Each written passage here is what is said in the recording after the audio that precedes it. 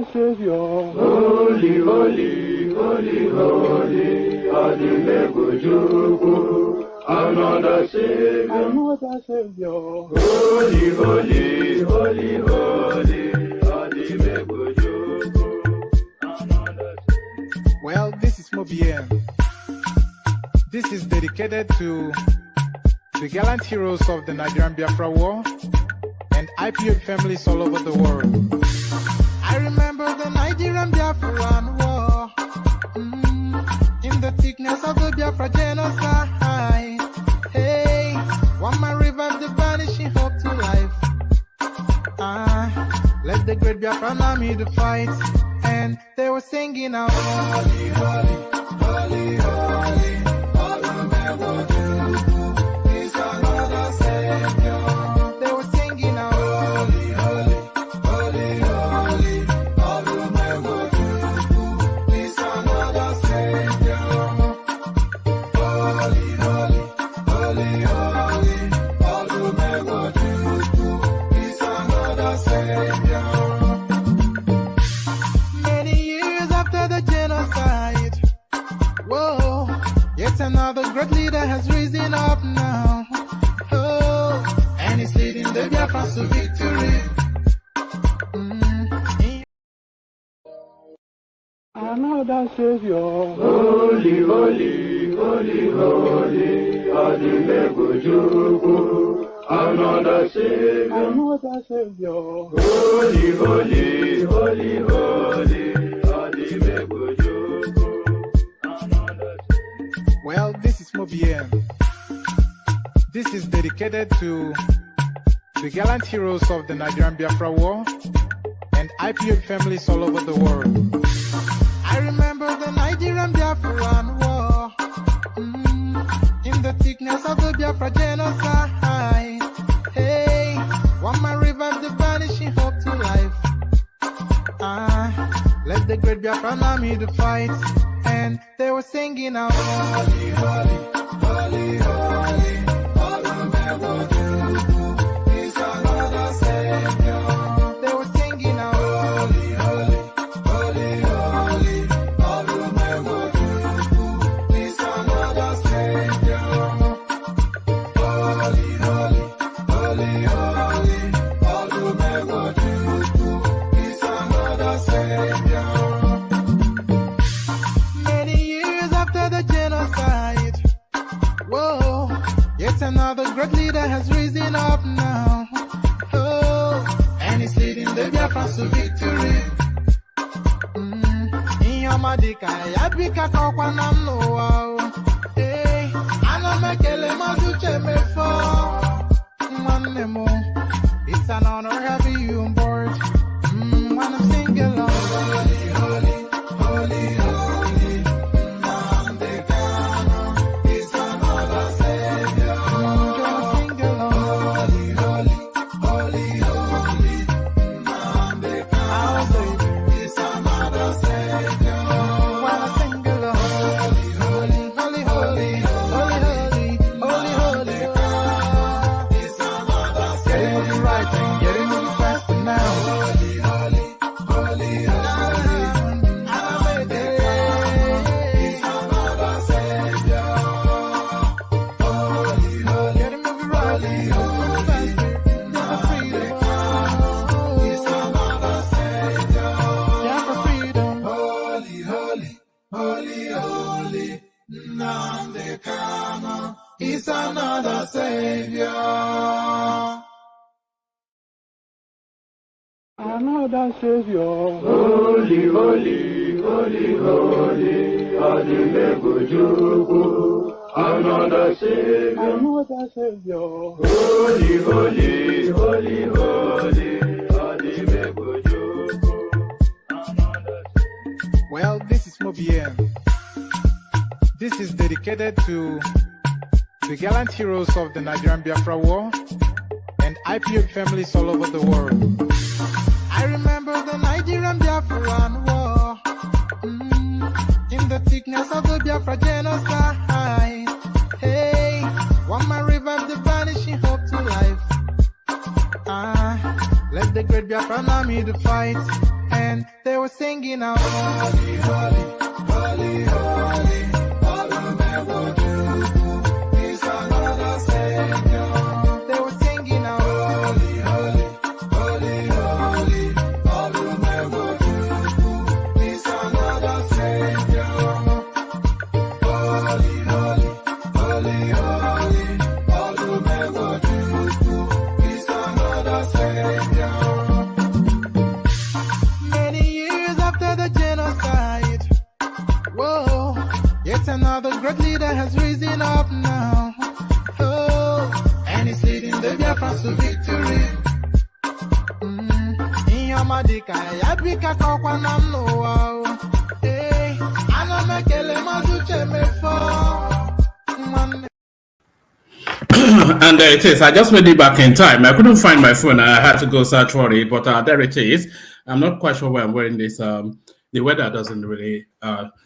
So good day, my friends. Good to have you again. So another day, another dollar, as they say in America, according to Ajan Lekoko. Another day, another session. So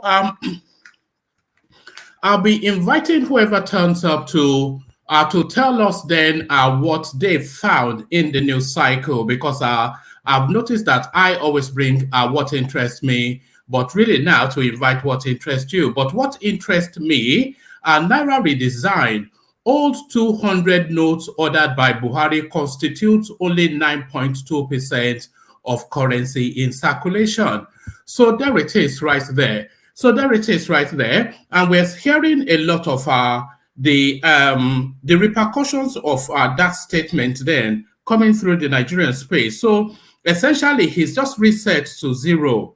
So saying go and spend 200 naira when there's not even enough 200 naira within the cycle, even before the naira was changed. So that tells you then that he has not actually made any adjustments to the space.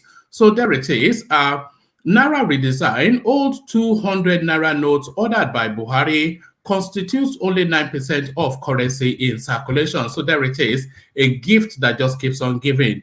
There is no other story going on within the Nigerian space, of course, outside of the Naira redesign. So plenty of that. Naira policy, top Southwest APC governor issues unbelievable warning to Buhari in strong worded open letter. So this is the thing we say with the Southwestern space, though. They huff and puff, but they never really blow the house down. El Rufai, of course, is not really issuing any strongly worded letters, no. He's just taking very strong action. So speak and do. But you would never outdo the Yoruba space in letter writing.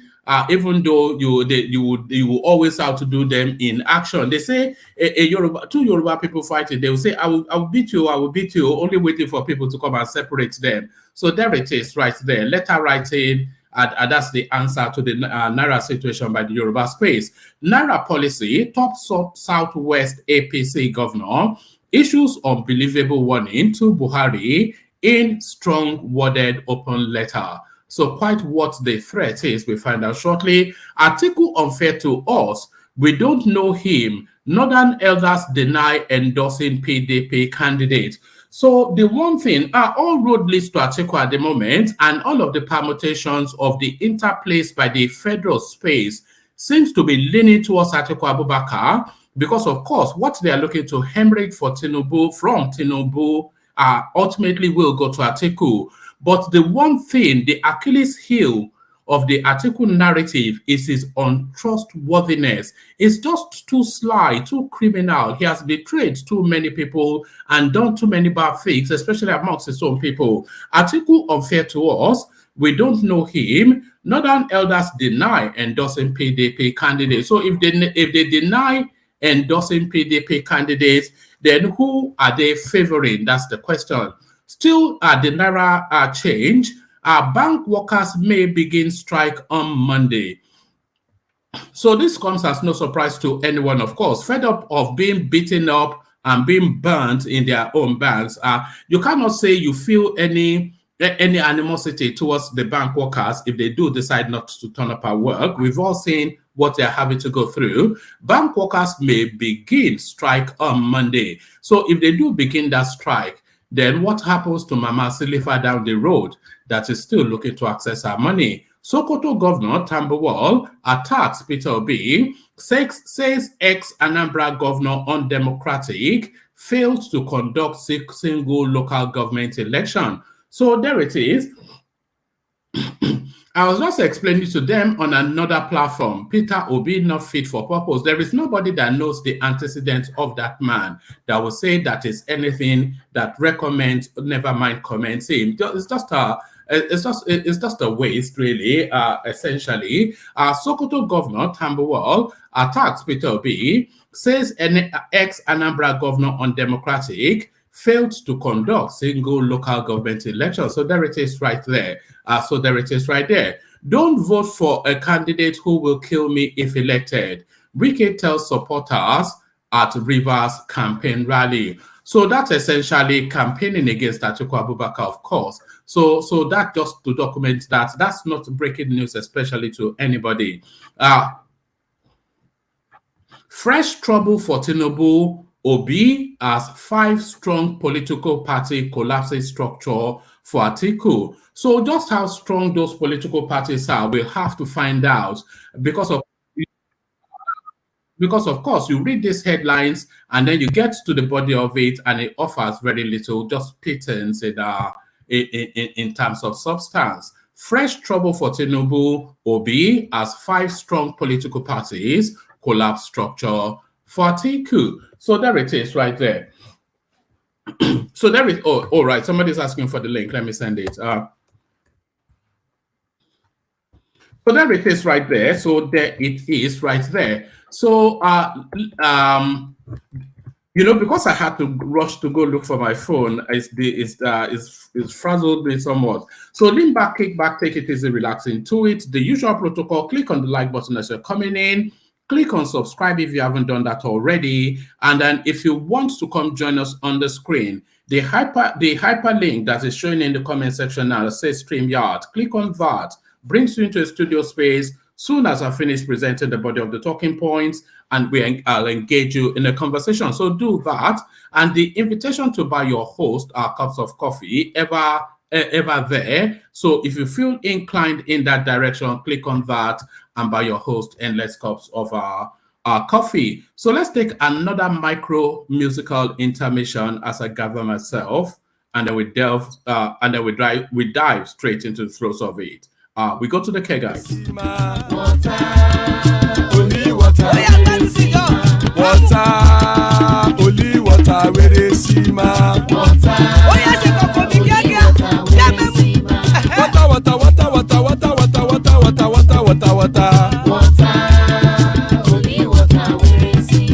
Hapa o naido.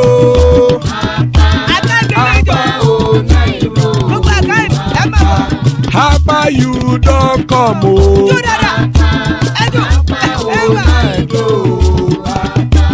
Hapa o naido.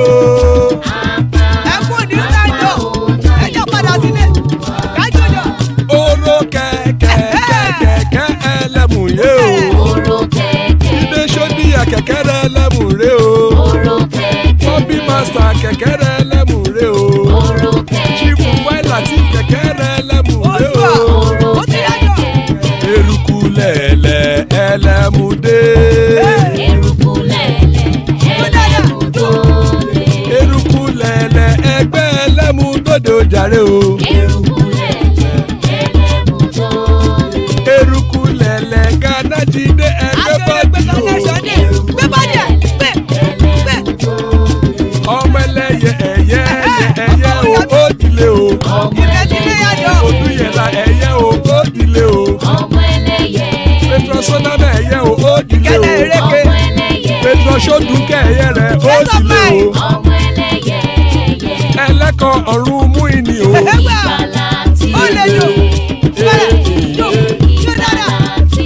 Àkùkọ ọ̀run mẹ́kọ̀.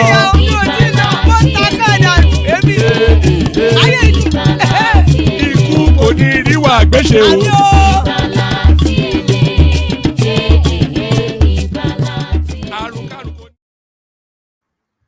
And there it is right there. Ikuku Niru Agweche, may death have nothing to do with us. So Ikuku Niru Agweche, before I go into the reading, let me play you a series of clips that have been sent in by the Obedient Space. So I have not watched this myself, so I don't really know what the content is. But let me just, none of these, there are about 4 of them, none more than a minute. So let's just play that, see what the Obedients are sending in. Come out and abuse Buhari to that level. I never thought they would do it. On one hand, I was pleasantly surprised that facts are coming out. And we begin to wonder what is wrong with them.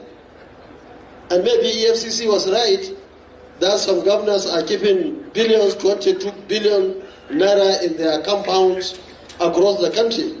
Now the policy has made that looted money completely useless. I think that's why they are angry. It's not that they like or they love their people, because there is no evidence anywhere to show that. So we are so happy on that note. So there it is right there. So that's Kwakwanso somewhat leaning to that storyline that the Naira change was to circumvent vote buying. So let's listen to this next one sent in by the Obedient. I think this is Mike Ozokome or something. Yeah, I think so. Politically correct, it is. But the implementation is a problem. Right. Politically correct because all those politicians who have been stacking billions and billions of naira, yeah, but some to argue, corrupt, some argue, Mr. to corrupt Prof, before voters. Before we let no you longer go, have the opportunity. Some critics are saying. So yeah, still the same theme. I suspect that's all the same thing. This then, if you and Peter Obi were in power today as president and vice president, how would you deal with that situation? I will immediately summon the AGF, obtain full legal interpretation of the kind of immunity that state governors have. Is it only criminal or it includes treason? And if it does not include treason, I assure you El-Rufai will be placed under arrest immediately and served justice immediately. So there it is right there. Yusuf Dati asking for the arrest of El-Rufai. So the final one from the Obedience. On that note, that the monies that they collected for people to be in a better condition in terms of health, education, security, and so on, now the money is completely zero, expired. And I think all agencies in this country should keep their eyes on that. And I want to assure you that our party is going to assist the federal government, especially on the election year. Please tell your members, our own members, members of the NNPP, to join EFCC, to join the police and other security agencies, that wherever you see them trying to buy votes, please help them in confiscating. They might have banks. So there it is. It's the same theme. So it's the same theme. It's still a misinterpretation of the vote buying, whatever it is, the vote buying element of this Naira swap space. So that's what the Obedience sent in. But still staying with the Naira swap, Naira redesign. Old 200 notes ordered by Buhari constitutes only 9% of currencies in circulation. The old 200 Naira notes constituted less than 10% of the currency volume in circulation in the last 7 years, reports have shown. President Muhammad Buhari had approved the continued use of the 200 Naira note as legal tender till April the 10th, extending the deadline of the note by 60 days. That means that the deadline of the old 500 and 1,000 Naira note remained February the 10th, 2023, despite the Supreme Court ruling temporarily suspending the deadline. The old 200 Naira note will be used alongside the new 500 and 1,000 naira notes, and other notes that were not changed. However, findings by DataFight reveals that the recirculating 200 naira notes will be a scratch in the pan, as 200 naira notes constitutes 9.1% of total currency volume in the last 7 years. And you can somewhat understand that because the 200 naira note, because of the level of depreciation of the naira, it has very little value. I doubt if you can buy a stick of Tom Tom for 200 naira. The CBN, in its annual economic report, disclosed that the highest volume of 200 naira notes was circulated in 2021. During that year, 1.5 billion pieces of 200 naira notes were put into circulation by the Apex Bank. This figure represents 11.48% of the 10.68%.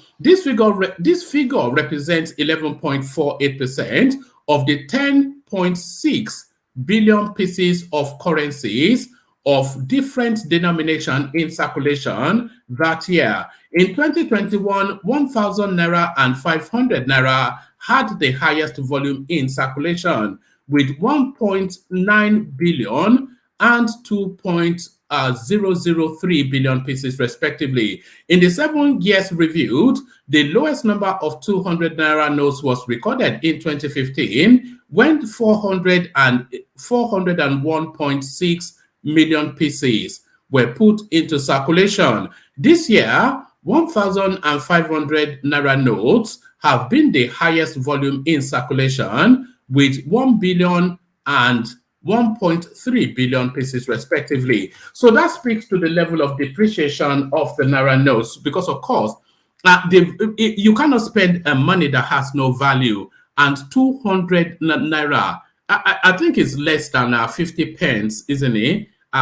Certainly, or even 50 cents, the American dollar. So it's a money that has no value. So there's no reason for it to be in circulation. So it's a Greek gift, the 200 naira ease that Buhari gave to the space. So it's Sakama J, as they call it on the streets of Lagos. Naira policy, top Southwest APC governor issues unbelievable warning to Buhari in strong worded open letter. The governor of Ondo State, Rotimi Akeredolu, urged the president to immediately halt the implementation of the new monetary policy, which entails the swapping of old naira notes with the new one. In an open letter written to the president, Akeredolu said this is a crucial moment for the country, and the implementation of the new policy, championed by the Central Bank of Nigeria, has failed. The governor said that the president must take it upon himself and save Nigeria and her people from more crises, and Nigerians are. The governor said that the president must take it upon himself and save Nigeria and her people from more crises, and Nigerians are currently suffering due to Nigerians are currently suffering. So I'll read it as such, that Nigerians are currently suffering due to the implementation of the new naira notes. He said that there is no shame whatsoever in repealing the policy, as it has already caused more pain than good to the people of Nigeria. The full text. The crisis engendered by the policy of the Central Bank of Nigeria to redesign some currency notes threatened to disrupt not only the forthcoming general elections. The events of the past days culminating in the intervention of the Apex Bank in the land and the increasing gale of violence sweeping through the country portends serious danger to the current democratic governance. Consequently, this period invites all patriots to speak out with a view to preferring practicable solutions and not project cheap partisan interest. I seize this opportunity to appeal to the President and Commander-in-Chief of the Armed Forces, President Buhari, GCFR, to play the role of a statesman at this crucial moment. It is apparent that the crisis which the current policy on currency swap has created continues to spiral menacingly.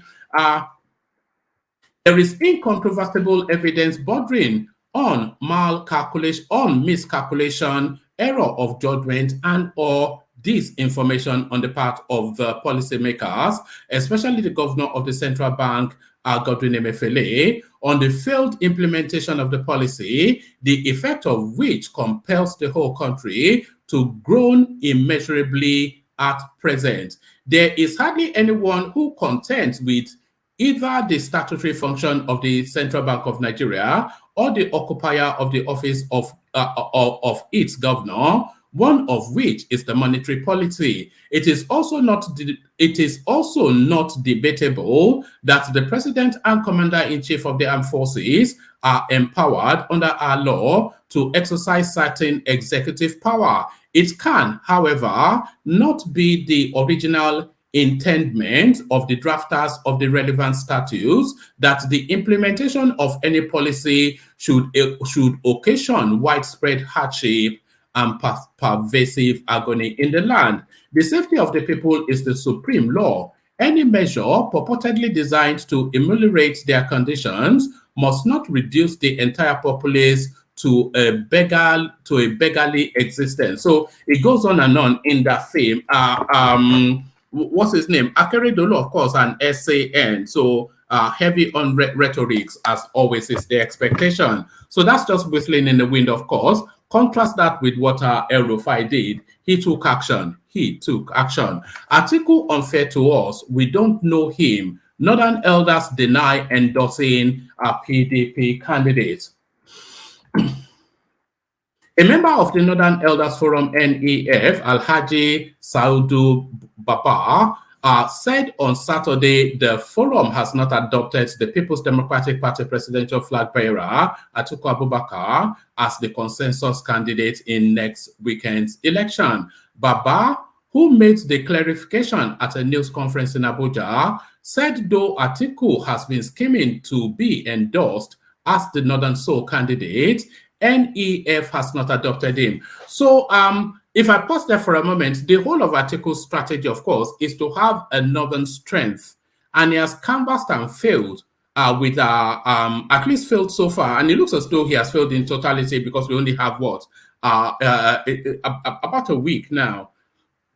Yes, 6 days, even less than a week. We have 6 days now to the elections. So he has canvassed and failed to get Kwakwanso to align with him. And that would have been the major move that makes him the sole northern candidate. And a lot of people have also tried to strong arm Kwakwanso to collapse Atiku, but he has held firm. And the Northern Elders Forum are now distancing from him as well. So how does this permutate? He has to go and fight as a lone ranger in the field. And Atiku, not a well-loved personality in the North. He dismissed the claim that the NEF's 10th anniversary was to adopt Atiku as the consensus candidate for the North. The former vice president has no credentials to be the region's choice in the election. Baba said there was an attempt to cajole and even force the NEF to adopt him, Atiku. And this shows how desperate he is. Many people believe, though the governor of Kaduna State, Malam Nasir El-Rufai, was condemning the Northern Elders, it is believed his real target was Atiku. There is no way Atiku can be a Northern candidate because he does not know us,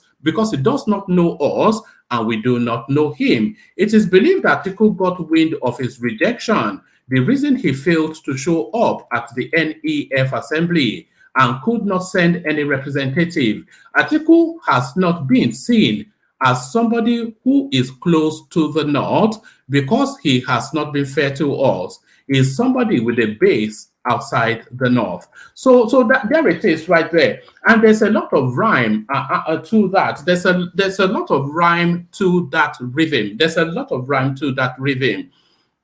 Because Atiku is a northerner by genetics and no other way. Atiku is more actually a southerner by his presentation and his worldview and his lifestyle than a northerner. The North, of course, are noted for conservatism, religion, and culture.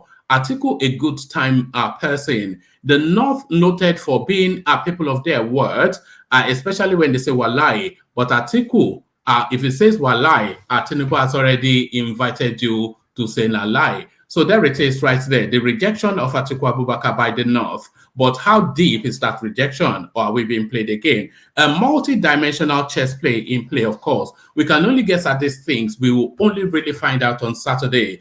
That Saturday coming, that is. Bank workers may begin strike on Monday.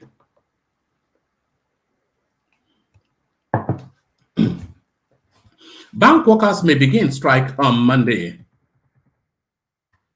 The challenge of accessing new Naira notes may worsen from Monday, with bank workers set to begin a strike. The industrial action, correspondents learned, is owing to attacks on bank workers by depositors of the 1,000, 500 and 200 Naira notes. The Association of Senior Staff of Banks, Insurance and Financial Institutions directed bankers to stay away in any state where banks are being attacked by depositors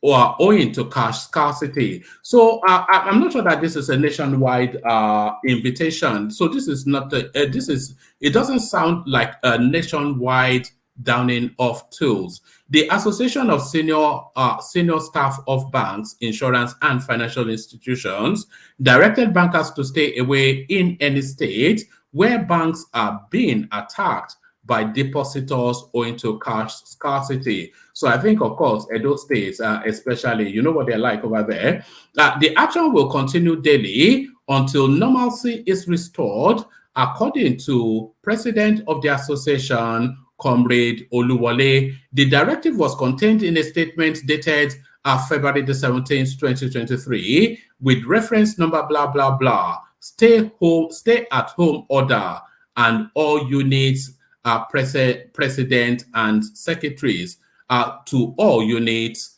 president and secretary. It states in part, the National Secretariat has been inundated with reports of threats and attacks on fives and properties. I don't know what fives mean, on fives and properties of members and bank branches, and subsequently has been on the field to monitor and confirm the reports. We issued warnings and appeals for governments to provide security measures for the safety of lives and properties of our members within and around the bank premises, but regrettably, the attacks have continued without any form of security for the safety of our members, and the recent attacks today, Friday the 17th, on one bank branch in Ekwe, Lagos State. We cannot leave the lives and properties of our members exposed to obvious danger. Consequently, all members should today immediately stay away from work in any state where bank branches are being attacked. This is to continue every day until normalcy is returned. Please note, you will be availed further directives as events develop. So there it is right there. A gift that just keeps on giving. You know what Buhari is looking to do is to push this policy past the election and then ease it up. As soon as the elections finish, not this Monday, but in 2 Mondays' time, you should expect that Buhari should be easing the currency space, because then the elections would have come and gone. But through this election, it's going to hold firm. But then, of course, will the position hold till the elections? There's no money. The money is scarce. The banks are shutting down, and people are dying all over the place. So it's a game of high stakes. What Buhari is playing with the Nigerian state, a game of high stakes. A game of high stakes. Sokoto Governor Tambuwal attacks Peter Obi, says ex-Anambra governor undemocratic, failed to conduct single local government election. The governor of Sokoto State, Aminu Tambuwal, says Peter Obi, the presidential candidate of the Labour Party LP, is not democratic enough to be president. Tambuwal, who is Director General of the People's Democratic Party Presidential Campaign Council, spoke at the grand finale of the party's campaign rally in Yola, the capital of Adamawa State. So the grand finale is to suggest that that might well be the last rally, because of course, you know that they have to stop campaigning after a period of time. So the grand finale, of course, at Atiku Abubakar's own home state. The Sokoto state governor said amongst the candidates contesting to be president, Abubakar alone had the capacity to lead Nigeria to the promised land. He said, the argument has been made, issues have been joined, and it is clear that that only Atiku and Okowa are prepared to lead this country in a united manner. Atiku is competent. He has the capacity that we require today. We must not make the mistake of voting for APC again. I will not talk about Labour because their candidate, when he was the governor of Anambra State, was not able to conduct one single local government election. So it's a conversation carrying on from a different platform that was on. A lot of you may have seen me there when I was trying to explain that to them that this guy is not fit for purpose. Anybody that even takes a cursory look at his antecedents will very quickly conclude it's just not able. There's nothing to suggest. We challenge the Labour Party people to bring that record where Peter Obi was able to conduct a local government election. So how can he now be attempting to be president of Nigeria when as governor he could not organize local government elections? He is not democratic enough. In any case, his candidature is tainted by ethnic chauvinism, and we know what that will portend for Nigeria. Speaking during the rally, Atiku reiterated his commitment to ensuring good governance, quality education, a buoyant economy, and a peaceful country.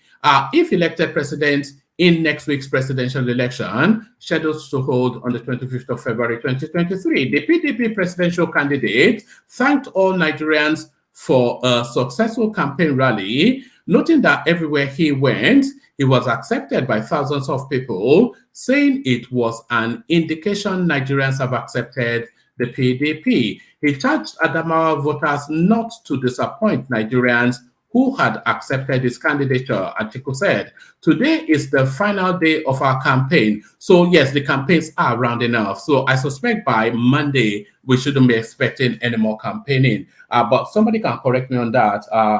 Somebody can correct me on that if I'm wrong. But I suspect by Monday, officially, INEC will call time on campaigning. So Atiku said, today is the final day of our campaign. I want to thank all Nigerians for showing solidarity. I want to assure all Nigerians that I will not disappoint you, that should say. We will make sure we have a peaceful country, a buoyant economy, and good education, and devolve power to the states. I want to reiterate those 5 key points. In Adamawa, it is a golden opportunity for you to elect me. Make sure you vote for me. Don't be misled by any propaganda. I want to appeal to you to vote for all PDP candidates from the state assembly. The combination of myself and Fintiri will be awesome. Please return PDP in the state and vote for PDP in the presidency. Please don't disappoint the rest of Nigerians. Go all to your local government units and households. Let's record highest votes in this state. So there it is right there. So it goes on to, but the central point really is and it's not a new thing to the space, by the way, of course, Peter Obi not being a Democrat. I think everybody knows that. Don't vote for a candidate who will kill me if elected as president. Wike tells supporters at Rivers campaign rally. Rivers State Governor Yemson Wike on Saturday told the people of the state not to vote for any presidential candidate that will jail or kill him in next week's election. Wike, who made the call at the People's Democratic Party PDP campaign rally in Obia Akpo local government area of the state, stressed that people of the state would vote for a candidate with their interest, that would be should vote for a candidate with their interest at heart.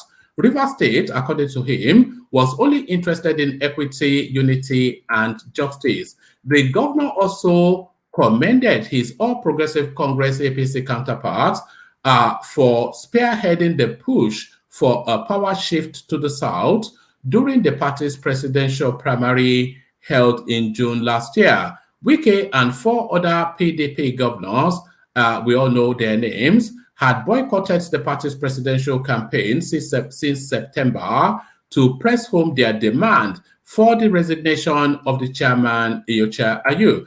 So those 5 states actually come off articles possibilities as well. River State comes off articles possibility,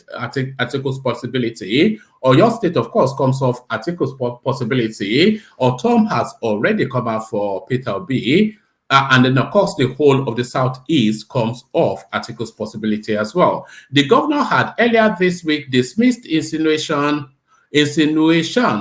on the collapse of the G5 following the lull in their activities lately. He insisted that the and by the way, it is now factual that the G5 has collapsed, with Otom coming out to openly now endorse Peter Obi. He did that, we saw the clip, and then he also did that in a telephone interview with journalists. He insisted that the G5, also known as the Integrity Group, remains formidable and will act decisively on February the 25th.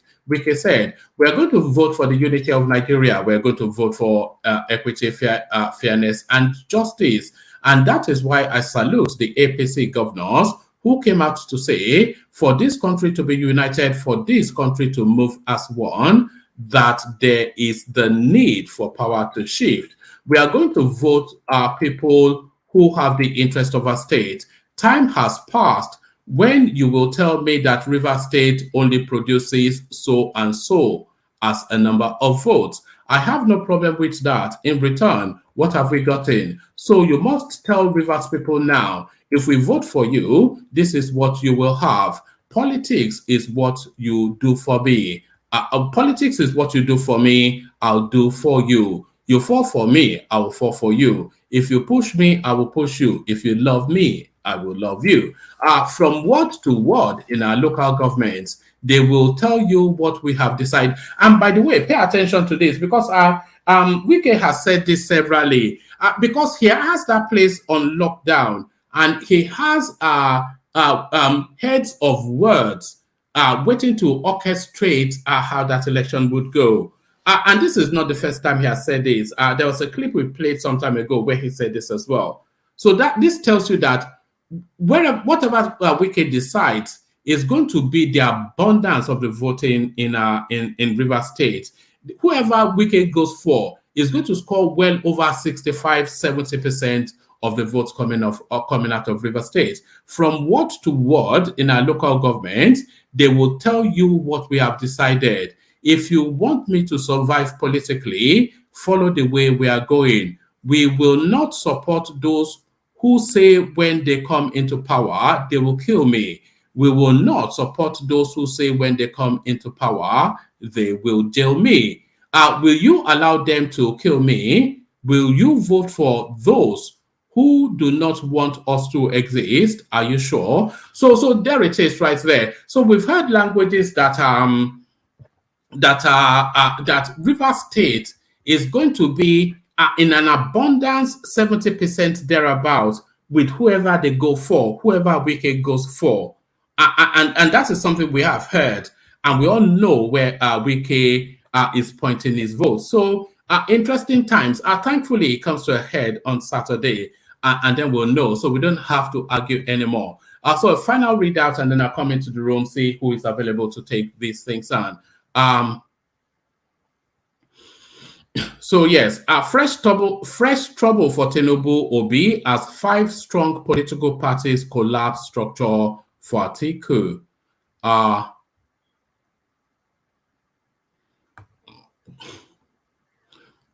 Right. With less than 8 days to the presidential election, no less than 5 political parties collapsed their structure for Atiku Abubakar, the presidential candidate of the People's Democratic Party, PDP. The political parties are Action People's Party, APP, the African Democratic Congress, ADC, the Allied People's Movement, APM, Action Alliance, AA, and National Rescue Movement, NRM. So we're not sure if this is at the localized level of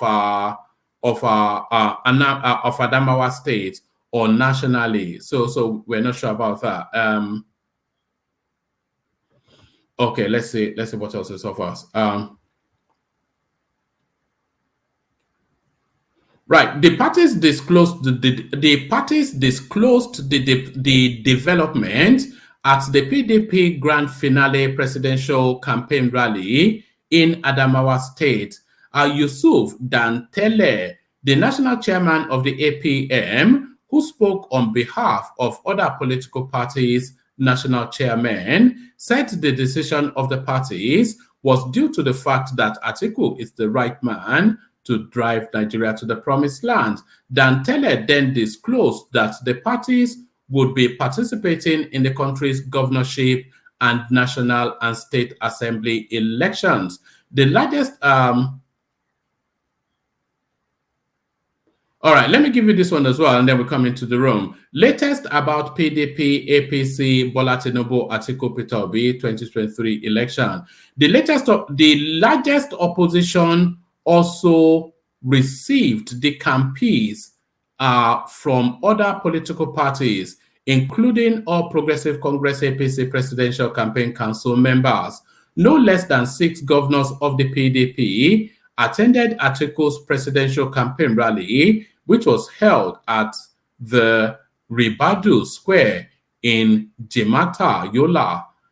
They are Ahmed Fintiri, Adamawa, Udom Emmanuel, Akwa Ibom, Godwin Obaseki Edo, Bala Mohammed Bauchi. I thought Bala Mohammed, his body language was somewhat leaning towards the G5 group just a few weeks ago. But then, of course, politics. Our Governor Udom Emmanuel Akwa Ibom. Ifeanyi Okowa, who is the 6th governor in attendance, is the vice presidential candidate of the PDP. All right, let me just give you this very quick readout, and then this is just, I'm not sure if this is somewhat comical, but let me give it to you anyway. Atiku Tinubu Obi, Pastor Oyakilome reveals alleged God's preferred presidential candidate. But it's quite curious, actually, that we've not heard from Pastor Adeboye. Let me actually say Pastor Adeboye, because he usually says God told me presidential election. Let's see if it's actually said anything.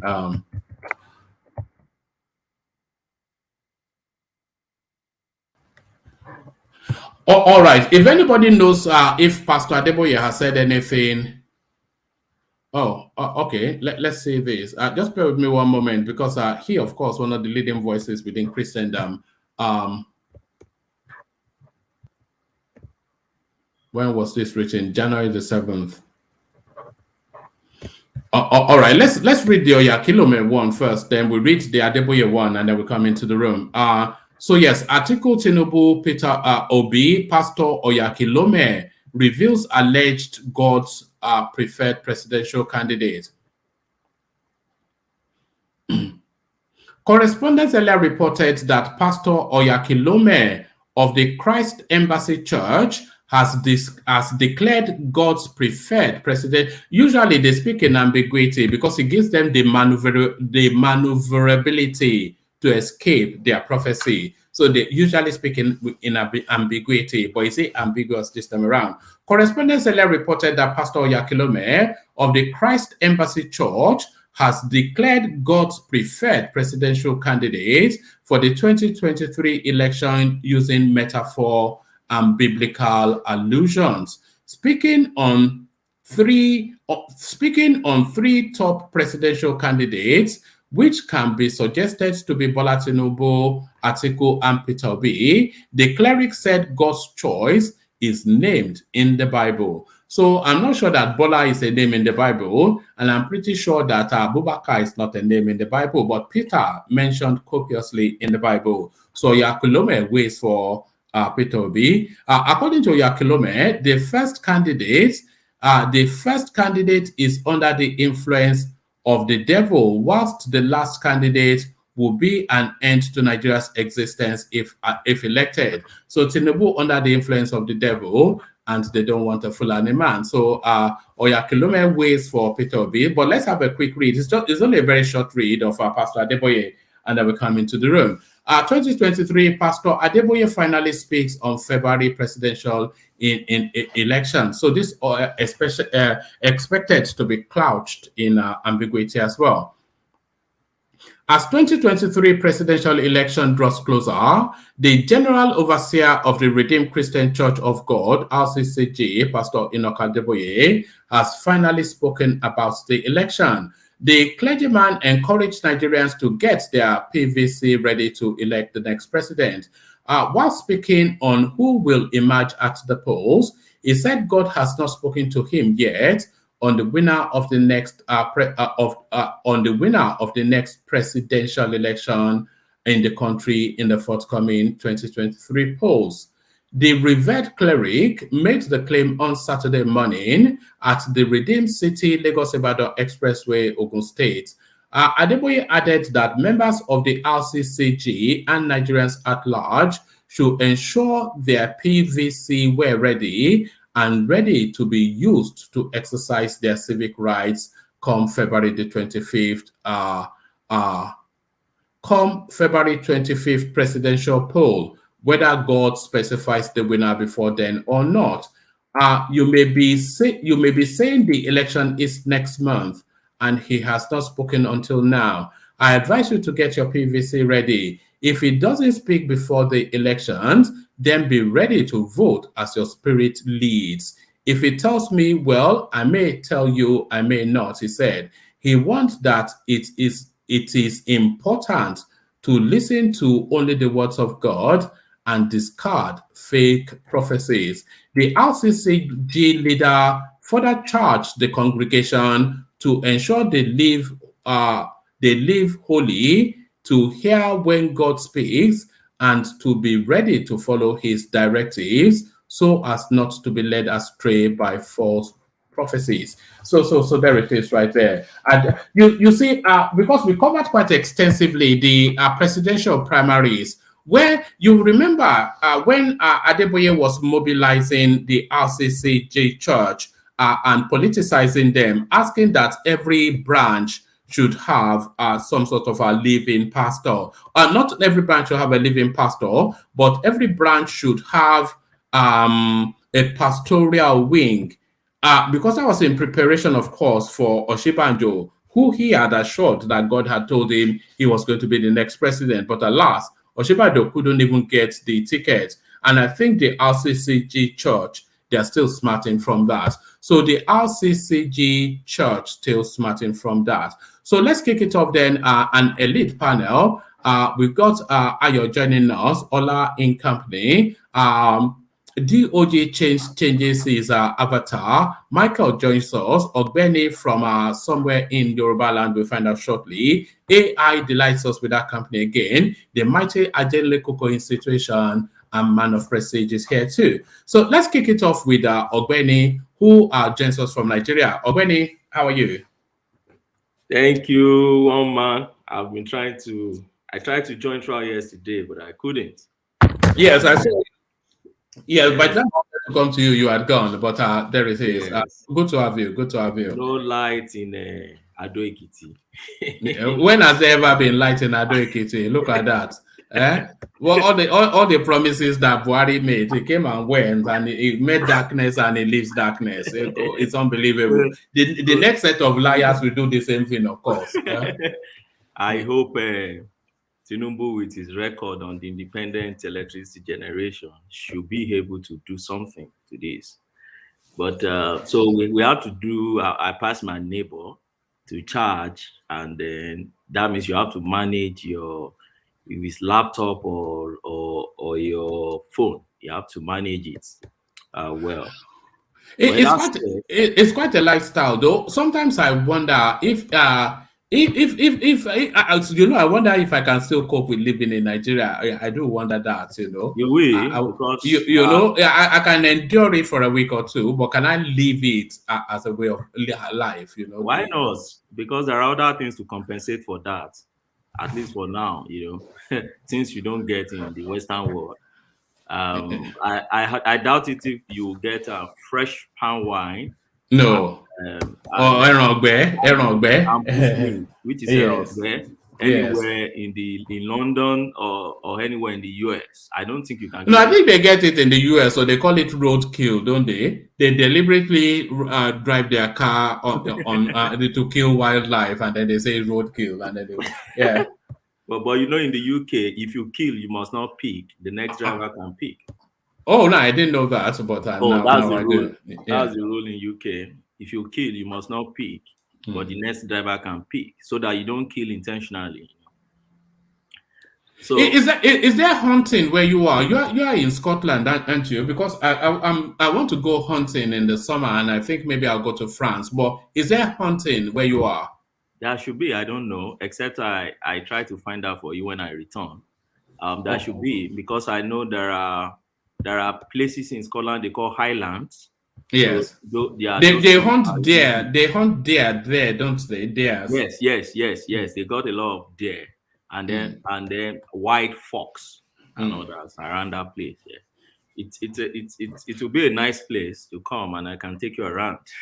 Yes, you know, I even want to buy a holiday place in Scotland at some point. Maybe within the next 24 months, I'll do that. But let's go to the politics of it. It just gets wilder, you know. So now old naira notes ordered by Buhari constitutes only 9% of currency in circulation. What does that mean, Ogbeni? Of course. So as it stands now, Buhari as an Emefiele, they've actually shown to the whole world, to Nigerians and the whole world, what actually they wanted to do. But unfortunately for them, they are dealing with a very smart politician. Tinubu detonated this thing on time before they could execute whatever they're bringing out to execute, you know. And I can tell you, I'm telling you, I'm in Adona, and I can tell you that in the cry out that Tinubu did, right, is really working in favor of the man. If you meet any average person in the street of Ado Ekiti now, they will tell you that Buhari doesn't want Tinubu to succeed, and they will ensure that they disappoint Buhari on this one. So, but it's very easy for that to be the language of Ado Ekiti, but is that the language in Jalingo? That's more the thing. Is that the language in Jalingo? Well, I can't speak for Jalingo because but you get my point though, because the Ado Ekiti, is a captive audience for Tinubu anyway. They want their own clansmen to be president, and if they see that somebody is rallying against him, they will rally to him.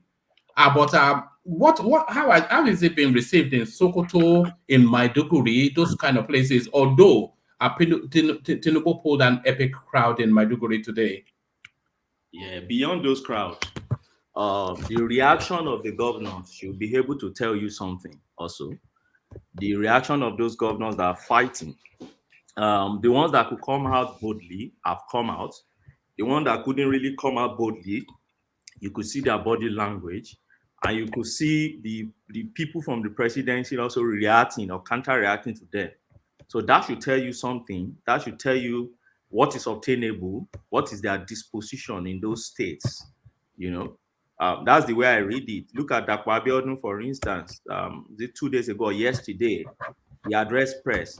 Even though he didn't call for press conference, what he did was he went to visit one of the banks. And as he was coming out, the press, he addressed press, and he told them, he has told all the CEO of banks, at least those ones that have banks in Ogun State, if you don't have settled currency, I will revoke your C of O, and I will chase you out from my state. You know, this thing is very simple. And let me quickly tell you why I don't know why people like to play hypocrisy a lot. For instance, Dati Yusuf, Dati Ahmed saying El-Rufai has committed treason. Anyway, we know his history with El-Rufai, so I expect that. And Professor Odinkalu, we all know their history. But my issue is, it's not today. For me, it's federalism true federalism that is playing out here. If you remember, there have been instances in our political space where state governors have had serious issue with whether president's declaration of federal government policies, and they've come out boldly to address their people. I remember the year of Ruga, when Buhari told them to start going to find the cattle path. Then the 1890 something, or was it early 90 something cattle path. Akeredolu led that thing and made a clear declaration after Buhari finished his own. He made a clear declaration that there is no cattle path anywhere in the southwest. And nobody called for treason or called them to be arrested. Where was Yusuf Dati Ahmed then? Was he in the moon or in the sun? Where was he? That he just woke up today. And several examples I can give you. Even this same El-Rufai, sometimes in, I think, 2020, when federal government relaxed the lockdown on COVID-19, he locked his own state. And he said, that is federal government. I have responsibility towards my own people. And he locked his state, even when federal government started partial relaxation of lockdown and everything. And nobody called for his head. Where was Ahmed Dati then, or Professor Odinkalu? Where were they? That today they just form emergency activists and start asking for the head of all these people going against the federal government. Ogweni, it looks as though the people themselves, they are pushing against the positions being adopted by the state governors. I want you to watch this. Watch this. All right. There is national broadcast banning the old 1,500 naira notes and allowing the recirculation of the old 200 naira notes.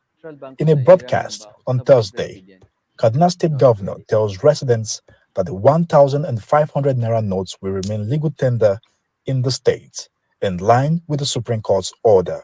I wish to assure you that none of you would lose the money you have in old notes. Let no artificial or illegal deadline frighten you. Whether you live in towns, villages, or in isolated rural communities, do not feel stampeded to deposit your old notes into the banks. Hold on to them. Continue to use them as legal tender as ordered by the Supreme Court of Nigeria. No deadline can render them worthless, ever.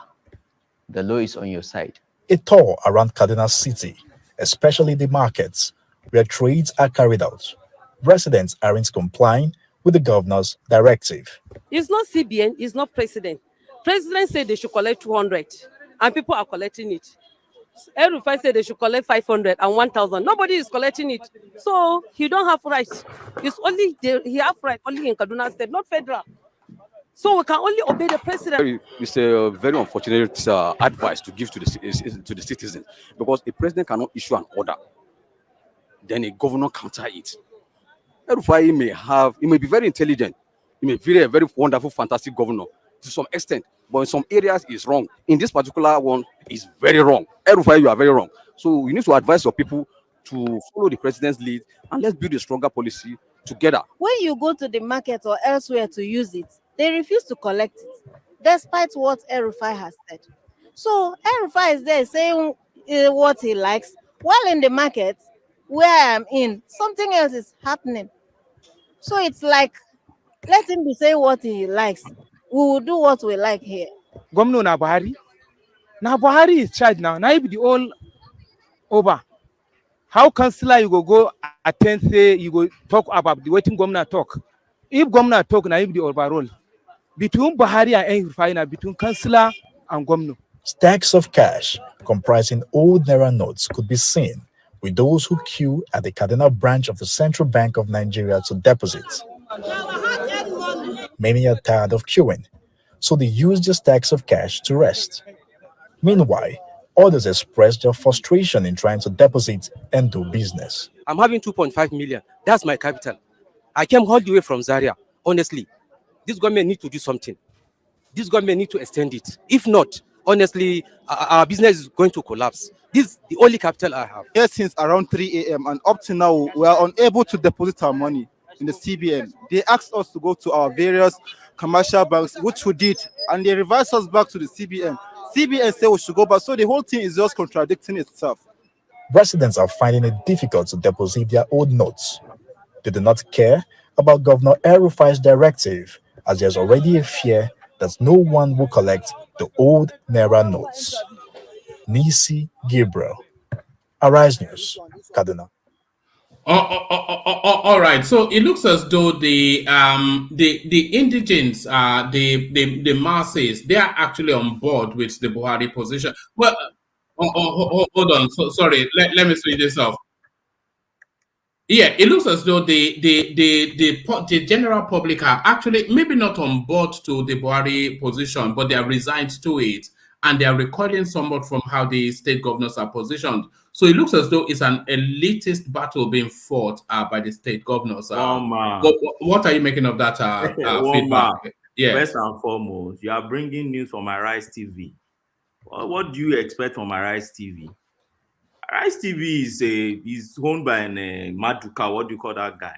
That's a sworn enemy of Tinubu.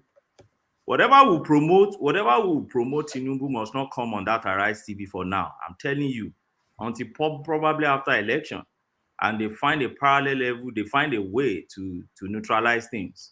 But for now, they have history. If for me, if you have to balance news, you balance with maybe channels. Don't even go TVC because everybody will say that's Tinubu.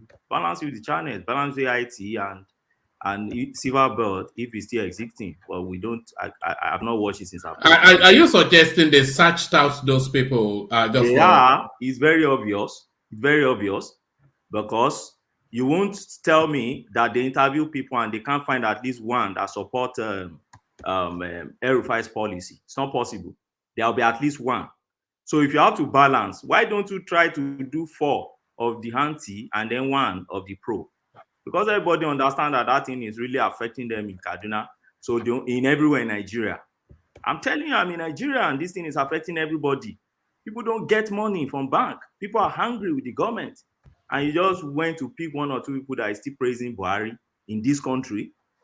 But is that people are angry with the government? Is that not the central purpose? No, what I've just watched now is just saying, "Oh, don't mind." No. The point I'm making is, if you are saying people are angry with the government, then they'll be looking to punish the government at the polls. No, so the narrative Tinubu has been able to bring out because he cried out on time. As it stands now, at least in Ekiti, I've visited Ekiti, Osun, Oyo, right? For now, in those 3 states that I've visited, what people are saying is that, oh, so you brought out this policy in order to achieve XYZ. So Tinubu has been able to relatively detach himself from this policy and detach himself from this present government. But when they go to the ballot, is the APC logo that they will see, not Tinubu's image. People understand. People understand that Buhari is not on the ballot. People understand that Tinubu is the one on the ballot. People do you think they have that understanding in the north? Yeah, of course. Is it not from the same north they are talking about El-Rufai and Buhari? Don't both of them belong to the same party? And you see how people are distinguishing the 2 of them. That, oh, don't mind El-Rufai in whatever El-Rufai is saying, but mind Buhari. Is that not the narrative Arise is trying to bring out here? To tell us that, El-Rufai declaration or whatever is not gaining any ground in Kaduna. It means that people understand that El-Rufai and Buhari, you belong to the same party, but you don't belong to the same school of thought or ideology. That's what that is really. And I don't you see, we have so much, we have been battered, and even including the educated ones that are staying abroad, who are Nigerians. You see, our mentality has been so buffeted and battered by military style that we don't even really understand what federalism stands for again. Even though when we stay in a country where they practice true federalism, we still see our own state as a jungle where what is obtainable in that space that you are staying in the US or UK, what is obtainable there, you don't see it that it should be obtainable also in your country. And I wonder, look at Wike. I remember Wike has been having EU with federal government, and people have been hailing him. Why? Because he's testing the true federalism, what the constitution provides. You remember VAT. When a court made an order, Federal High Court, Port Harcourt, that VAT should be paid to the state government and that Rivers State government should start collecting VAT. The federal government came through FRSC that, Federal Inland Revenue Services, that they should continue paying to the federal government. Wike came out with his own counter declaration against federal government, and he said, anybody, if you continue paying to the federal government, I will demolish your headquarters in my state. I will revoke your CFO and I will send you packing. And they adjusted immediately. That's true federalism. And Wike told them, I'm a lawyer, a member of a body of bencher. You have to obey the court until the court says otherwise. This is what El-Rufai is simply saying. But because, you see, this military thing that have battered our mentality so much, we don't look at Amotekun. Amotekun is functioning today because some governors stood against Buhari. You remember Amotekun, the Inspector General of Police kicked against it, Malami kicked against it, Buhari himself kicked against it. They all kick against it. But in the spirit of true federalism, the Southwest governors stood their ground and said, no, this is a constitutional matter. People said they should go to court. They said, no, if anybody will go to court, let it be the federal government. And they established that outfit. Today, they're enjoying it in at least in my place. I've seen it in Osun. I've seen it in Oyo too. They are enjoying it. So when you see these governors, whatever their motive or intention may be, I don't care. What I care about is, are they following the law? Yes. They are the chief executive of their states, and their people are feeling this pain. Anybody can come with the argument that, oh, is it today people have been feeling pain? But are they doing it right? Well, that's what matters to me. So if they are doing it right, and let me tell you, another thing I've noticed people don't really see is this. You see, president broadcast is not a law. You see, that is part of the military thing that we inherited, and I pity my people so much. I've struggled to explain this to many people, even in Ekiti, the so much educated, space in Nigeria. I try to explain. President broadcast is not a law. In the military days, the president of military administrator broadcast becomes a decree or an edict, or they take it to the Supreme Military Council and then it becomes an edict. But it's not so in the civilian dispensation. President can go and make his declaration, and tomorrow people look at the constitution and say, no, they go to court and court overrules the president. And so be it. Even the executive order that is copied from the US is nowhere found in our law. And that's what the governors have been doing all this while. If we use executive order, they said, no, not in my state. This one is not applicable in my state. And they've not been following it. So, but for us to just suddenly turn president broadcast to the law, or that is something cast on stone, I don't know. I just pity my people. I just think people. How come the political space has not adopted these arguments that you are putting forward? That Buhari's and by the way, I agree. A guy cannot just turn up on television and just say nonsense, and then that becomes law. It has to be instituted in some form, or legalized in some form. But how come the political space has not adopted this argument that you are putting forward? Because I think people are so much distracted. Some few lone voices have been saying it. Femi Falana has said it. If you go back to Femi Falana interview, he has said it. There is no military fiat in this government. It's not a Bashar government. You remember Jonathan's days. Jonathan declared University of Lagos to become Mollard. Today, did you see anything? Because people disregarded it. And because he knew that his broadcast will not amount to any law, he had to go to National Assembly. I think even the next day, the National Assembly started saying, no. What? You are changing Unilag to Mollard for what? Why? And they had to, I think the stadium in Abuja is what they now later changed to MQ Abiola Stadium. So People should know. He can come out and make broadcast. After all, he does that every Christmas, every New Year day. Does that become a law? No. Even in those days, those military days, when Abacha and others, all those guys, whenever they made their broadcast, they will still go back to the Supreme Military Council or whatever is the military body, the highest military body then, to still go and pass that in and make it a decree. But we just think we are in the military era because we have been battered so much that we don't even understand what. Benny, can I interject you 1 minute? You can't, sir. Thank you for trying to enlighten our people with. Thank you for your brain. That's what I said yesterday. Thank you for your brain. For what the law says, this is what I was, what you are saying clearly aligned with what I was saying here yesterday, that if Nigerians, particularly those at the leadership position, political leaders rather, really love democracy, this is the time for them to put behind politics and really come out to challenge the president for disobeying the order of the Supreme Court.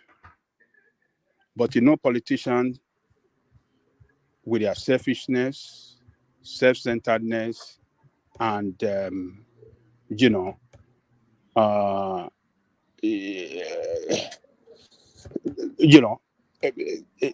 everything is just about for them. They don't want to come out and oppose the president the way Rufai was doing. You understand what I'm saying? What Rufai is doing to come out frontally against the president is in line with the law. Because when the president make a move that is capable of, throwing the state, each state of the presentation of the federation into anarchy, the executive officer, elected executive officer, particularly the governor, must stand up to challenge and speak in opposition to that move by the president. But you see, for the reason of political interests, you see other governors couldn't join it. Or let me say, other than, those that you mentioned earlier, the governor of Ogun State and some other governors. This is the time to save the nation. Politicians, the leaders, governors particularly, and the senator must stand up to challenge this guy, to push back against him, because what he's trying to do, or the move he's making rather, is capable of throwing the country into total anarchy, because disobedience to law and order is what the president is practicing. Supreme Court, for that matter, ruling or throwing out order, and the president, disobey it in public, not even behind closed door, in public. So some people are saying a little different thing, even when you see some Arise News, all these people talking all this nonsense against Rufai, that where was he when there was killing here? Where was he? What is that the issue at the moment? What we have at the moment is this policy that is killing the economy of the state and capable of throwing all the state of the federation into a state of anarchy. So we have to commend those that are standing up and kicking against this man. But some people, for reason of politics and reason for championing their candidate, they are now aligning with the president shenanigan that can destroy that country. How dare on earth the president, the Supreme Court, will give an order and the chief executive of the executive at the federal government would not follow that order, but rather disobey it blatantly and then want to get away with it freely. We shouldn't allow that. So I really commend you for what you are doing now. To enlighten our people, to let them know, look, politics aside, but law and order must be protected in that country so that we can have a country that can run and work well for everybody. So just to chip in that. Thank you. Ogweni, do you think Tinubu should come out and say that after the elections, he will review this as a matter of instance, that as soon as the results are declared, he will review it? So if he says he will review it, he's not then inviting people not to follow the direction that Buhari has set in place, but telling them that he will review it. Is a dog whistle to the space, then that just hold steady. I'll just get rid of it just as soon as I can. Should he come out and say that? Since he's now, they've cast him adrift now, so he might as well just play all the cards. Should he come out and say that he will and to the people listening, if you have influence on Tinubu, this is my recommendation to him, is to come out and say that he will. Hold on. No. He should say it by himself that he will review it just as soon as because he has to say that. Come in, Zita, and then back to Benny. Woman is this is political. This is political period. I don't think it's right for Tinubu to say such a thing. The heat is on. He has done the right thing. All he needs to do is to keep screaming anywhere he finds himself that they are doing it for him, because of him, and that's it. No, I think he should, because he will signal to the people that are hemorrhaging and suffering that rescue is round the corner. No. So it's a rallying call. If he tells them, he's not saying that he will cancel it. He would just say that he will review it. No. I think that's a powerful call. No, it's not. It's not. You see,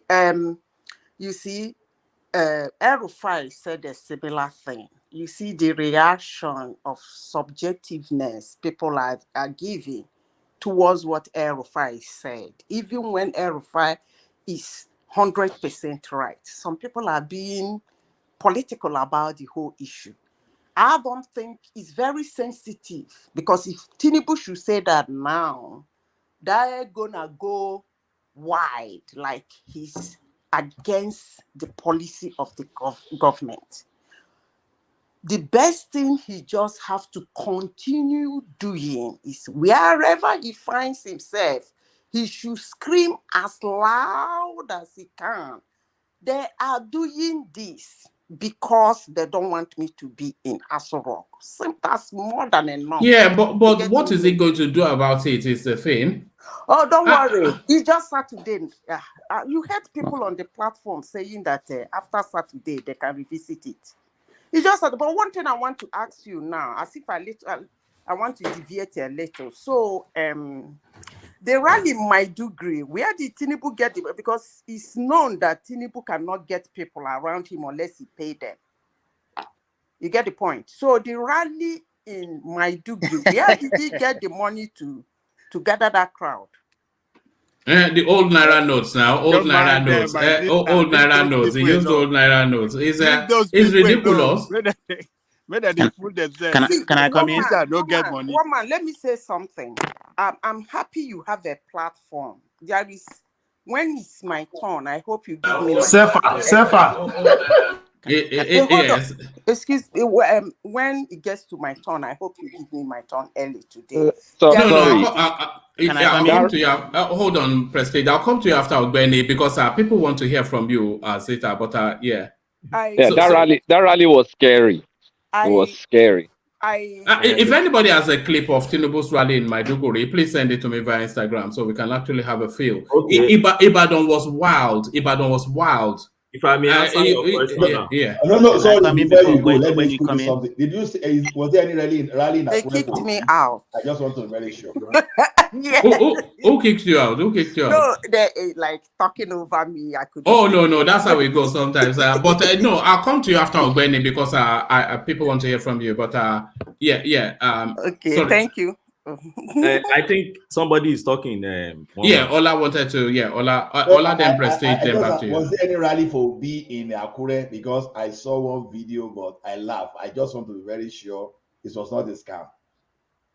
They said 1 million rally, but no, it's 100 million now. That's what they promised. It's just I don't know, man. They're on a special diet. Those people. That was not even 1,000 rally. And it was Uchenna and if you're mad, they turned up and they made a lot of noise, and that was it. You know. All right, Prestige, come in, and then we go back to Ogbeni. Okay. Good day, everybody. Good evening. The rally today was very successful. It was heard globally all over the states, even globally here in LA and Washington. But anyway, it's not what I'm calling to talk about. Let me say my opinion. Like I said earlier, all this Naira redesigning and implementation is wrong all the way. But what some people in this platform are proposing is kind of anarchy, in my own opinion. You can't. It's like an autopilot. You can't do that in a safe country. You can't do what? You can't. Sorry, you hold on. That's you can't not right. Even the lawyer when he's here. No, you can't. You can't do what? What are you deciding? You can't do what? You are proposing an anarchy. You know. No. What's being proposed? No. Can you hold on? What? You don't do that now. What do you mean? This is my own opinion. No. Can you? Do you mind? Sorry. Don't start it early because I'm not sure that we have the.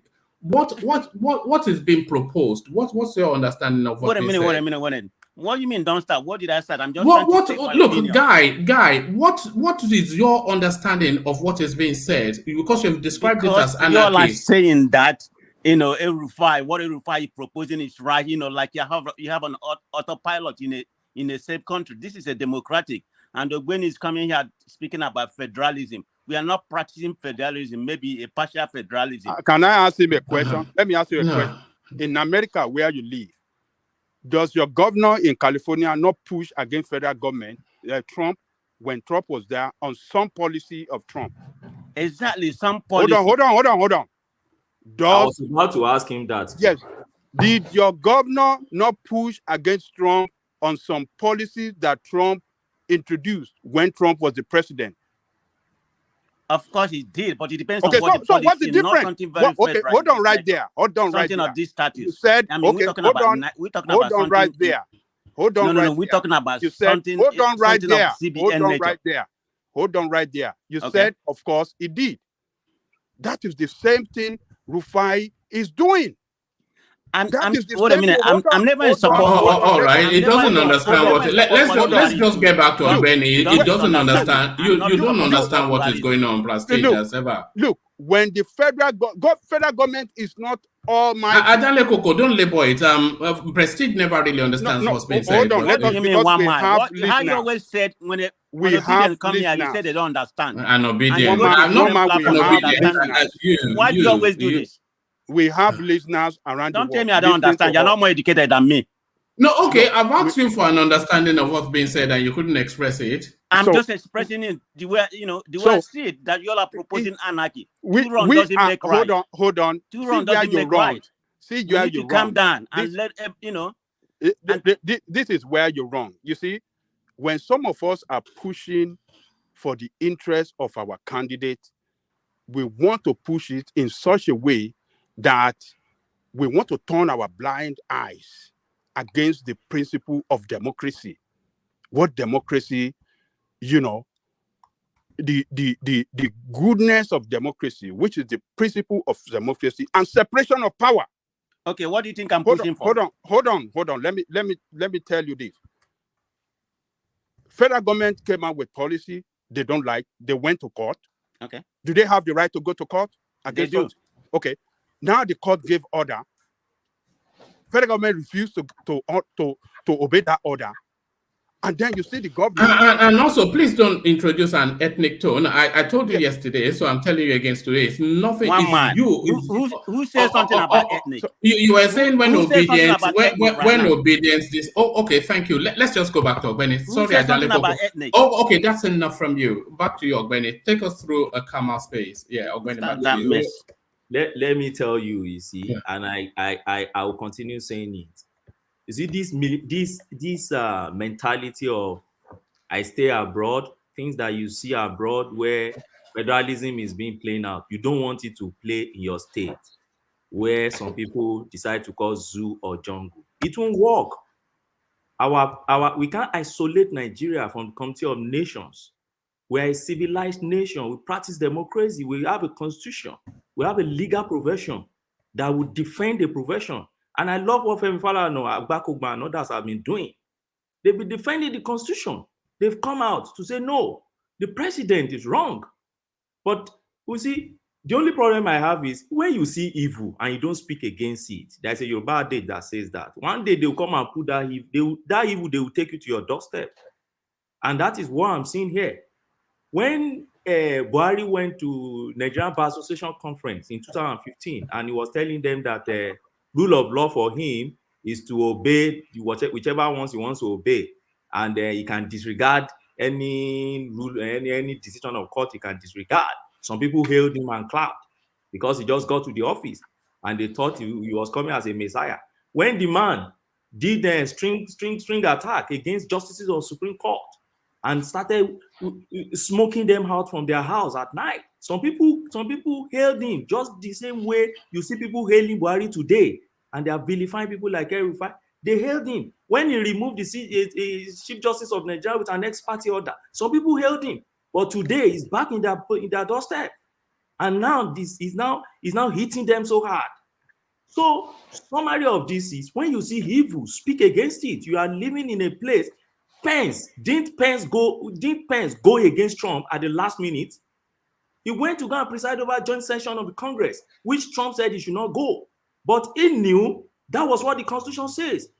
He had to disregard Trump. That's why the fact that Trump was still a president, he disregarded his president and he went there to do the needful because he has the constitutional power to do that. There are so many state governors in the United States of America that went against Trump because they never believed what he was doing was unconstitutional. Come back to United Kingdom where I stay. Nicholas Sturgeon of Scotland that just left now. During the COVID-19 era, there were so many policies he went against Boris Johnson.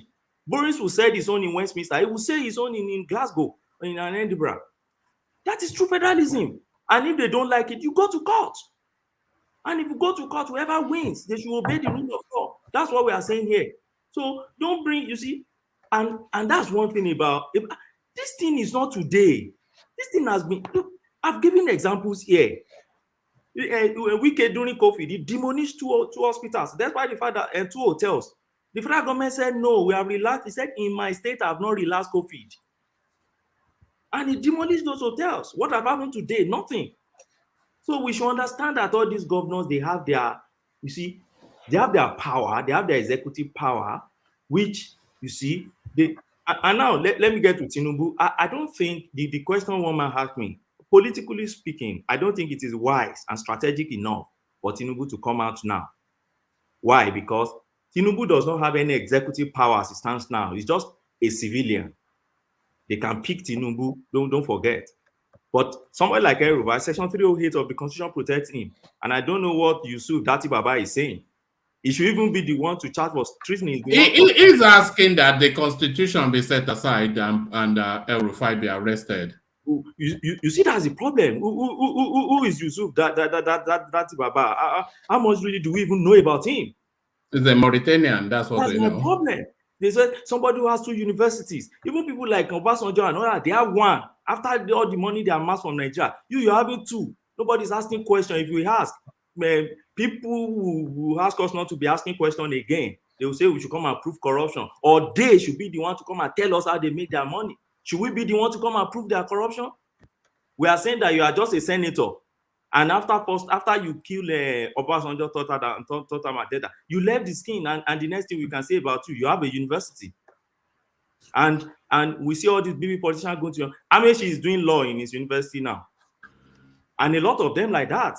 You see, so when somebody like that, Baba, you see them coming out to talk, I just laugh. I just laugh because they talk because, you know, at the spur of movement, they talk because of what they want to get now. From this, you should understand the kind of character this is. It not the same man that came out and was crying because some people criticized his parents? So it's the one now that a governor is exercising his executive power. He's saying the governor should be picked up for treason. He will call his attorney general to know. He doesn't even know the difference between criminal and treason. He's trying to draw difference between. You want attorney general to tell him whether it is a criminal offense or it's treason. What was criminal offense? What was treason? Is treason not under criminal? Is it not a crime? That's the character we are bringing. Some people are canvassing for to bring to government. So this thing, it pains me sometimes when I see things like this. I won't blame candidates that keeps quiet somehow on this issue. Looking at it politically, the ones I will blame is the one that are coming out and say, please tolerate it, tolerate nonsense. But if you keep quiet, if like Adebayo, what do you call that guy? Adebayo, that guy has not really been talking on this issue. I think Peter Obi also relatively has been very diplomatic about it. You can understand that. But for those ones that are coming out and be splitting things and saying Nigerians should manage it, is for I don't understand. You see, that's just my own. I think all right. You mentioned Wike earlier, and in the previous session, Zita was talking us through the politics of River State. So Wike has been at a rally, and a lot of people, they are not reading in between the lines, they're not reading the tea leaves, and they're just leading forth with emotion. Because what Wike seems to be doing is to strategize to have maximum impact on the elections. So let me read you 2 paragraphs. This is what Wike's interaction with his people. It says that we're going to vote for people who have the interest of our state. Our time has passed when you tell me that Rivers State only produces so and so a number of votes. I have no problem with that. In return, what have we gotten? So you must tell Rivers people now, if we vote for you, this is what you will have. Politics is what you do for me, I will do for you. You fall for me, I will fall for you. If you push me, I will push you. If you love me, I will love you. So this is the paragraph that I wanted to take you to. From word to word in our local government, they will tell you what we have decided. If you want me to survive politically, follow the way we are going. We will not support those who say when they come to power, they will kill me. We will not support those who say when they come to power, they will jail me. Will you allow them to kill me? Will you vote for those who do not want us to exist? Are you sure? So it is that space then that I was going to, because Wike has been methodically going from local government to local government, commissioning things that he has built in that local government and reassuring, seeking the reassurance of their alliance. So you see that language, it says from word to word in our local governments, they will tell you what we have decided. We've heard him on video at one of these commissionings say that. So what is telling you then what he has organized? And we know that he has a 200,000 strong army. So what is telling you is that he will make the decision where the overwhelming majority of the votes in Rivers State will go. So this is what we're hearing, and he has put the mechanisms in place for that to be so. Ogweni. One man. See, Wike has declared his candidate. Impliedly, whoever has what some people will call spiritual highs, but I will call it political highs this time around. Whoever has political highs will see or can see. I'm telling you, the last presidential candidate has come to Port Harcourt to campaign, and that is in person of Tinubu. And that alone should speak loud who Wike is supporting. it will be very political naive of Wike, just like what Hotom is doing now, to just come and just declare Tinubu just like that. It will be suicidal. Maybe a day to election, he can do that. But by now, I'm telling you, it's people. And when I say people, you see, structure matters, like we always say, but the obedient guys will tell us what is structure. Structure are those ones that structure is people at every level. You know, election is like pyramid. You have people at every level, and not just people that they suggested to you. Just like they suggested vice presidency candidate to Obi, and he said, I made wide consultation to get vice president, not somebody you know personally. Structure are people you know, people that are loyal to you, people that can fight for you and die there at every polling unit. That is structure. Wike has that, and nobody is even doubting that. Wike has it. Apart from the 200,000 that you see Wike is talking about, he has these guys around. Wike has almost like collapsed other political parties into his own. Wike, as Wike stands today, the way I read Wike is not like it's not PDP that is floating Wike. It's Wike that is floating the party in his state. And wherever Wike goes is where his structure will go. So for me, and don't forget another point I want to quickly make about Wike here. Wike has always been defending his people when you look at him. And he has always shown this way of painting the federal, painting whatever he thinks is not bad, and make people to follow that narrative. You remember you remember that when they started, when federal government were picking justices around that time, Wike was the one who left his bedroom at night and protected, I think about two then, Justice Dingba and one other justice back then, and he protected them from harassing those. You remember that woman that Akpabio was also chasing around that other time? You know, it was the one who prevented DSS from arrest. So Wike has always been in control of that territory. And for me, what I think eventually is that Wike will not declare because it's not political naive. Wike has impliedly declared because the last candidate has come to his state, after which we're going to have election. So he has sent his message across to them, and they all know. So that's my reading of Wike's body language.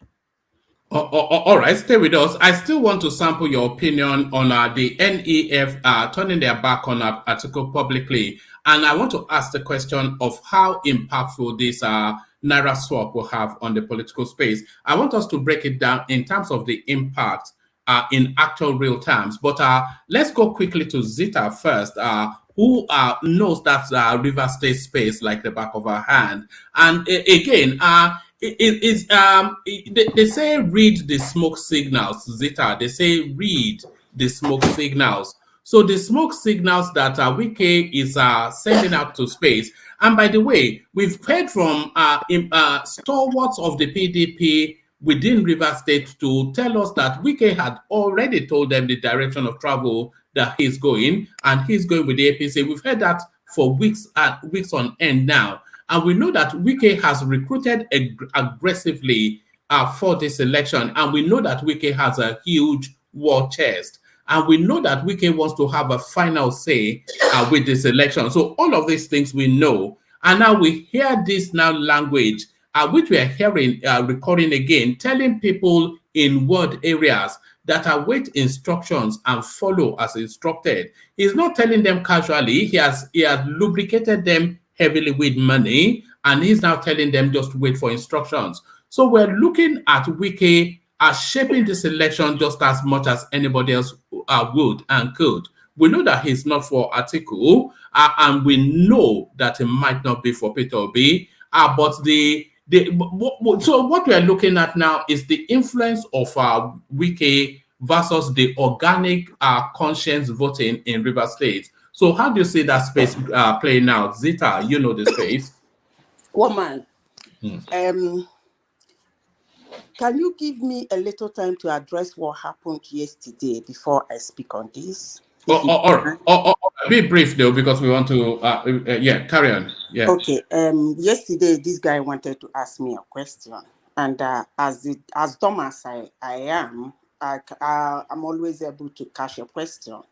before the person say it. I'm sure what he wanted to ask me is, how can I see empathy in Tinubu after what he did at at the toll gate concerning the toll gate saga? Yeah, I'm hope he's listening to me now.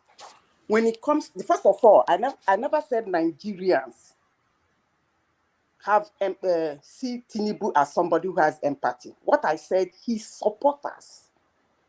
So when it comes to politics, no matter how you think you prefer your candidate, please have it at the back of your mind that the other candidates have somebody like you too. That way, you'll be going to the drawing board.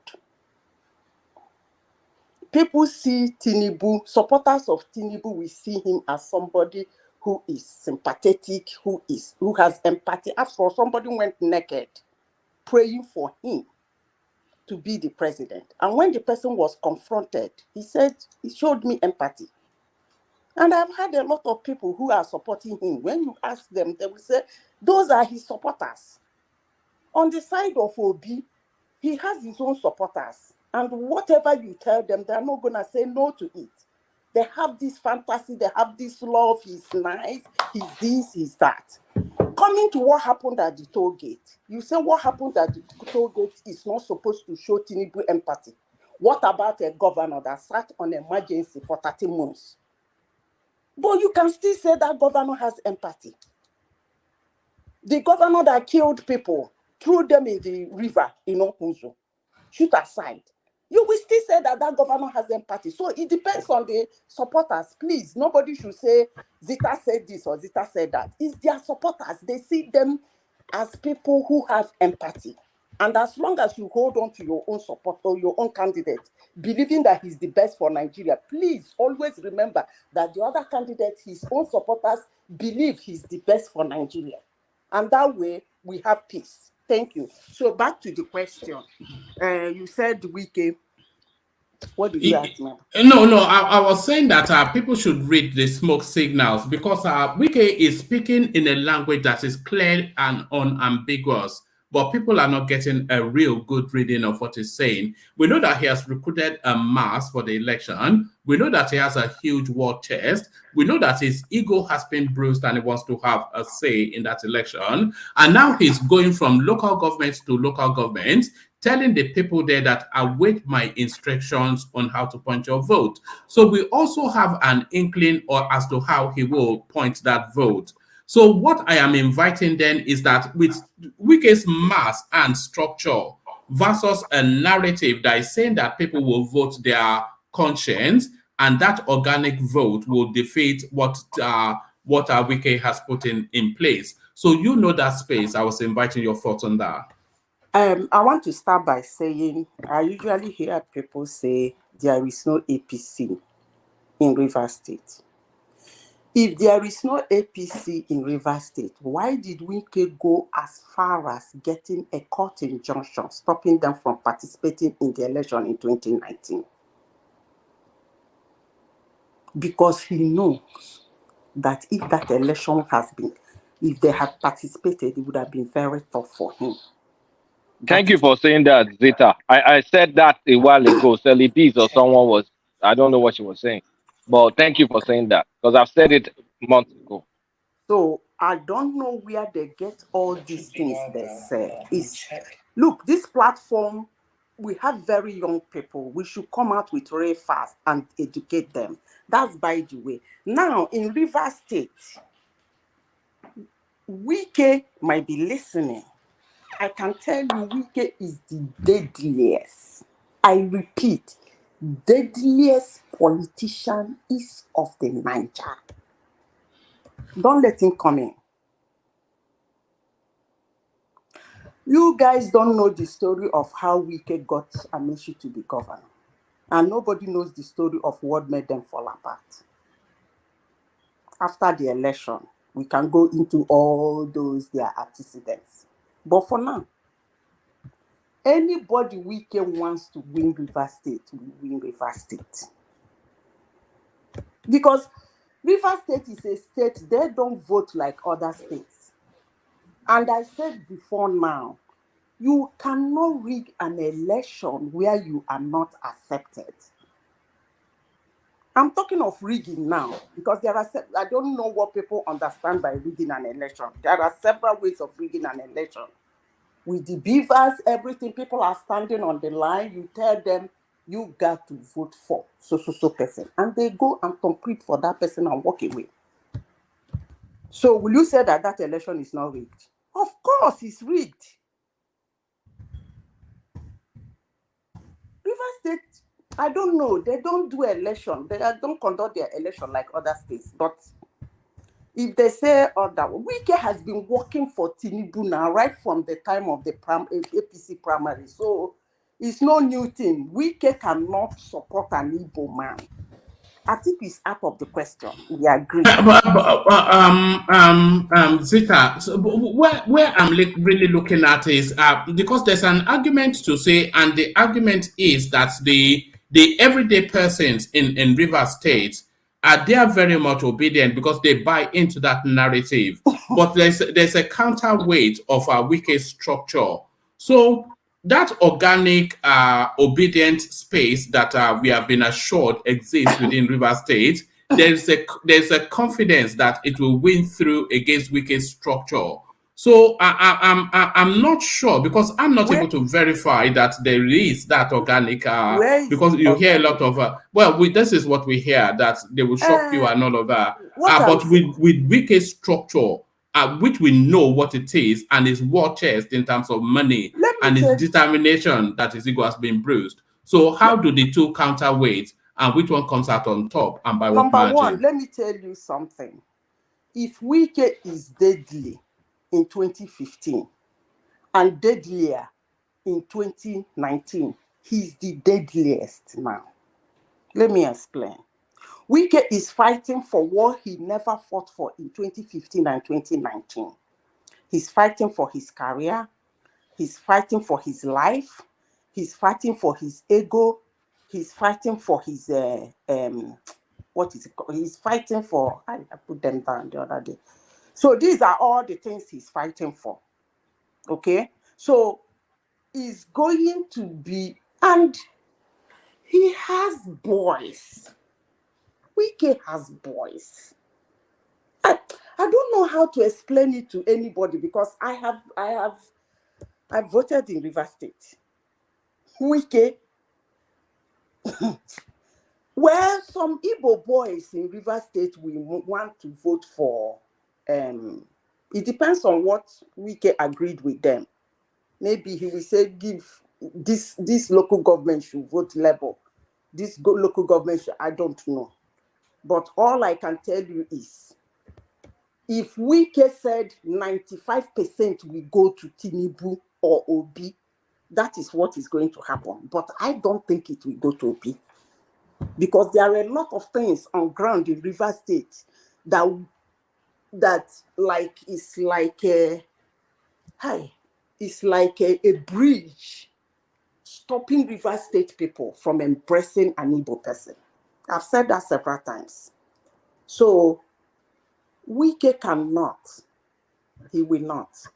But he is a strong politician. Wike is, I don't know why people are looking down on him. I don't even know. Some people are saying Wike is finished. Wike, how? How is it? You know what I'm getting, Zita, is that some people have bought into a narrative of a wave of a wind of change that is sweeping through, and that wave of wind of change, they are wrapping it around a surprise in the elections. Okay. But yeah. Okay, let me give you an example. I don't know where you are, but I don't know. You know how streets are. You have people who stand by the streets, maybe two poles. I don't know. Here they say poles. In the US, they say blocks. 2 or 3 blocks away to the polling unit, well armed. All the roads leading to that particular polling unit is well armed. But that might not be in play today. Look, in this instance, looking at the body Oh my language of God. Buhari's body Oh my language. God. See, oh, look, one man, I don't even know what you want me to say.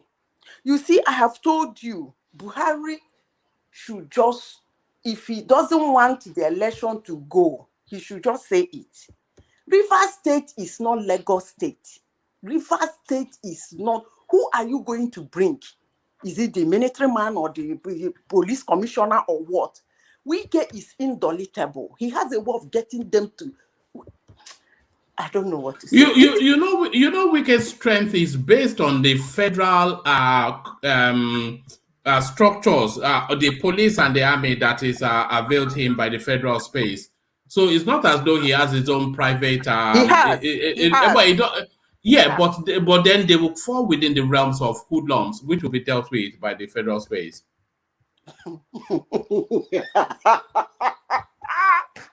Oh my God. One man. I don't know what you want me to say. But no, because just a week from today. Some police officers and military men will not even go. They will not even go to Calabari. No, but Zita, no, because what we are seeing in this election is a determination to remove all of those elements of suppression and money. And by the way, they know where all the flashpoints are, and they know that River State is one of the flashpoints, especially with Wike's body language. So the anticipation is that there will be a heavy deployment to River State, which will dull Wike's his talks or whatever. So it's in 2019, in 2015, that man fought for his career. Okay, let me ask you, what you are saying is that come 20 or maybe on the 23rd, Buhari will roll tanks into River State, right? Even earlier than that, yes. Okay, he will roll tanks into River State, and those tanks will be manned by robots. But they'll be manned. Look, the point I'm making is, and we're seeing it in Lagos State. You know that a good complement of the people rolled out in Lagos State, they are not Southerners. So he will roll out people that are not native or owe any allegiance to that space. Buhari is determined to have a thuggery, money-free politics. It's not going to be thuggery. It's not going to be monetary, but they will vote who Wike says they will vote. They should vote. It's not going to be monetary. The money has already paid. Because those 200,000 people will come with each one will come with either 10 people or 5 persons. So calculate it. If each of the 200,000 special assist or whatever he calls them, with 10 people, what's the number? 2 million. He has already paid. Oh yes, those people already. He's paying them 150,000 They've already with a lot of incentives. Hold on, Zeta. Let Daleko interject. Sorry, I didn't hear him. Oh, sorry, my sister. Look, those people, those soldiers that he hired as personal assistant, 250,000.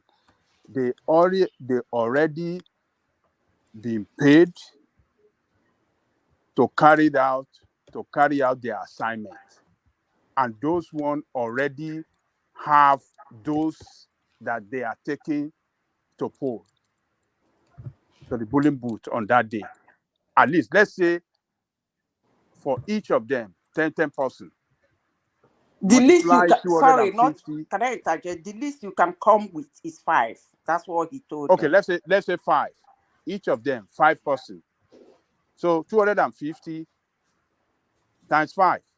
That's 1.5 million, 1.2. Ajali Koko and Madam Zita, let's do the math. River State is 3.5 million voters. So if 40% turn out to vote, that's 1.4 million. So if you guys are saying each person will bring 5%, That means they're going to give Wiki 1 million votes, and it will be 1.5, just one. 1.25. So it's only 200,000 Atiku and Obi will now contend with if it's a 40% turnout. Yeah. Hold on, Ajale Koko. How realistic is that permutation, Okulata, by your? I mean, is either that 200,000 is a fake number, or that is, or the turnout in River State will be higher than 40%. Because I still see some diehard Obi voters and diehard Atiku voters that will still come out to vote for them. So if Wiki alone is stealing 1 million in the pocket, that's only 400,000 left. If it's a 40% turnout, that's hard for me. Yeah, because when Zita first joined us, she was confident that Wike would deliver a landslide. Yeah. Sorry, Kulata, it shouldn't be difficult for you to accept that, because if you go back to 2019 election, when Wike actually fought for his career as a politician, you remember all his fight and everything. If you look at that election is almost following the same pattern they are talking about. Wike had almost 900,000, and the next week they cannot even have 200,000. Man, then almost 900,000, and the next week cannot even have 200,000. I think he has 100 and maybe 160 something. So you should know that yes, they can still follow that same pattern. I think most of the votes too will now go to Obi and not to Atiku with what is going on with Wike and Atiku. Considering Wike and Atiku are in the same party. So if Wike has supported Tinubu, so most votes are all going to Tinubu's direction and few to Atiku, maybe the diehard fan of Atiku. But majority of the votes will now go to Obi rather than Obi and Atiku splitting the leftovers. We're looking at the landslide election then. No, that's what look, I keep saying, you know that Wike, he had built up a war chest to run a presidential election. So he has a mass of money because he thought he was going to win the, and he has a bruised ego. I think Wike is determined to impact this election. This is what I think. Woman, there's something I want to say. See, when I say that Rivers people will not embrace an Igbo people, somebody will say, is it only Ikwere people that are Igbo speaking in Rivers State? Ikweres don't speak Igbo. There is no tribe in Rivers State that speaks Igbo. Because what they did, is it the Emo has? What they did was to take every language is made up of the lazies and structure. Lazies being the words and phrases, while the structure is the combination and the arrangement of those phrases and words to form a meaningful sentence. What the supposed Igbo speaking people in Rivers State, like the Oba, Ebema, Ndoni, Abua, Odua, Emoha, Ikwere, Port Harcourt, Obiakpo, and all those places that's supposed to be speaking Igbo. But what they did was to take the lazies, put it in the structure, change the sound, the consonants and the vowels. That's just what they did. So for me, that lived in the land, it's very easy for me to understand them, but a typical Igbo man will not understand them. But nobody from these local government areas that are supposed to be speaking Igbo learns Igbo. They speak Igbo naturally. So when an Igbo man comes talking, they will understand the Igbo man. But when they speak, the Igbo man will not understand. So I hear some people saying, you think it's only Ikweres. No tribe in Rivers State speaks Igbo. All right, let's leave the Igbos because that always leads us to spaces that we don't want to be. But I'm just because I'm looking at Wike's public pronouncements vis-a-vis the excitement that you're hearing from the obedient space. And I cannot see how the two marry up. Because what Wike is telling us is that there's going to be a landslide. It's going to be. You can see it anyway. It's going to be a landslide. He has paid them. He has given them motivation. He has given them palliatives. Now, let me tell you one other thing he did, because he's deadly. He had a one-on-one with those 200 people, because when he employed them, he said he wants to see them.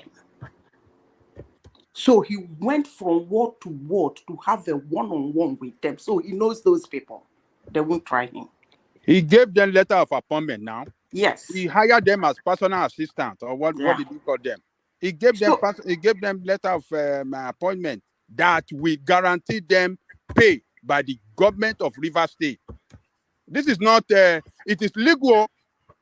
It is not behind the door. This is a legal appointment. So and those people are moving around Rivers State with their chests up. So I don't know.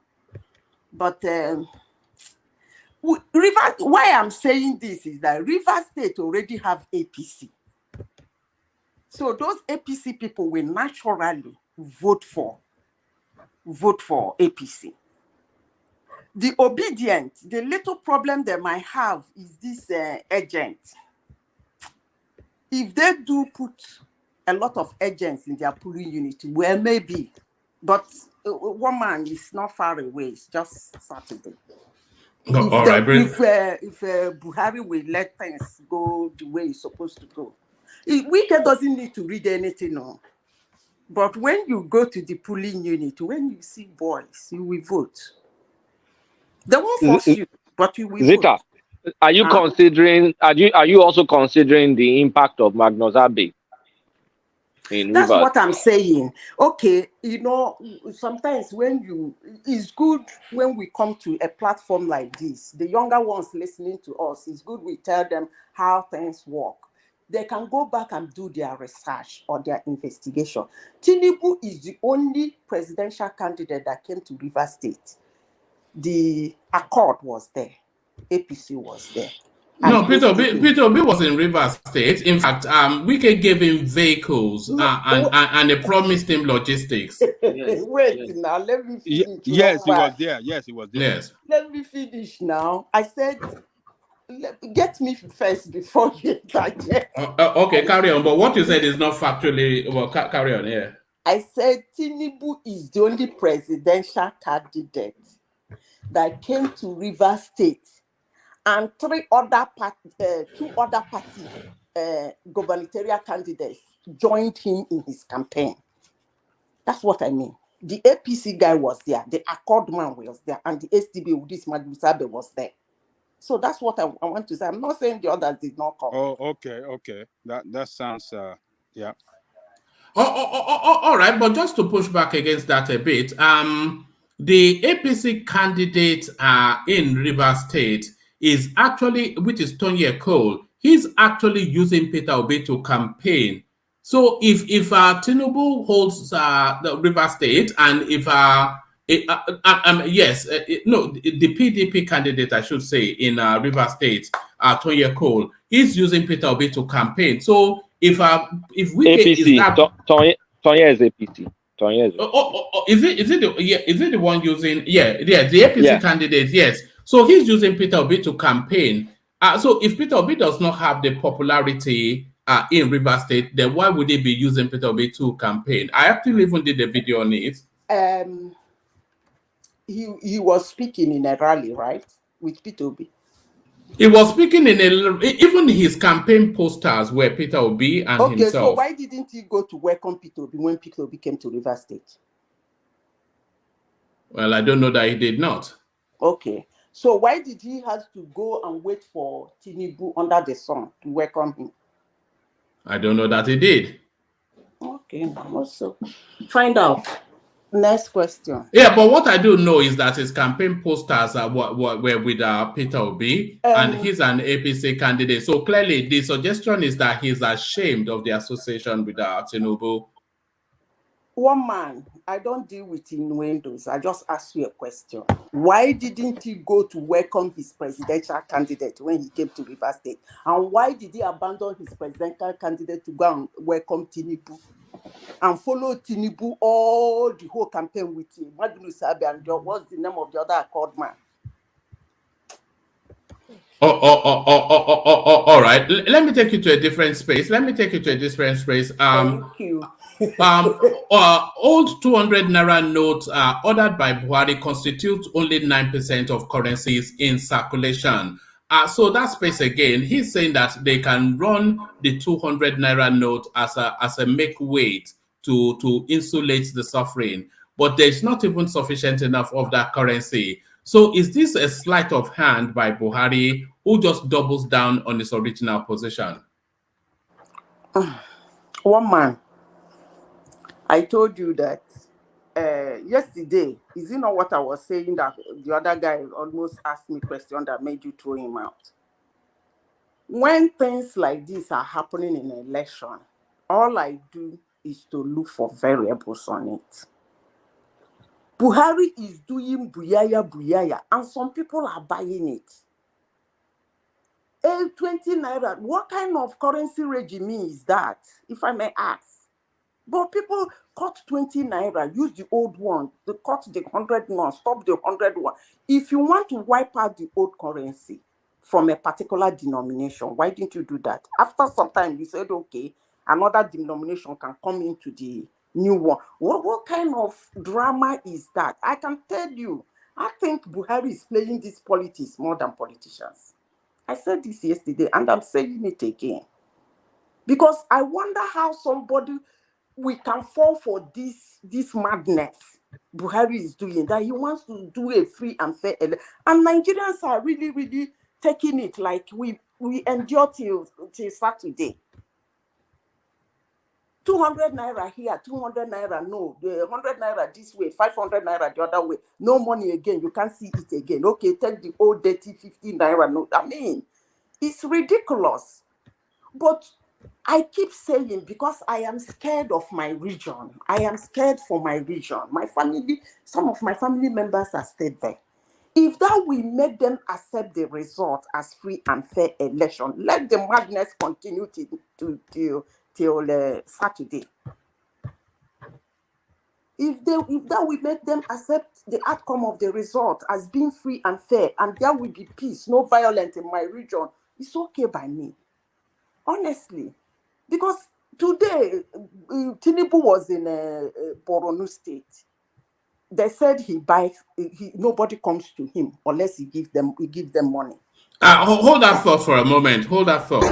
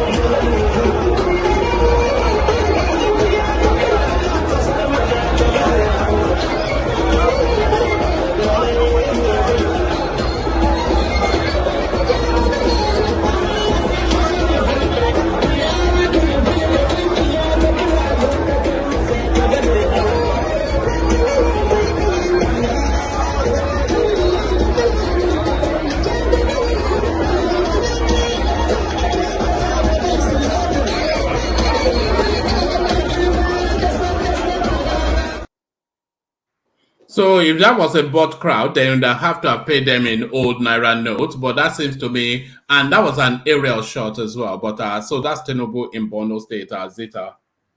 So now man, so he has money, even if it's old Naira note to buy this.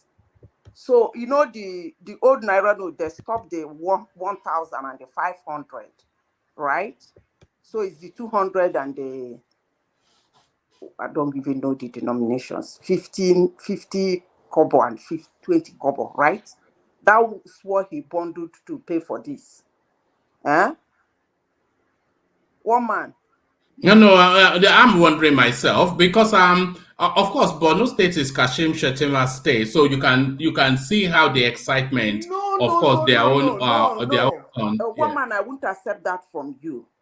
Tinubu do not have supporters unless he gives them money. That is the notion. He doesn't have any supporter anywhere. Anytime you see people around Tinubu, he must have paid them. So let's concentrate on that. So how did he get the money he used in hiring this crowd? Because his crowd are hired. You see, there was a report that came out a few months ago, and of all of the leading candidates, Tinubu has the most name recognition out of everybody that is in play in this election. That is not to say that he's the most liked, but the name that people recognize the most in terms of name recognition, I'm not sure if that's changed now. I suspect it may not have. But in terms of name recognition, Tinubu has the just marginally above Atiku, the most recognized name amongst the candidates. That's why I told you the last time I was talking about somebody's, apart from the political structure, there's what they call the structure of the candidate. And when you talk about the structure of the candidate, you talk about the human structure and the non-human structure of a candidate. Then when you break it down, his own human structure have another structure called this human structure and the non-human structure. So I won't be surprised if they said he's the one that has the most name recognition, because he has a lot. He has a lot. Even as we speak, on that, he's still scoring 82%. That's very high for a candidate. Can I quickly interject? Oh, you sure? Why? So my reading of what happened in Borno today is, for the first time, if you follow campaigns in Borno and the political activities in Borno, for the first time in Borno, you're having I think about 3 former governors and the present governor coming together and campaigning for one person, Tinubu, for the first time in the history of that state. So you expect them to pull that level of crowd for their candidates. Sheriff Modibo, Shettima, Zulum, then this guy. There was one former military governor of Borno State also, who is now a politician. So 3 or 4, now 4. That's incumbent, and those 3 coming together under one pavilion, campaign for a guy. I expect that mammoth crowd. Who is speaking? Who is speaking? I didn't. That is Ogbeni. Ogbeni in Zamfara. Yeah. All the ex-governors of Zamfara and their aides are APC, and they are still APC. And when he went to Zamfara, all of them were present. And people said he still paid crowd. So the Maiduguri oath is paid. Now the question is, where did he get the money? I don't buy that narrative of paying for crowd. No, that's sarcasm. Now that's sarcasm. Rosita is being sarcastic because they said they have blocked the portal for vote buying, and then you are saying this mammoth crowd. Maybe they are paying them in promissory notes. Maybe it's promissory notes. One man. Let us agree that yes, these people are paid. So what does that tell us? That tells us that money is defeated in their policy hand. is not working. So the policy is not working. So if they can pay so much people like this, that means they have that money somewhere ready to spend it to buy votes on that election day. That is what this tells me, that in spite of this cash how do I call it?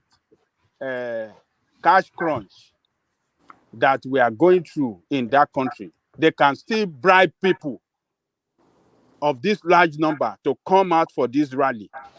Oh, that means the money is there to spend on the election. So the policy is failed. So those people that are chanting and jumping up saying, oh, they caught the politician, they cannot do both buying, I think they should start having a rethink. and have a rethink. Thank you. And also, we should realize that most of these guys would have known Tinubu as the person that actually got Buhari into that presidency back from their campaign when Buhari became president in the first time and the second time. So Tinubu must have gotten a proper recognition by the Northerners as at that time, even before now. So that adds to apart all this from crowd and its popularity in the North as well. Zita, sorry, Zita, there's another interplay that a lot of people are not, because oftentimes when we talk about the North, we talk of them as some sort of a monolith. It's not a monolithic place, as we all know. It's the most diverse place in the country.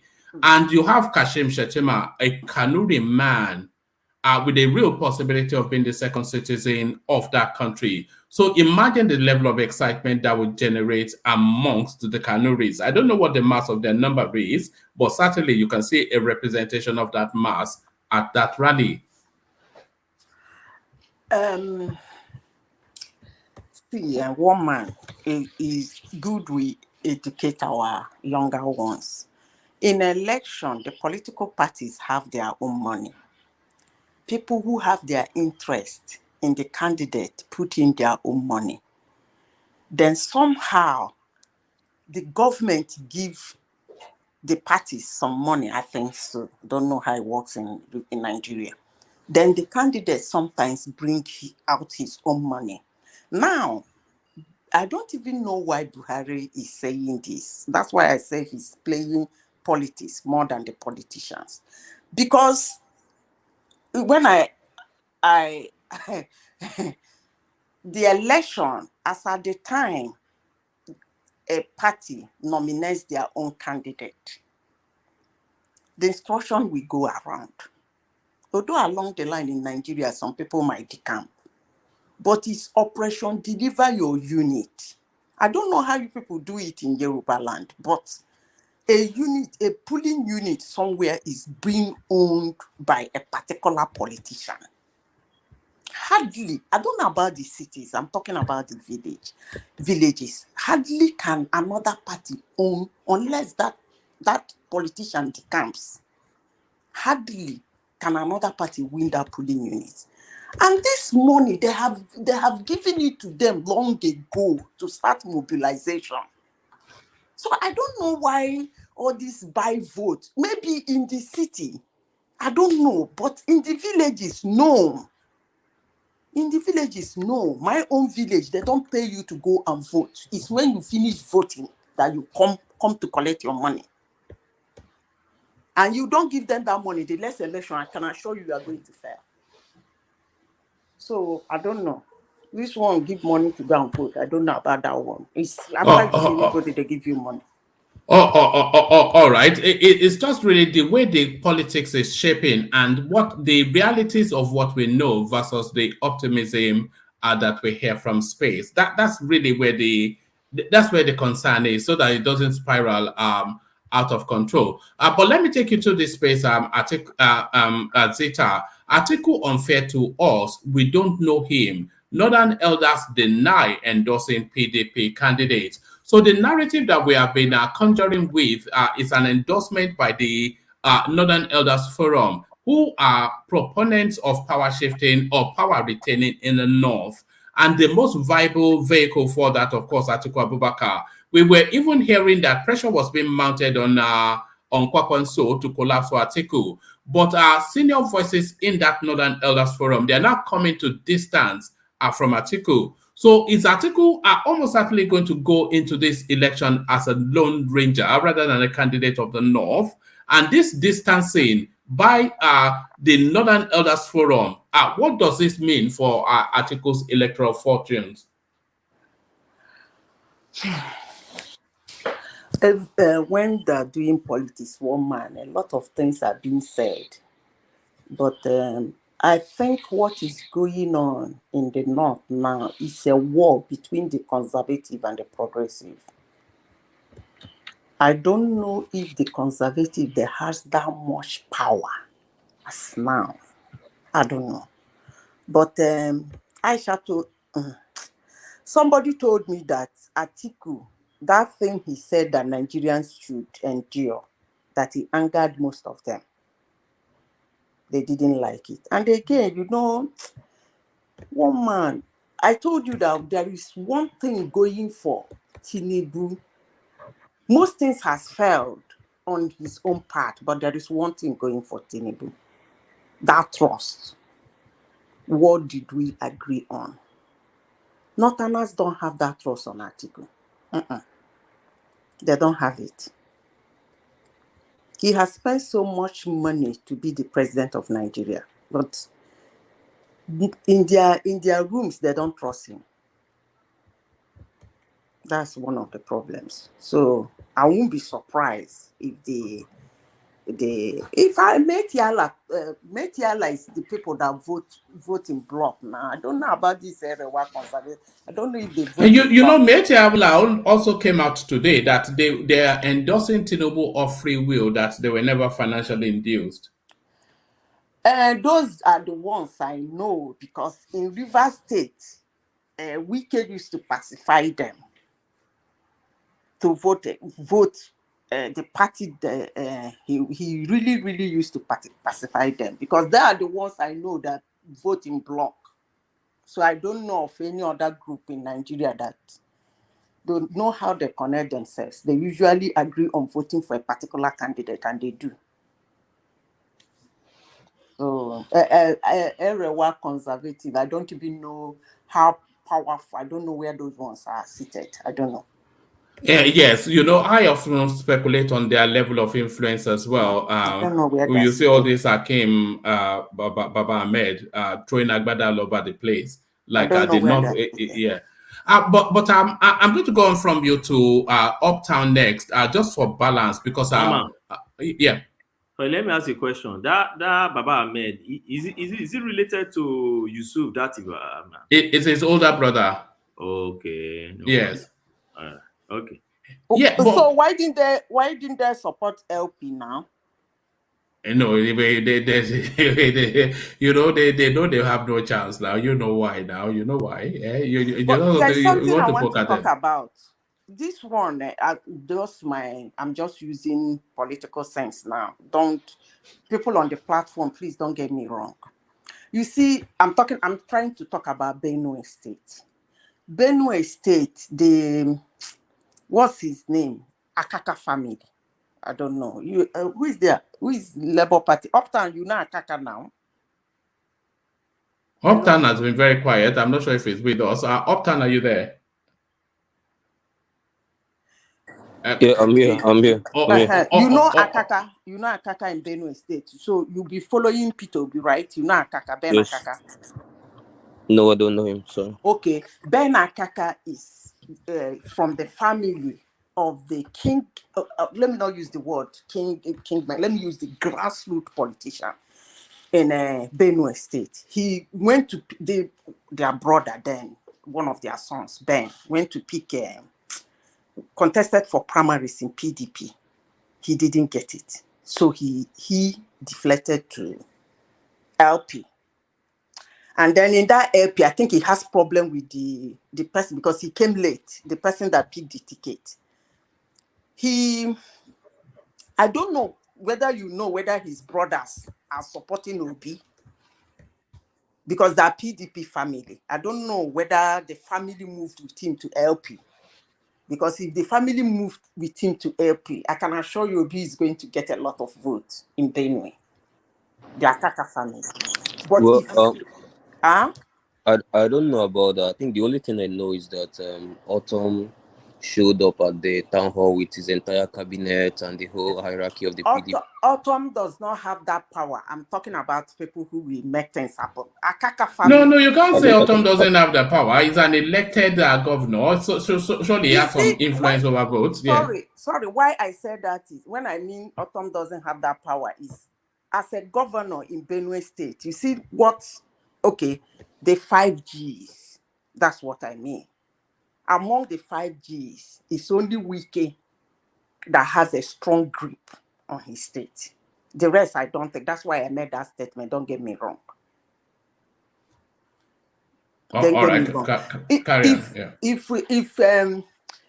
If the family of Ben is with PDP, so Akaka, if they're with PDP, then all those Boko, local government and everything, if they're with PDP, then whatever this guy is talking about will be. But if they are with LP, I can assure you will be my win Benue. If those group of politicians, not all those names you people here, you can Google them. Akaka. They've been there for years. Are they under Autumn's influence? Because if they wield the power, as you are saying, then they would have had to endorse Autumn to be governor. So yes. Are they under Autumn? If they are under Autumn's influence, and Autumn is packing his influence with Peter Obi, then that should tell you then that Peter Obi can be confident about Benue State. If that family, those people, it's not, I can only remember Kaka, they are traditionally PDP. They are another party might win the governor, but all the other senators and everything, most times, it's difficult for another party to win it. So I don't know if they went with their brother. Because the other day I saw him hugging Obi, the Ben. I don't know. It's almost a certainty that Obi will take Benue State. If that all of the body language coming out of Benue State favors Obi. Not the body language of what's his name. And again, one thing I have to say is that Autumn is a loyal. He's loyal to Wike. I myself, what they are doing. No, Autumn has come out for Obi. So, what loyalty? He's come out publicly for Obi. Wait, one man, we are talking about politics. Yes. Can we see it this way? Autumn knows that PDP is strong in Benue State. Right. APC. Hold on. Watch this.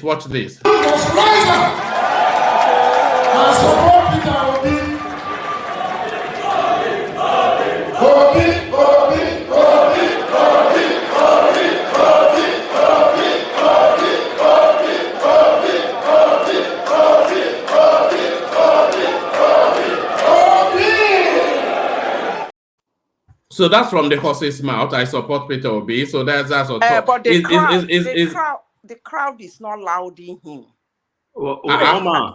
Did you watch the same clip? The whole room was reverberating. Do you observe that not everybody was saying Obi there? That's what I'm saying now. But they were now. No, but all right. Okay, it's only 30 seconds. Let's just let me finish.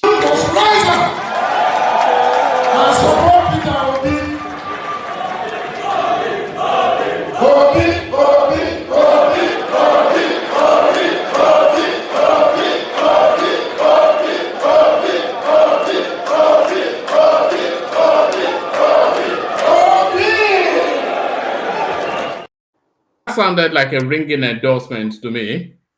It's a ringing endorsement, but the crowd is not. It's not overwhelming. It's not overwhelming. Yeah. If the entire hall is really shouting, you would know. It's not overwhelming. But let me go back to politics.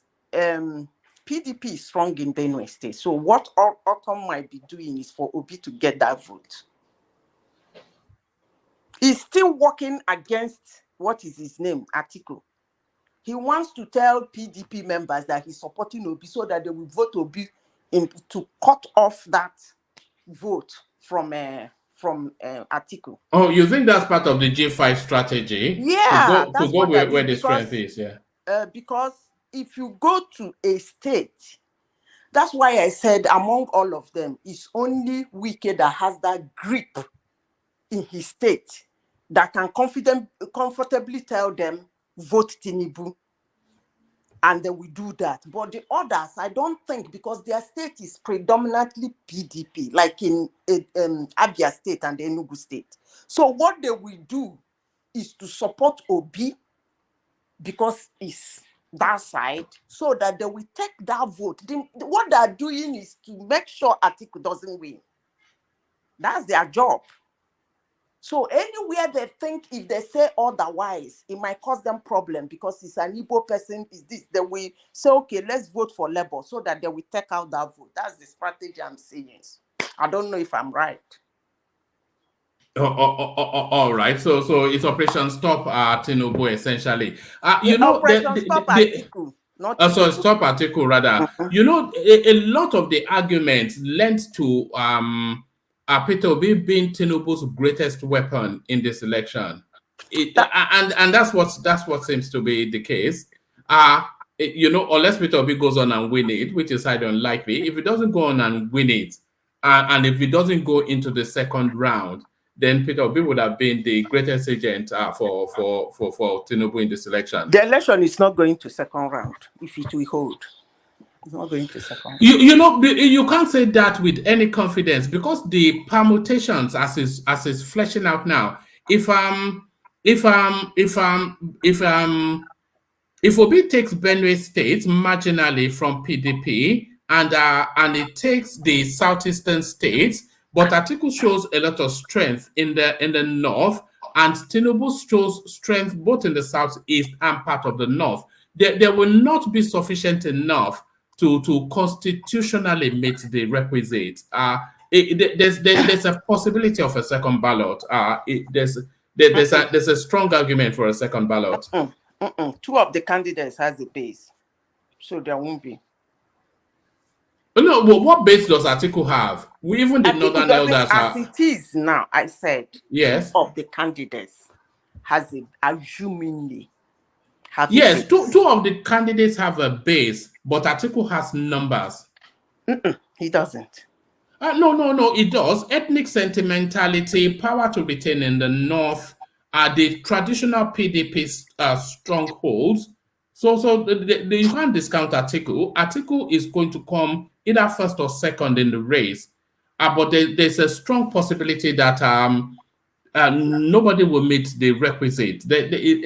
Because if you look at votes being hemorrhaged, because there's traditional votes that if we go through the results from the last round, there was around about a 3 million margin, and a lot of Buhari scored roughly 15 million. Atiku scored roughly 13 million, 12 point something million. So there was roughly a 2 point something million margin. So if you take heavy chunks from Atiku, which is the southeast, and then you take Benue State as well, so that's a huge cut into Atiku. But then if you go to the north and you think that a lot of the votes that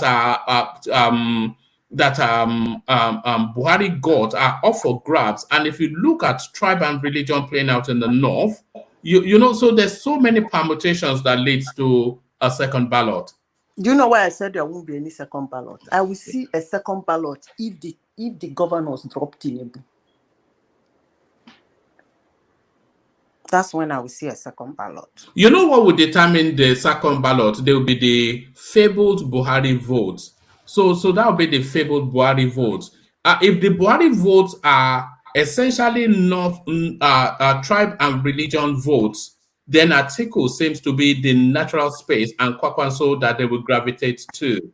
I don't know why you are calling Buhari now. One man, I don't know why you are calling Buhari. Buhari is not in the ballot. No.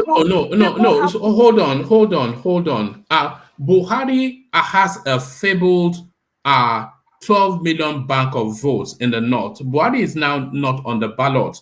But why were those 12 million, and I credit those figures, but why were those 12 million votes loyal to Buhari is the question. If they were loyal to Buhari, because there are two reasons they could be. It could either be tribe and religion, which is a strong argument, or it could be the piety of Buhari because it presents like a pious man. So it could be that piety. That could be the reason. So if those 12 million, if the abundance of them were 12 million that were drawn to him for his piety, then they are up for grabs because there is because a little bit of that piety in Kwakwanso, but none of that piety at all in Atiku Abubakar. So they'll turn their nose up at Atiku, which then coast Tinubu somewhat into that space. But if those 12 million votes were essentially tribe and religion votes, then these are sophisticated people, by the way. Let's move away from all these dumb northerners. So if they read the landscape, and if they say they want tribe and religion to subsist, then Atiku will cut heavily into that 12 million vote. So these are just some of the languages of a second ballot. Okay, one man, let me tell you,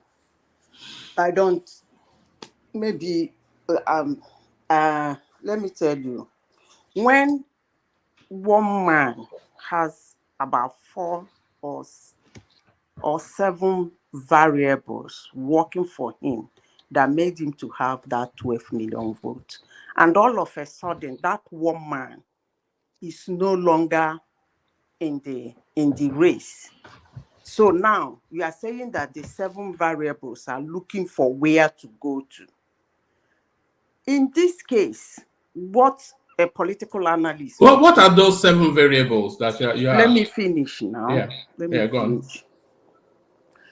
What a political analyst will do is, who are those who have variables that can enable those votes to be taken or to manifest again, since that man is no longer there.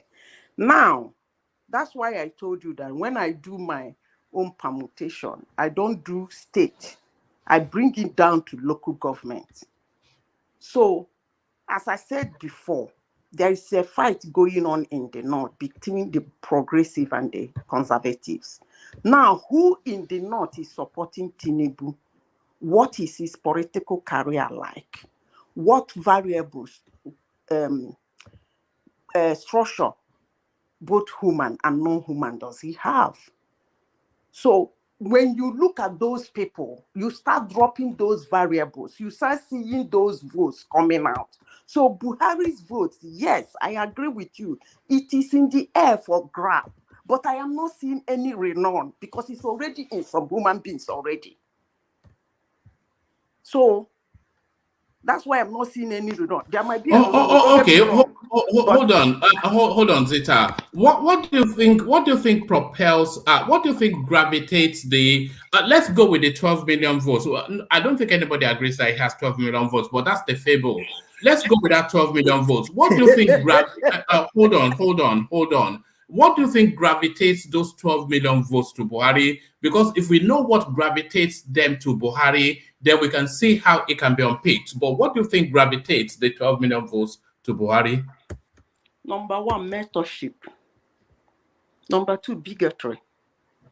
Number 3, integrity, in quotes, integrity, in quotes. So. Number 4, how many have I called? You've called 3. I'm calling it offhand. I'm not in my office. Yeah, no, that's fine. You're not in the law court. Yeah, carry on. I called how many? You've called 3, but just give us as many as you can. You're not, carry on. Mentorship, trust, selflessness, I won't use the word selflessness. I will use the word abokiship. That is, he's not greedy. He's not greedy. Like amassing wealth to himself. And again, being one time, what is it called? Head of states, and imparting some people in the north. So those are the thing that is working for him. All right. So that wraps around piety. So how then will that vote? How would they move if those are the criteria by which they form followership? How would they move now that Buhari is not on the ballot? Okay, you want me to go to my office, to the office? No, don't go to the office. No, don't give us a long. Just give us a sub song, just a summarized, just so we can get other people in the conversation. But give us, yeah, go on. In Kebbi, they have people, they are politicians supporting Tinubu that can grab those votes. In Sokoto, they have. In Kanu, they have a lot. In Katsina, they have. In Zamfara, they have a lot. I'm not saying only Tinubu. I mean both him and Atiku. So they have people who will grab those votes. That's all I can say. All right, brilliant. All right, brilliant. Thank you, Zita. Stay with us. We still want to hear your thoughts on other conversational space. But for balance, we don't have sufficient enough obedience on the platform, but we do have Uptown, who is ever ready and always more than able. So, Uptown, are you ready to go? He has question for me. I'm ready. Yeah. So mute yourself for a moment, Zeta. Well, Uptown, let me take you then to that space that Zeta was just describing so excellently, the politics of River State. Because a lot of the strategizing of the obedience space, a lot of it anchors on the South. And one of the, in fact, the jewel in the crown of the South really is River State. And Wike is moving in a certain sort of way, but the obedient movement has some confidence. So that confidence vis-a-vis Wike's structure, how do you untangle that? How do you weigh that confidence of that obedient space against the structures and the politicking that Wike is playing in that space? So started from there, Uptown. Yeah. Good day, everybody. Good day, one man. Good day. Your voice is a bit flat today. Long day. Yes, very long day actually. Carry on. Yeah. So on the Wike space, one man Wike has structures in the River State. There's no doubt about that. He's literally an emperor in River State. I interface with a lot of his boys on Twitter every now and then. And I actually think he's supporting Tinubu. I mean, nobody can be so sure until this guy says it with his mouth, but then we can only speculate. And the speculation is probably that he's supporting Tinubu. To what extent that support can go remains to be unseen. But then that is on the unknown space. But what is known is what I'll speak to. The antecedents of Wike in when you talk about antecedents of Wike, let's even talk about in the past 5, 6, 7, 8 months. In fact, in this electoral cycle from January last year, it's clearly a man that, if I'm supposed to join his millions of advisors, I'm sure I'll give him the advice of learning how to place wisdom ahead of money. I think he has every other thing going for him, but he has to learn how. And by the way, Uptown, somebody sent in a clip for you to react to as well, but I'll play you later. Yeah, but carry on. Yeah. Okay. Yeah. So if I'm to advise Wike, he has every other thing going for him. He's super rich in that state, and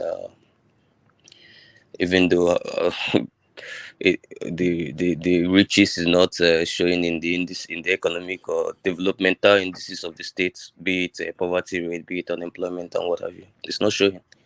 But that's the topic for another day. He needs to place politically. He needs to start placing wisdom ahead of money. So I'm not telling him to remove money.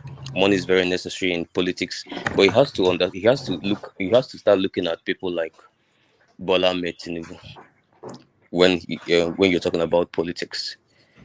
Because Bola Ahmed Tinubu, yes, a lot of money politics, but a lot of wisdom politics as well. So I think there's a wisdom deficit in that space. One man, it is very simple. Let's look at this electoral cycle so far. What has Wike actually achieved in this electoral cycle? And it's very simple. PDP primaries. He was running around everywhere with a staff on his hand and shouting, "Power, give me power, give me power. I'm the only person that can defeat APC." In fact, he went to Channels TV to challenge Sheun that he has the PDP ticket already. That Sheun is insulting him by insinuating that he's going to go to a race with Atiku. Whereas everybody in PDP knows that the ticket is already his. That the primaries is just a formality. This is the guy that was so sure he had the ticket. He had put all his money in the right places, but he failed to put his senses in the right places as well. That is wisdom. Wisdom when I talk about senses. It's not any form of insult anyway, because I don't know people listening. So I'm talking about wisdom. So he placed the money ahead of wisdom, and we all saw how he was booted out in the primaries, and he's been rambling around.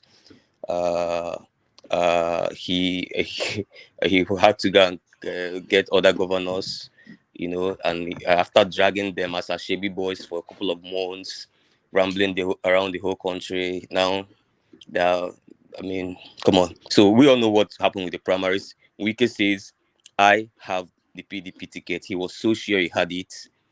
At the end of the day, he didn't have it. What? Olule. Second, he formed G5, Ashebi boys, after palamberating, saying they are going to be the real impact in this election. They're going to do this, they're going to do that. At the end of the day, Olule, he said, we will do this, we'll say this, and nothing will happen. PDP, heavens will not fall. They won't do anything to me. Let them try it. Let them try it. Let them try it. But he was the first person to run to the court to get a court injunction to prevent PDP from, expelling him, So Olule as well.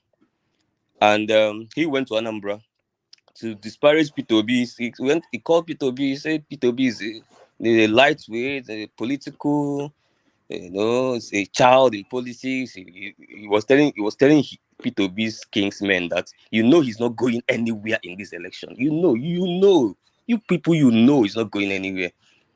8 months down the line, Peter Obi is the leading candidate in 2023 election, and Wike is still palamberating in Rivers State. The Peter Obi he waved off with a wave of the hands is a top leading candidate in the election. So what again? Wike still Olule. Obi said, but just to put that with Obi, Obi said that he would be in the ballot in 2023. That's what he said when he was making his consultations on one of the press conferences he did. He said it clear. I will be on the ballot. When they started casting the doubt, and he said, I will be in the ballot in 2023. What? He did it. He didn't have to shout. He didn't have to organize a commissioning and call bands to shout about it. He said he will do it. He did it. He told his kinsmen in Anambra that, I'm coming, please. He told his kinsmen in Anambra when they were asking him, what strategy do you have, this race you want to enter? He told them, look at me, my kinsmen. I will carry this small party. I will build it into a force, and I'll be a top contender in this election. Go back to the video. That's what he told them in Igbo language. Did he do it? He did it. Take that with Wike that said, I must be a ticket holder in PDP. He failed. So these are the knowns. I don't know the unknown. How he's going to perform in River State, how he's going to deliver River State to whoever. Remember, we're not even sure who he's supporting anyway. How he's going to all right. We'll interrogate that. We'll interrogate that a bit, but let Ajane Koko interject first because I want to push you on that. But Ajane Koko. So, in totality, what you are saying is that Wike failed in PDP. No, I say that all his political Yes, whatever yeah, he failed. confidence he has been expressing Yes, at all his every level effort, has been failing in this all his dispensation. efforts to become the flag bearer, the party failed. Didn't that what happened to your own candidate as well in PDP when he was in PDP? No, nothing failed. He Hold outsmarted them. Hold That's on. what he did. He didn't fail. Hold on. Didn't your candidate fail too? No. Your candidate that did not participate haven't paid 40 million for form. You can't fail in an exam you didn't Hold on attend. now.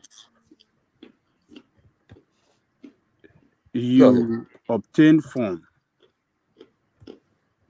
for presidential election in the party.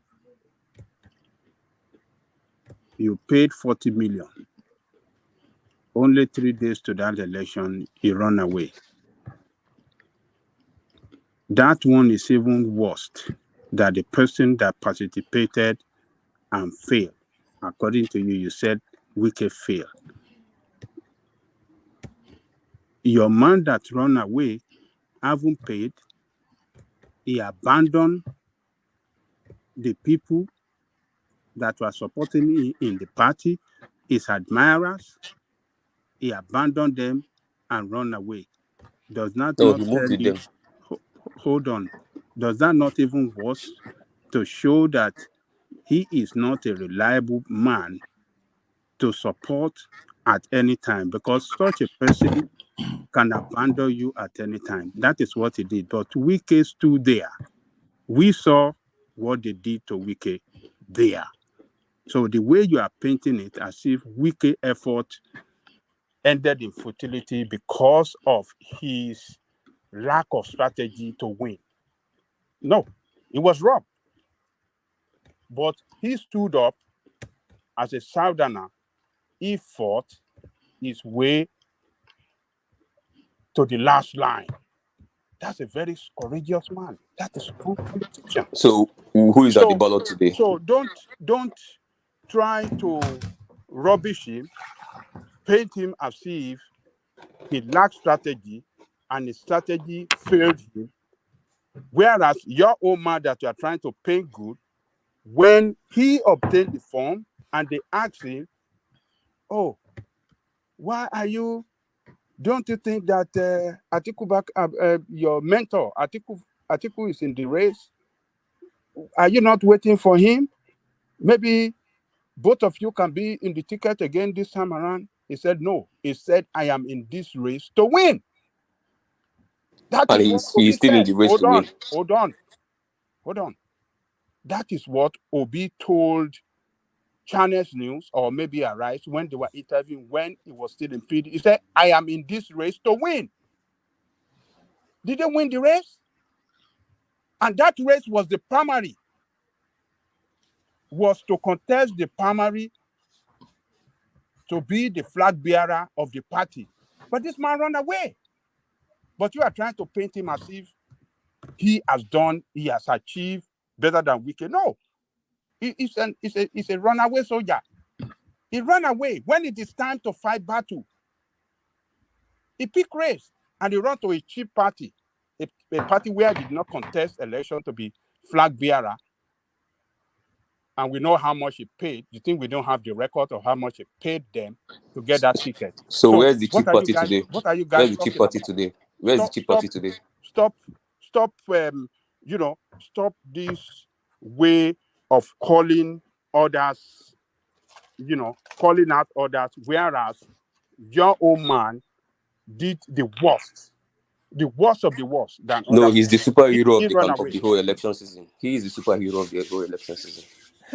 He said he's a superhero. Okay, He don't showed worry. wisdom back to back at every level. Wisdom back. He outsmarted everybody. Oh, okay, don't worry. Election is just 5 days away. Is it 7 days? Yeah, we're all here. Yeah, we're gonna see. We're gonna see. You guys will come with the defense. I'm happy to concede that Obi is the star of this election so far, only because of where he was coming from and where he is now.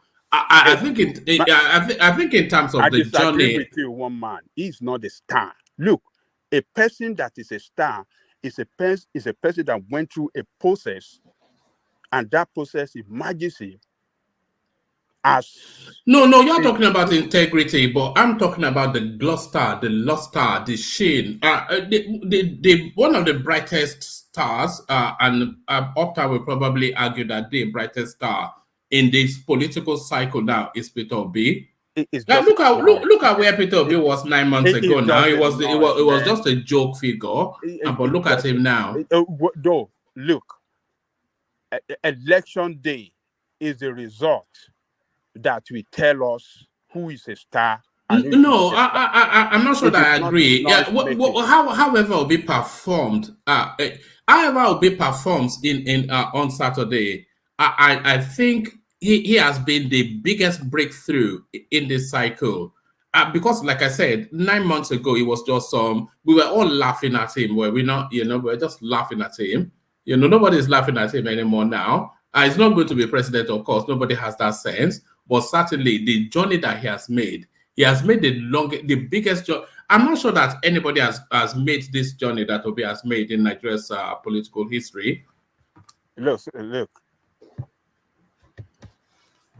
The process that brings you to limelight matter a lot in political party affairs. When you don't go through a process, when you don't go through what it is structure, that is what is known as organization to come to the limelight. Adale Koko, look at this. The Labour Party scored about Let's not over-label this now. No, but I'm not an obedient, of course. I think everybody on this planet knows that I'm not an obedient. But the journey that Obi has made, Labour Party scored less than 10,000 votes just 2019. It was just some dusty, middle of the desert, it was an ideologue space where people go and sing Red Army songs like some socialist nonsensity. And this guy went in there because, of course, he went in there because he knew he was guaranteed the ticket. But look at where he has brought it just within 9 months. No, it's unknown in Nigeria's political space. You don't dance before the music is played. It is when the music is played. That journey that I described, is it an actual journey that happened? Is it phenomenal? It is still embarking on a journey to nowhere yet. And I think it's already reached somewhere. This guy is not going to be the president, but what he has built, is not Can I quickly interject? Yeah, come in. All right. There is nothing Obi has built. You see, Haba, you can't say that now. Okay. It is a fact now. Let me continue my analysis. Hold on. I want to make this point. But I think people have been a bit unkind. Yeah. If you can just give me just a few seconds to tell you my own analysis. You see, we're no longer young in understanding the political history of Nigeria. In 2011, Ribadu was more or less like this Obi thing when ACM brought out Ribadu. They thought they've gotten a more like what I can call the third force back there, because Buhari was gunning for his CPC, Lord Jonathan gone for his PDP. And the ACN thought they brought somebody with a magic wand. He came from the northeast, and then the regional party adopted him. And he started going all over the country. He went all over the country just like Obi and gathered supporter, people hailing him. At the end of the day, that man gathered, I think, not up to 3 million votes in the entire election. And his own political party was very surprised that happened to him. And where is that Ribadu today? So, and don't forget the Labour Party that Obi is using. I don't see, it's not as if Obi has built that party. That party has always been well known for people coming in there, used as a vessel, and then you dump that party. Mimiko and the rest, they've all been in that party once upon a time, and where are they today? Now, all right, let me ask you a question. Has the obedient movement been a phenomenon? Yes, but don't forget. No, as it has been. And as the journey over the 9 months that Obi has been embarked, has it been breathtaking? Of course. But so that makes him the star. Yes, and is Obi a real potent threat in these elections? Of course. Is the presidency going to be determined by somewhat Obi in terms of the sort of votes he will command? Of course. You see, all those questions are yes. But let me tell you where I draw the line. This is where I draw the line. First and foremost, the obedient guys that you see going around, it's not because Obi built them or Obi has anything to do with them. They just believe that there is a third force. I've used an instance of Ribadu for you. They believe there is a third force. Obi is a vessel as far as they are concerned. If Obi loses this election, he loses his followership. Mark it down, and I will repeat. If Obi loses this election, those guys will find out. No, I don't think I agree, but I don't think the totality of it. But I think a good 80%, at least 70% will just yeah. Good, they will, because these are NSAS guys and IPOP guys. Don't say that now. What are you saying? Very well. NSAS guys. Wait, let's even agree. So let me hold on. Let him land it, then you counter it. Yeah, land it. Majority of them are NSAS guys, those who are fed up with the establishment, and they feel they needed somebody so badly that is not the traditional politician, Nigerian politician, who can understand and relate with their grievance against the government. And after the answer, they all left Showore because Obi happened to show up on time before Showore. And then the hype-up, particularly the confused one, who still want to stay with Nnamdi Kanu and EPA, those who believe Nigeria is zoo, and at the same time, they see a figure coming from that area, which they believe if he gets there, then they will be able to get the hype-up thing or whatever. Those ones also, false.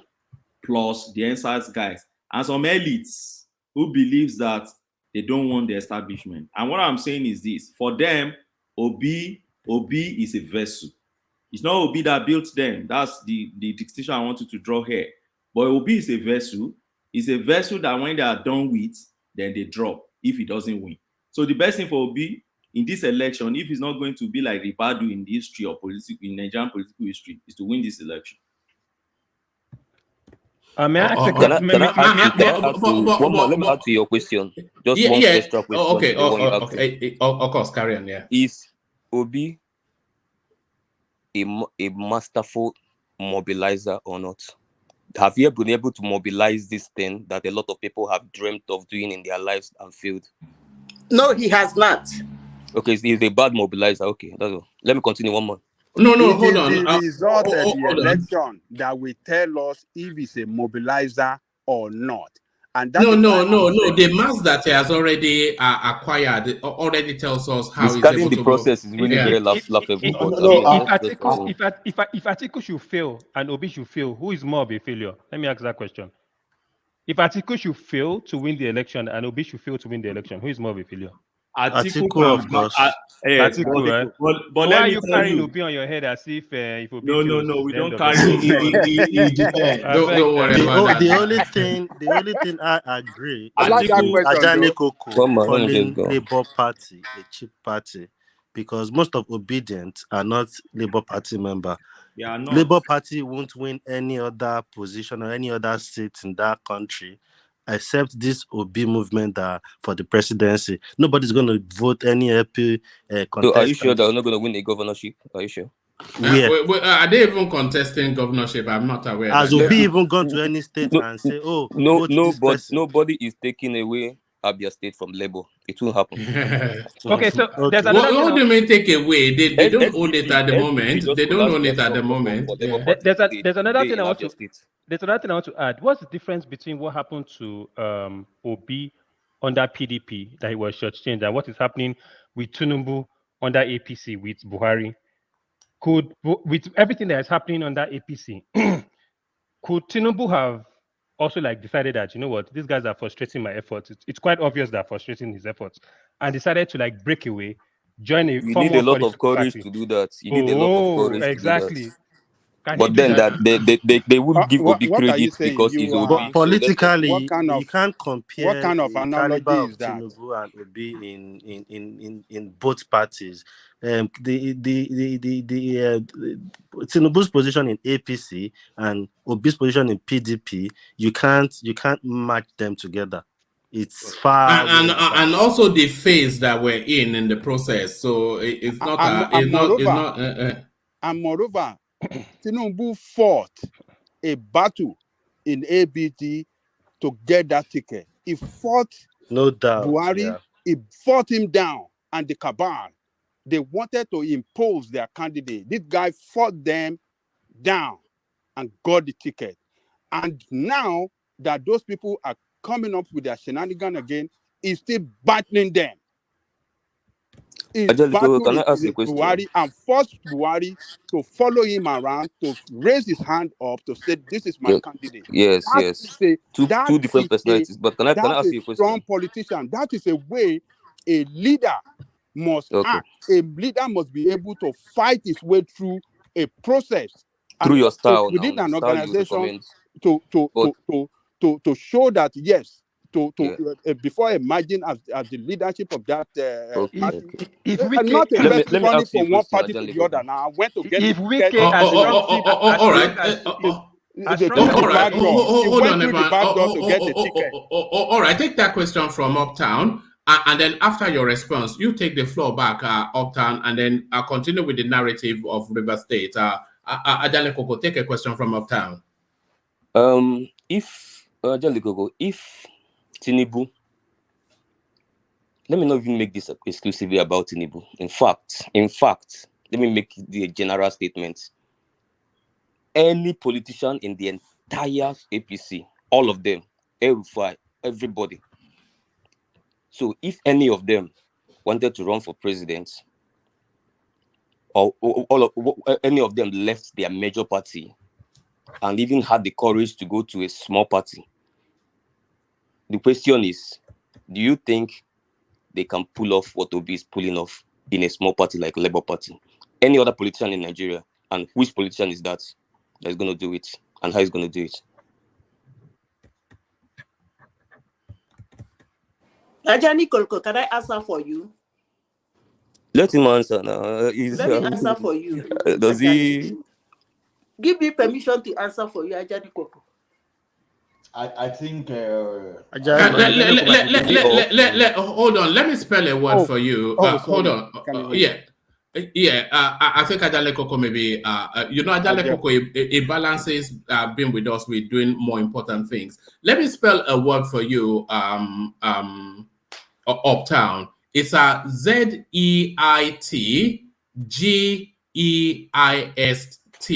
ZEITGEIST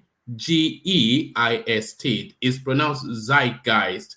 It's the spirit of a moment. That's essentially what it means. Zeitgeist is a spirit of a moment. So Peter Obi is not anything strategian. It just caught a moment in time and is straddling it. Or that moment in time, it's just the zeitgeist of the moment. Did you believe when Peter Obi left a big party and went to join one of the smallest parties in Nigeria? Do you really believe he didn't know what he was doing? He thought he just wanted to go and ramble around there, leaving his big position as an I do believe that. I do believe that is the short answer to your question. I do believe that. I believe that when Peter Obi left PDP because he did not have the wallet to contend with the big boys. He didn't.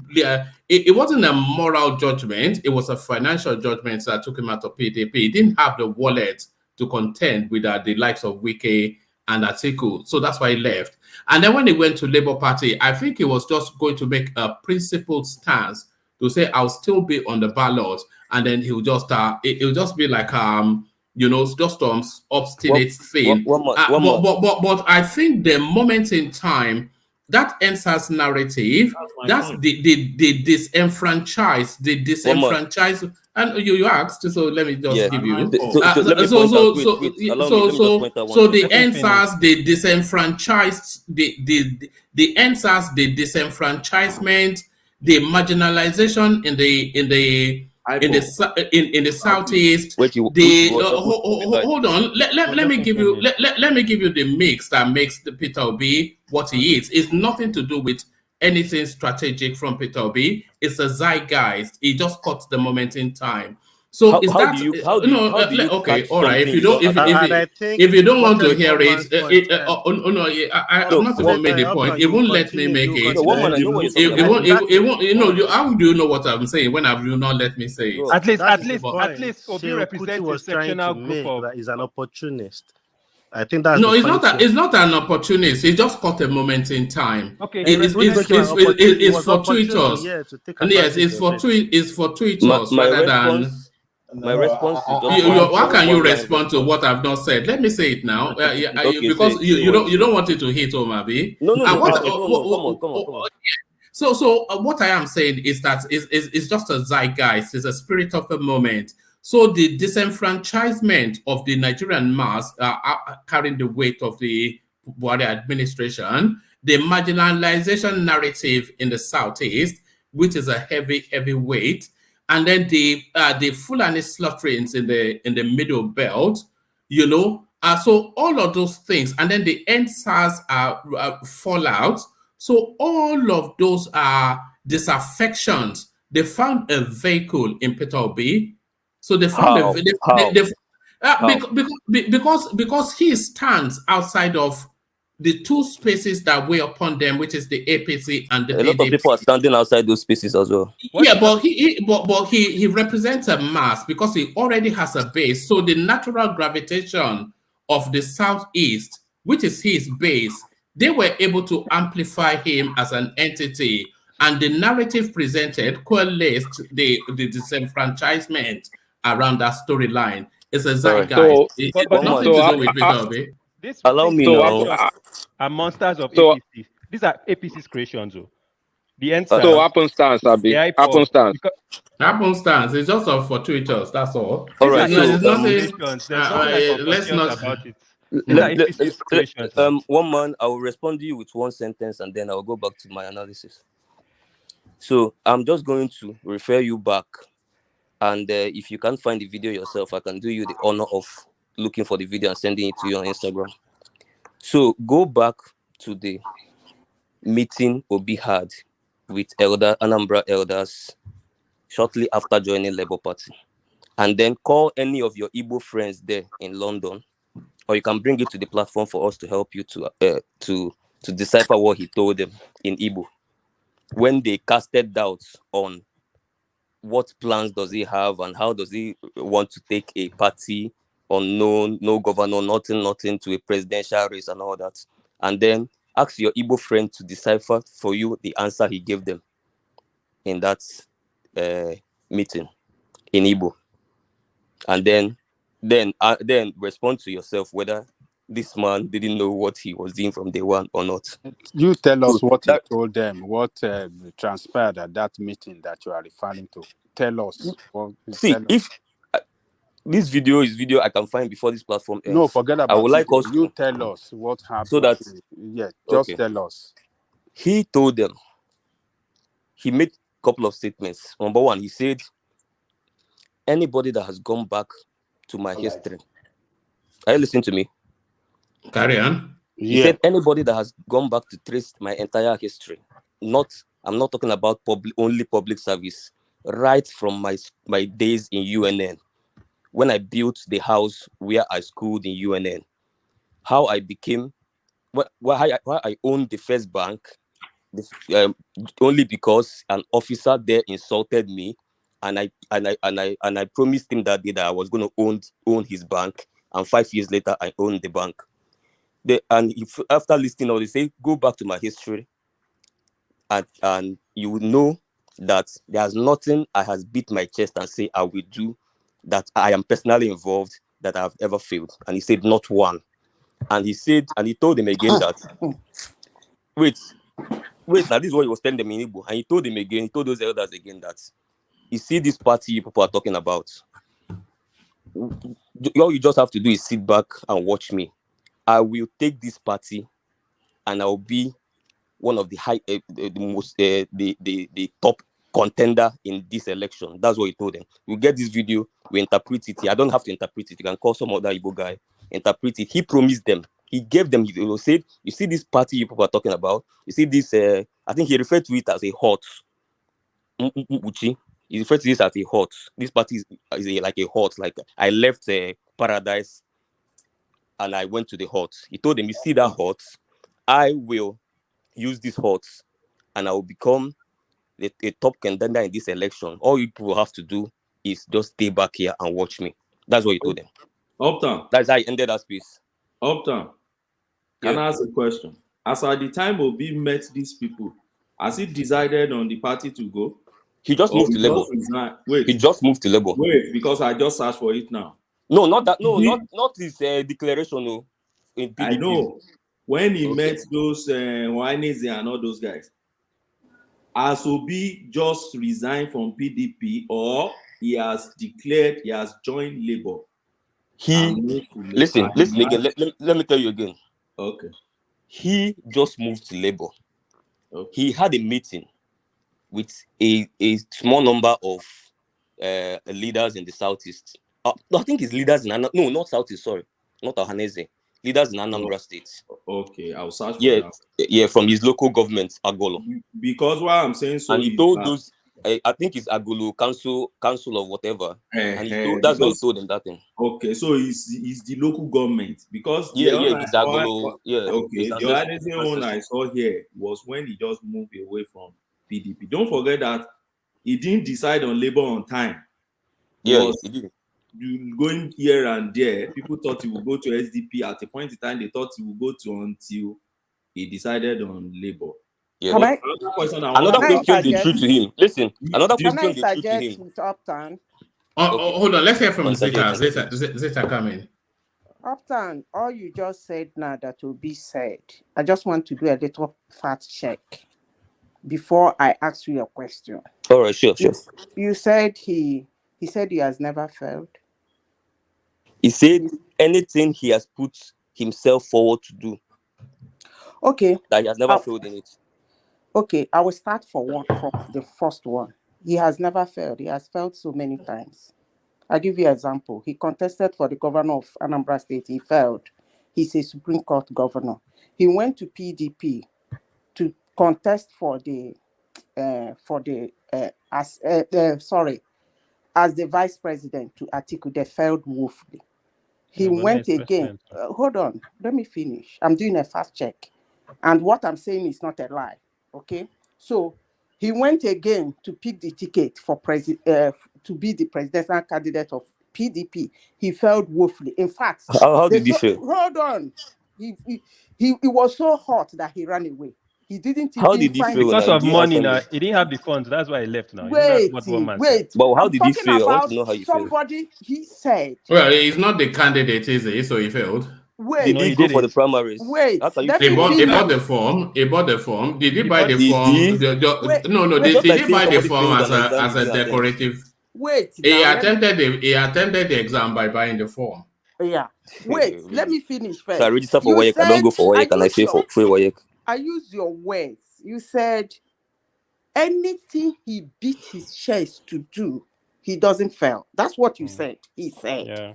Okay, fine. He beat his chest to be the presidential candidate for PDP. He failed because he's not.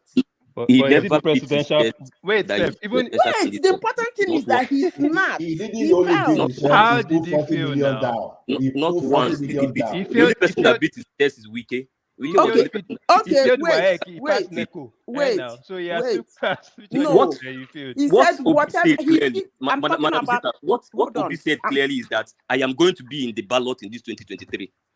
Go back when he did a press conference with I'm Doing not talking he about said, being on the you see this ballot. election, I will be on the ballot. I am not talking about. You said And that he's he on the said ballot today. anything he beats his chest to do, he doesn't fail. I've given you 3 instances. He failed. He failed in PDP. Instance. He Not rose one. from his failures and he still appeared as a presidential candidate. No. He failed on that one. We are He waiting failed, for. but he bounced back What from is his the failures end and he it means? still That he became a was good one of owner for the Lagos. So what is your point? Okay, fine. like I don't get it's just It's No, better. He's still I bet. better off than Atiku that Hold still on. stayed in Then the PDP last and is still question. The romancing last APC. question for Uptown. Uptown, do you think that if Peter Obi did not contest with Atiku as his vice president in 2019, that he just wake up and go to Labour Party, that this noise will be around? Do you think so?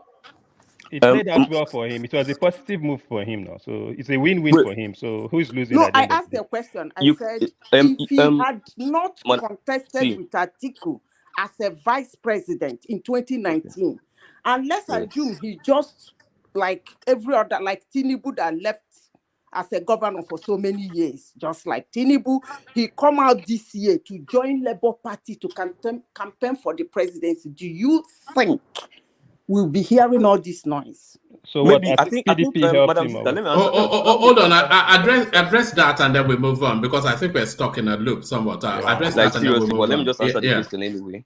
I think maybe in 2027 I'm going to advise Sambo, since the contesting or being vice president or contesting vice president is now guaranteed that you will be able to mobilize Nigerians around it.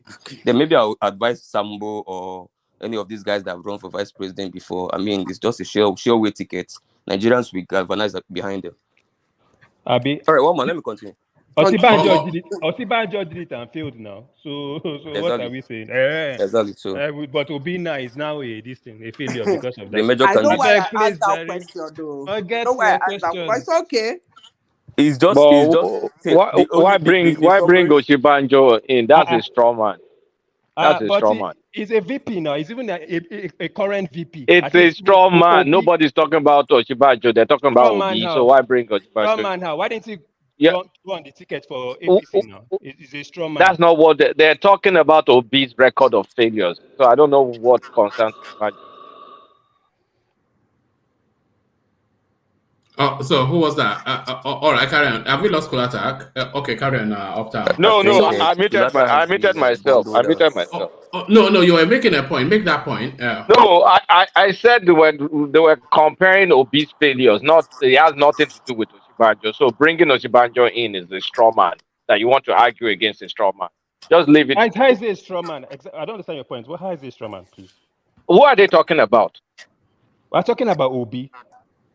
So what concerns Oshibanjo's failure?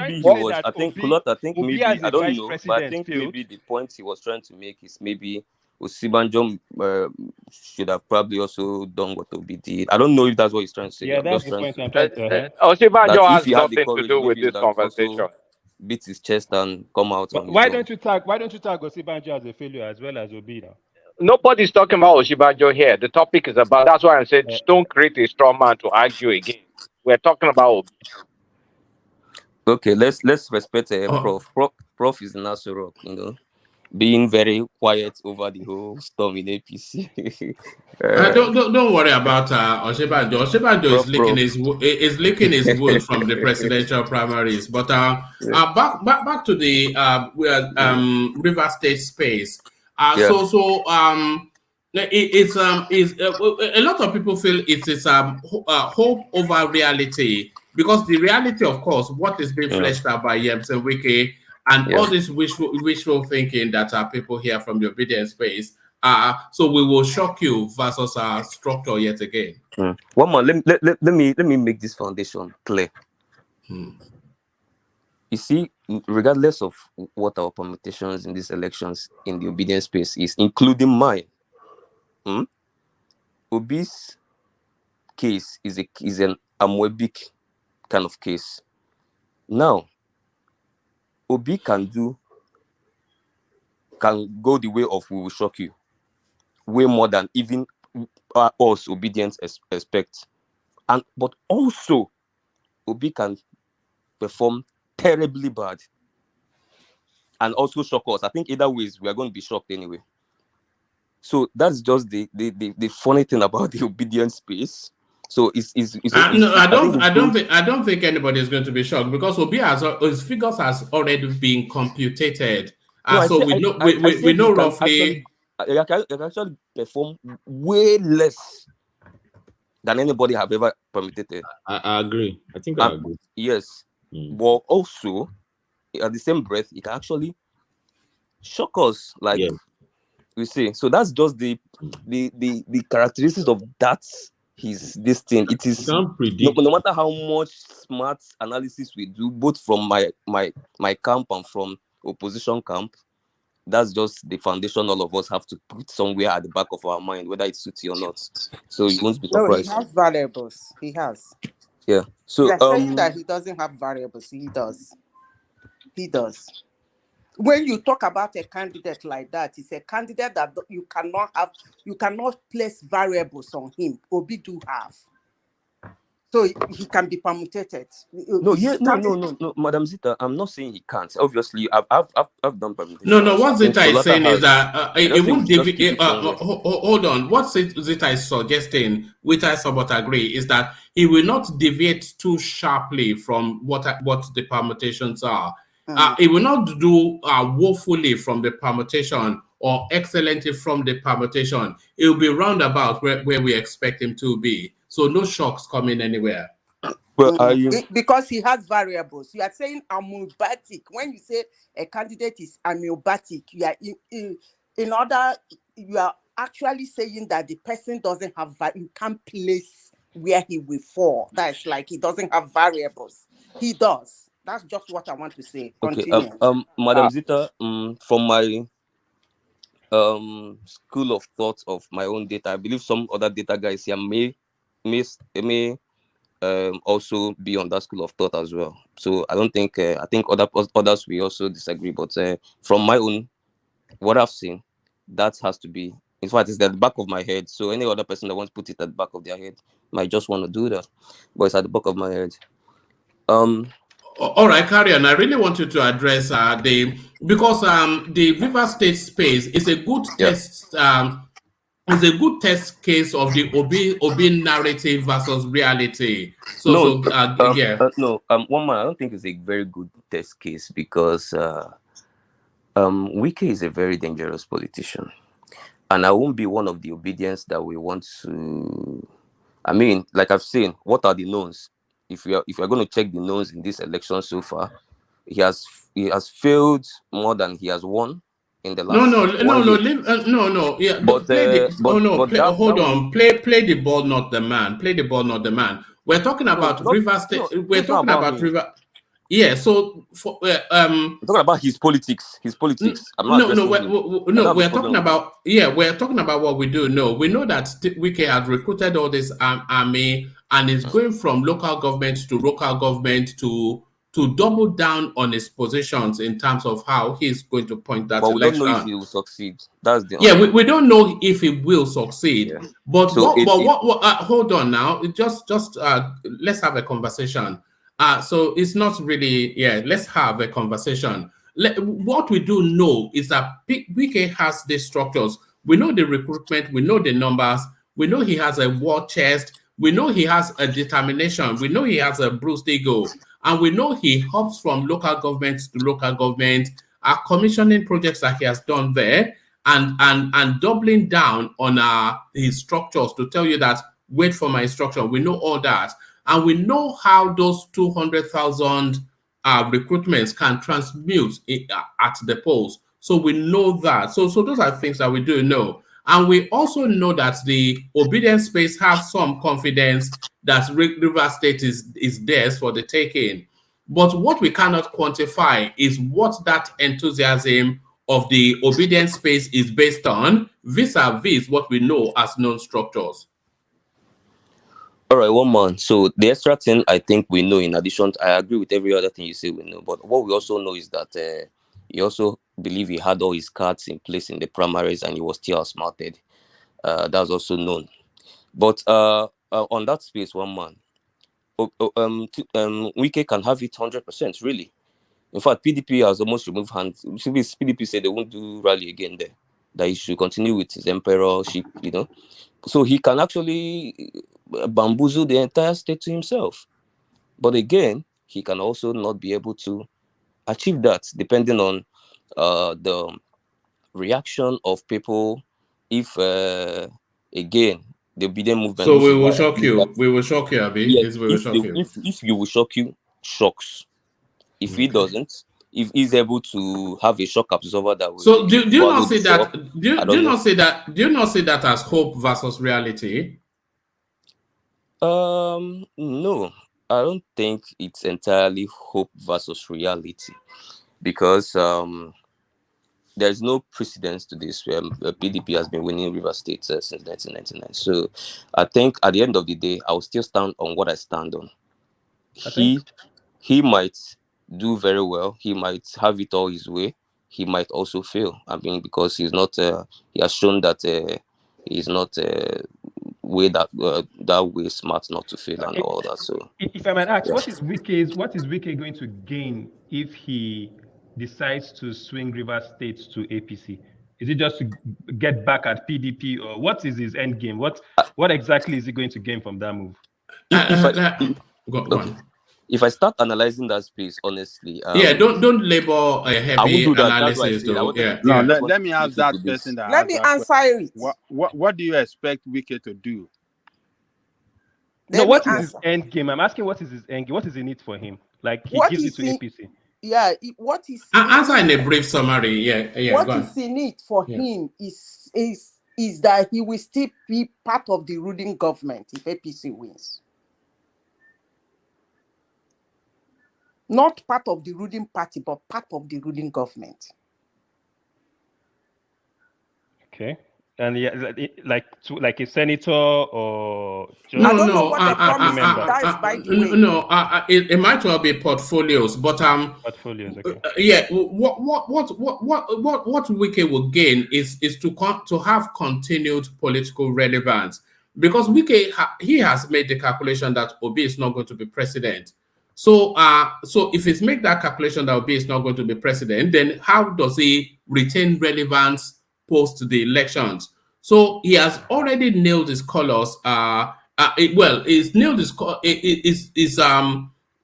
we know his narrative around Atiku. So if Atiku becomes president, he himself is saying they are going to kill me or jail me. So it's an existential fight for Wike. The only space that he will be a man of his own freedom and a man of his own political relevance is under a Tinubu administration. And if he gets Tinubu in, not only will he not end up in jail or be under any real threats, then he can seize back the PDP party. Because of course, if Tinubu comes in, Atiku packs his back, heads back to Abu Dhabi, and they immediately get rid of Iyochia Ayu. Tambuwal is gone. All of these elements are gone from the PDP, and the only big weight left then is Wike, who can then reshape PDP in his own image. So not only does he retain his freedom, he also now becomes a very so everything for Wike wraps around the Tinubu victory. One man, there's also a very strong counter narrative to that, but then let's not go back and forth. No, present it, but in a not in a long-winded, yeah, present it. One man, can we just move on? Okay, sorry. No, please, Upton, Let can me you just please let present me just it, add please? I this would last like question. to. I would like Let me to just add this listen last to question.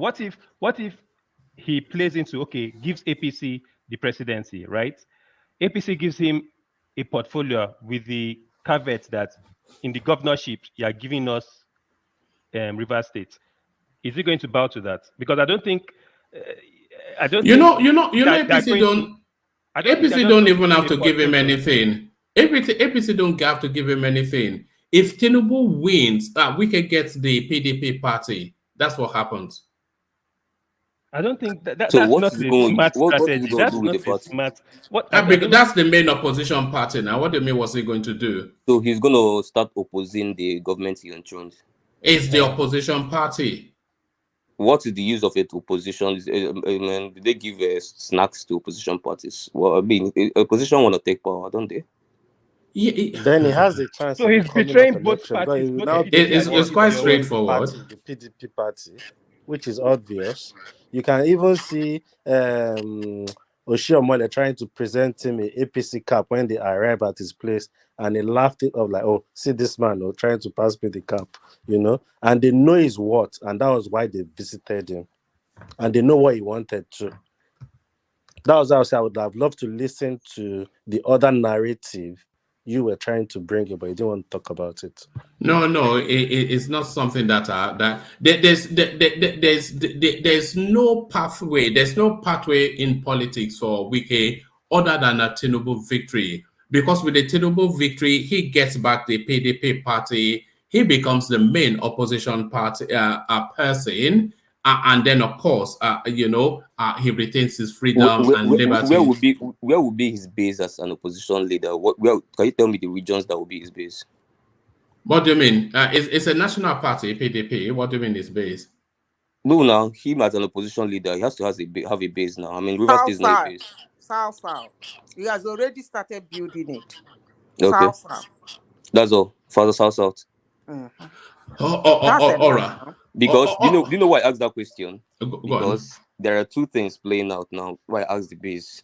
Now you betrayed the North by sabotaging Atiku. You betrayed the Southeast by sabotaging Obi, and then now you are back as an opposition. You want to build a base. Mainly by South. I'm not sure that. The North considers Atiku a betrayal. I'm not sure. I think you have to listen to these guys talk. These guys talk in the North and see how. Which guys? Do you know? At some time, somebody gave me a conspiracy theory that I wasn't willing to buy, even though it made some sense, but I thought it was still yam head. That the whole Wike thing was to spark up support for Atiku in the North, but I know that was a yam head whatever, because Wike does not like Atiku. It's not that simple. But then we cannot dispute the fact that Wike has helped Atiku to gain momentum in the North, because if you listen if you listen to a lot of that space, all those their elders that come to the TV to talk, and then some of their politicians, they are always referencing to that. All those things Wike is doing, it must come to the South. They must say, oh, okay, oh, really? Is that what you're okay? Fine. Let's back. Even though Atiku is not really our favorite, but then let's show these brats in the South that North is still in control of this country. So that is helping. In fact, there's an APC guy that said that in one radio station, that Wike is empowering Atiku and he does not know it. And now we are seeing Atiku gaining the momentum in the final laps of the election fast. So like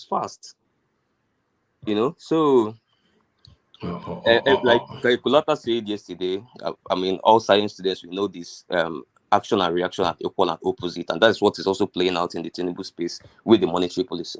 One more. All right, brilliant. All right, let me throw this the video. Sorry. Yeah, let me throw this video that somebody said to throw at you. I've not seen it as well, so let's watch it together. So somebody sent this in to throw at you. I was then invited to what was like a retreat of the team that he was going to work with in Ijebode, like Gateway Hotel in Ijebode. And subsequently, after he became governor, I'm not seeing I used to actually lead the cabinet retreats that he had. Cannot see it? No, I can't. It's not playing on my screen. I can see the video. Party told me, right? Yes. I can see it too. Wearing blue suit. If someone can maybe explain or say, all right. Let's watch it first. If you can't respond to it, then maybe Charles can. He's the other obedient here. I was then invited to what was like a retreat of the team that he was going to work with in Ijebode, like Gateway Hotel in Ijebode. And subsequently, after he became governor, I used to actually lead the cabinet retreats that he had. Do we have a retreat? Oh yeah, every quarter in Akudu. Everything that's happening in Lagos was planned back then. That is why my respect and regard for him is extraordinary. I told somebody this story a few days ago. Why do I think that Bola Tinubu is a leader? In those early days, there was tension. He didn't get along with his deputy. And at one of those retreats, we had Nakodo. And of course, everybody would talk. In spite of the tension, everything was flowing very smoothly. The deputy was very aggressive in stating how he feels on things. There would be just quiet, and the conversation would continue as if nothing. Either they ignored what she said, or they just politely commented on it and moved on. It was when I said, it's really nice. I'm sure. Well, here's this fellow who can manage these differences so well. That went on until one day the governor had something to run into Lagos for. Not long after he left, these women in the cabinet, they came in their houses and descended on this woman and tore her to pieces. At that moment, it struck me. It is the aura of this Bola Tinubu fellow that's keeping this place working. That was the day he won my respect. And it is all those plans that are played out. They had problems. There are difficult times. There were times when he got too political. And he had a good judgment to pick a successor. Most of us disagreed. We thought he should pick somebody else. We preferred somebody else. He explained his reason. A successor turned out to do a pretty decent job. And then again, the next step. Again, we saw wisdom in the choice that was made. So, gentleman has my respect. Okay, the great. So there it is. Charles, you saw that. So that was part to Tommy just weeks before the Peter Obi train arrived at his station, telling us that Tinubu built modern Lagos and is the best thing known to mankind. So now, old video. I've seen the video. Old video. Right. One man said it's weeks before we arrived. Patrick was one of those that wrote APC manifesto now in 2015. Right. So the eulogy about Tinubu being the progenitor of modern Lagos, Patu Tomi. I have always agreed that he laid a good foundation for Lagos State. A masterful manager of resources and people. That's what Patu Tomi said. Okay, so one man, if the one I said is not enough for you, maybe. Okay. One man, can I speak to the Naira redesign space? Yeah. Go on. Go on to the Naira redesign space. Did you want to talk about the 200 Naira that is not in circulation, but which Buhari insists has to be the legal tender now? Yeah. A little short of 48 hours after the broadcast, I went to the streets yesterday, Lagos mainland. I actually took for some videos. So I'll send it to you on Instagram. I also have to talk to random street guys and people, shops, to know how, if the tension in the monetary space was releasing. It's people coming to buy with new currencies now? Is the 200 Naira making any difference in their lives? Are they receiving it more and all that? So some of them not very optimistic. Some of them also are like, okay, yeah, yes, people are paying more of 200 Naira now, the old ones and all that. Some of them had but what I noticed in this in that space, in my market, whatever, yesterday, was one man. My fellow Nigerians are also holding new notes. A lot of them are holding new notes, and I think it's not like they're holding it out of anything. I think it's just the anxiety in this space. So people get new notes and they keep it, they don't spend it. They wrap it in their shops, they box it inside cartons, and they never bring it out. And it's happening in millions of spaces. That's one of the things I picked up yesterday. But one man, to the Naira redesign space, I'm going to address 6 things on that space, one man. And that is the people that has the blames in that space. Then I'm going to address what went wrong on that space, because I had a very extensive conversation with an auntie who works in First Bank. She's a senior manager there. I'm going to talk on the Buhari's agenda on that space, contrary to maybe popular opinion by some people on the platform. I'm going to talk about the political advantage, if it advantages anybody, if it disadvantages anybody, and then we're going to talk about the solution one more real quick. So on that Naira redesign, 3 people has the blame. Buhari, number 1. Godwin Emefiele, number 2. Then number 3 is the sabotaging politicians and the elites. I don't want to put the ordinary people. I think their impact is not so much on that space. So for Buhari, one man, master stroke policy. There's no doubt about that. There's no equivocation about that. This policy is a master stroke policy.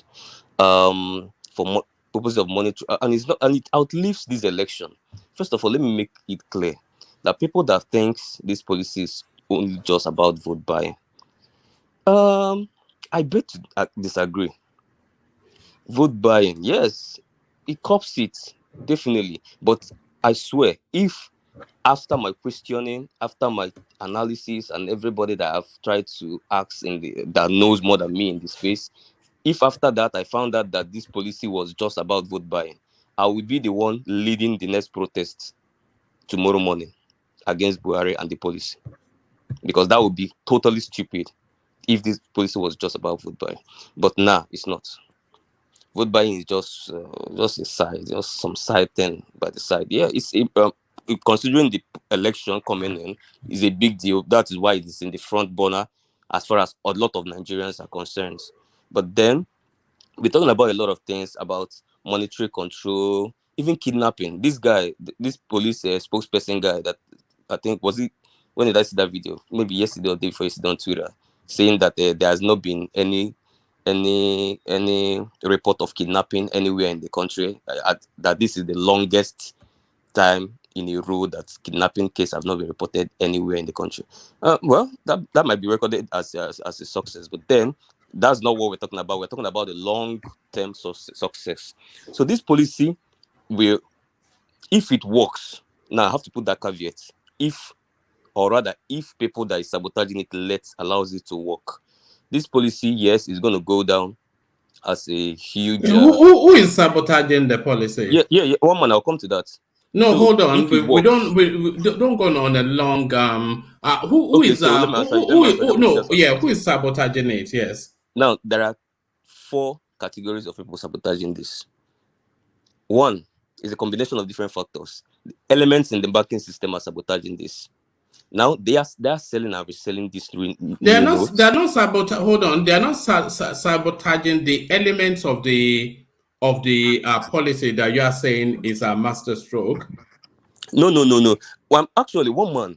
The problem with this policy is not the policy itself. It is the implementation, the money supply part of it. That is where is that not where people have a problem? That's the only space that the problem is. Yeah, and but that guess is what? And that is a problem space. Yes, that is the problem space. But guess what? All the agitations is not knocking on that space. Especially the people that is carrying the agitations on their head. The people carrying the agitations on their head are knocking on the space of bringing down the policy completely. Now, hold on. You can't say that. I've not heard anybody saying that bring down the policy completely. Bring down the policy means hold on. To run. Probably infinitum. No, nobody said infinitum. What are you doing now? We are all in the same space now. So why you probably. Just don't put it as a probability when it has not been expressed by anybody in the space. Okay, so extend the deadline, right? Yeah, that's the only space that there's the quibble. Okay, but that is not the problem. Deadline is not the problem. But you said that bring down the policy completely. Nobody has said bring down the policy completely. That is bringing down the policy, and I'm going to explain to you why it's bringing down the policy. Okay, you know what I'm saying? You cannot be making a policy. I asked my auntie a direct question, which is why I've not been clear about.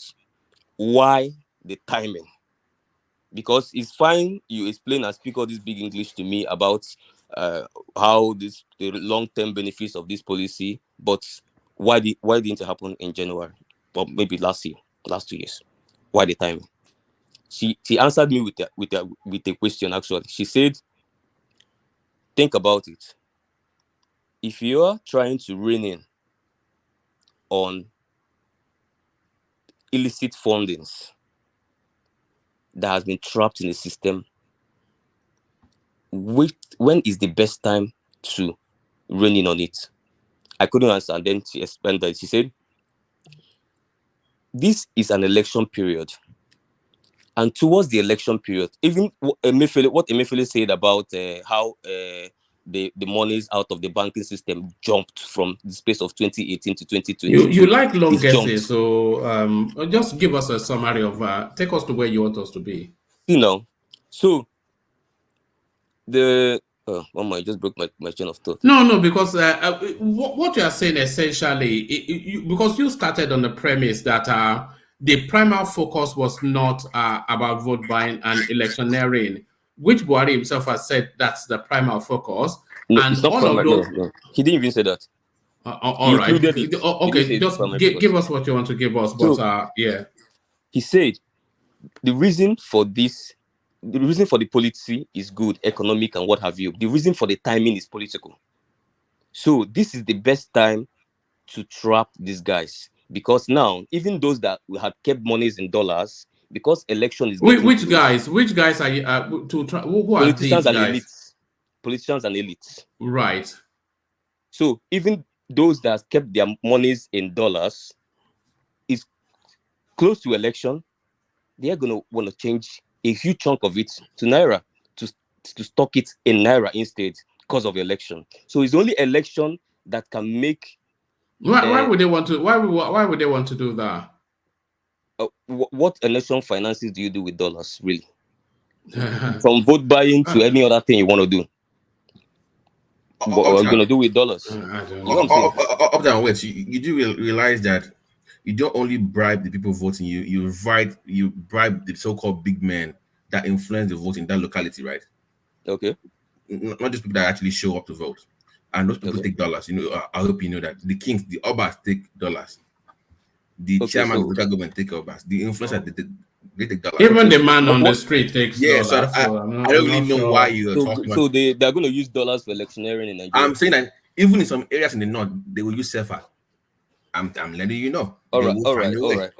So it's your opinion. They are if they use dollars. It's a fact. You can't say it's his opinion. So you don't know this uptown. I don't know what is even. I've never heard that people are using dollars. You don't know them to use dollars to buy vote. Look at wait. Here's the point. Here's the point. People that vote, not everybody that votes takes bribe or collects money. First of all. Second of all, those influencers, like I mentioned earlier, the kings, the bailiffs of the town, the pastors, the reverends, the imams, they do collect dollars. So that dollars will still be useful. Now the question is, do they have enough naira to move around? I would say yes, what guess what? Why do you think we have cut it in the first place? Those cash, those new notes are already with politicians. They already got it. How many new notes did they make for the print? So why are your politicians quivering over this naira redesign? How many new notes? Why they how much new notes did Emefiele release to the bank? Maybe that's the question you ask first. No, you can say let me just you can say maybe it's not enough for them, but it can be enough for them. They can but say they cannot use dollars. Is what I let them. In fact, dollars is even preferred. Is even preferred. So I'm not sure. Uptown. Let me bust your bubbles. You see all these federal honorables, all these. Wait, in what denominations? Let me tell you something. Uptown. All these federal honorables, all these senators in Nigeria, when they are in that position, they don't even talk about naira. I've moved with a lot of them. Their text message, what you see is in dollars and euros. They don't talk about naira. Okay. So you are joking if you are telling me you don't know all these things people are telling So why are they quivering over this naira redesign? If it's dollars. Sorry. Charles, I explained that on. Even Kulata explained it on Rules of Space. the squeeze on the Naira space, they're looking to use it to create an anti-government sentiment in the polity, which would then punish Tinubu at the election. So that's one where man, before I go, let me say one thing real quick, please. Yeah. One man, it's very funny to me that the people that labeled Buhari al-Sudani a few years ago are now championing his court. All of a sudden now, the guy was ignoring the court orders to release Nnamdi Kanu a few years ago. They said it was going against court order. Now it's not Francis Supreme Court. Suddenly it's not the right place. The level of hypocrisy at this point is annoying. You already put this guy as anti-Supreme Court. Now that it's against Supreme Court now, all of a sudden it's the best is sliced bread. How did what you're saying? How did he run with the money police? It does. No, you're talking about Buhari as a person. We are talking about a money police. A person. Yeah, that's what I'm saying. I'm discussing money police. I'm not discussing Buhari. You know, don't let me lose brain cells tonight. Let me So one man. So the people sabotaging that space is a combination of the politicians and people, elements within the bank. So sabotaging what space? You have not clarified the money that. money supply space. The money that's sabotaging the implementation of the money distribution. So even the POS service operators, they are playing a huge role in that space, which is why Emefiele has now. But the CBN itself, the CBN itself has admitted the lack of capacity to print enough. No, has been debunked. It was debunked in their official page. They said they never seen it. You know, what are you saying? I don't know. That was debunked now. What are you saying? For God's sake? On a fairy tale, something or the other. When they openly told that they don't have enough printing paper to print enough this thing for us, and then you are saying that they debunk what?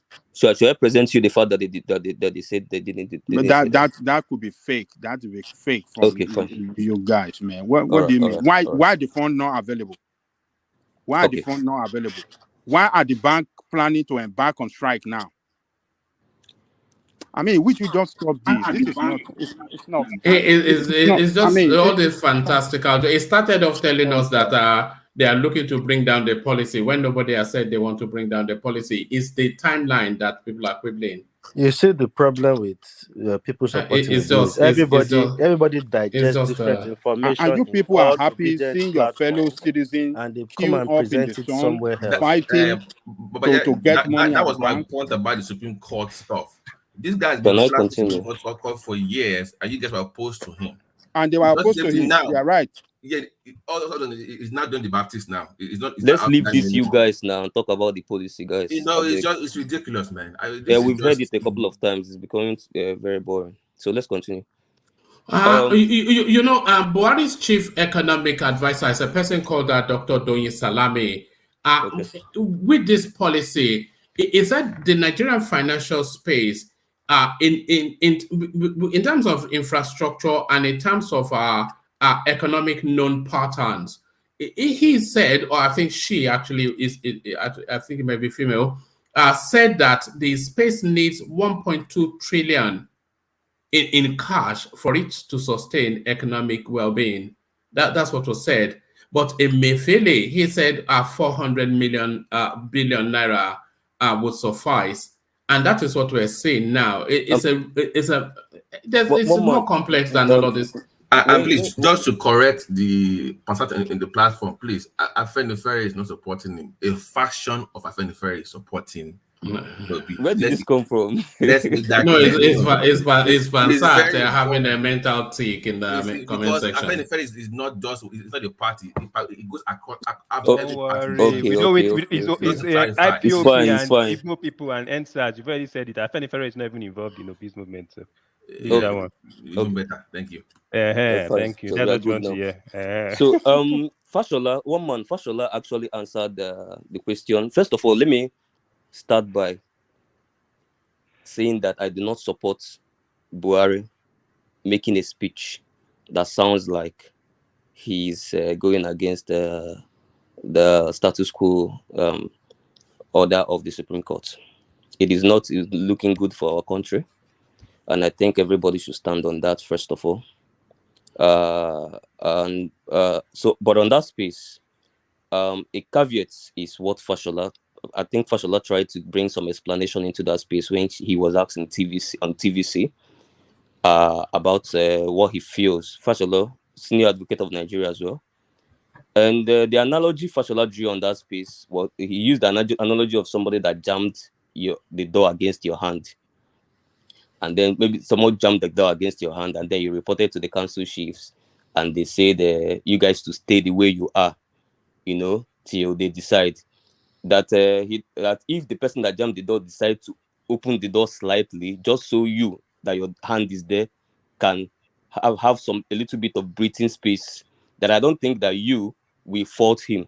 So I'm quoting Fashola verbatim. That's the analogy he drew. That's the picture he painted, where he was trying to justify what Buhari did on TVC. So that was so maybe from his angle. So what he's trying to paint is that what Buhari only did is that, okay, I understand people are suffering. I understand Supreme Court has the status quo, but I can tweak one or two. Hopefully, it can ease things, and by the time Supreme Court sits, they will now see that things are a little bit eased up. They might just allow the policy to go on. So that is Fashola's analogy. And it makes sense. No, it doesn't make sense. No, no, it does not make sense. Because what's the and I'm not even sure I saw that interview, so I'm going by your. No, don't worry, I'm not going to TVC, but it doesn't make sense because it's not a case of jamming the door on somebody's hand or whatever. What the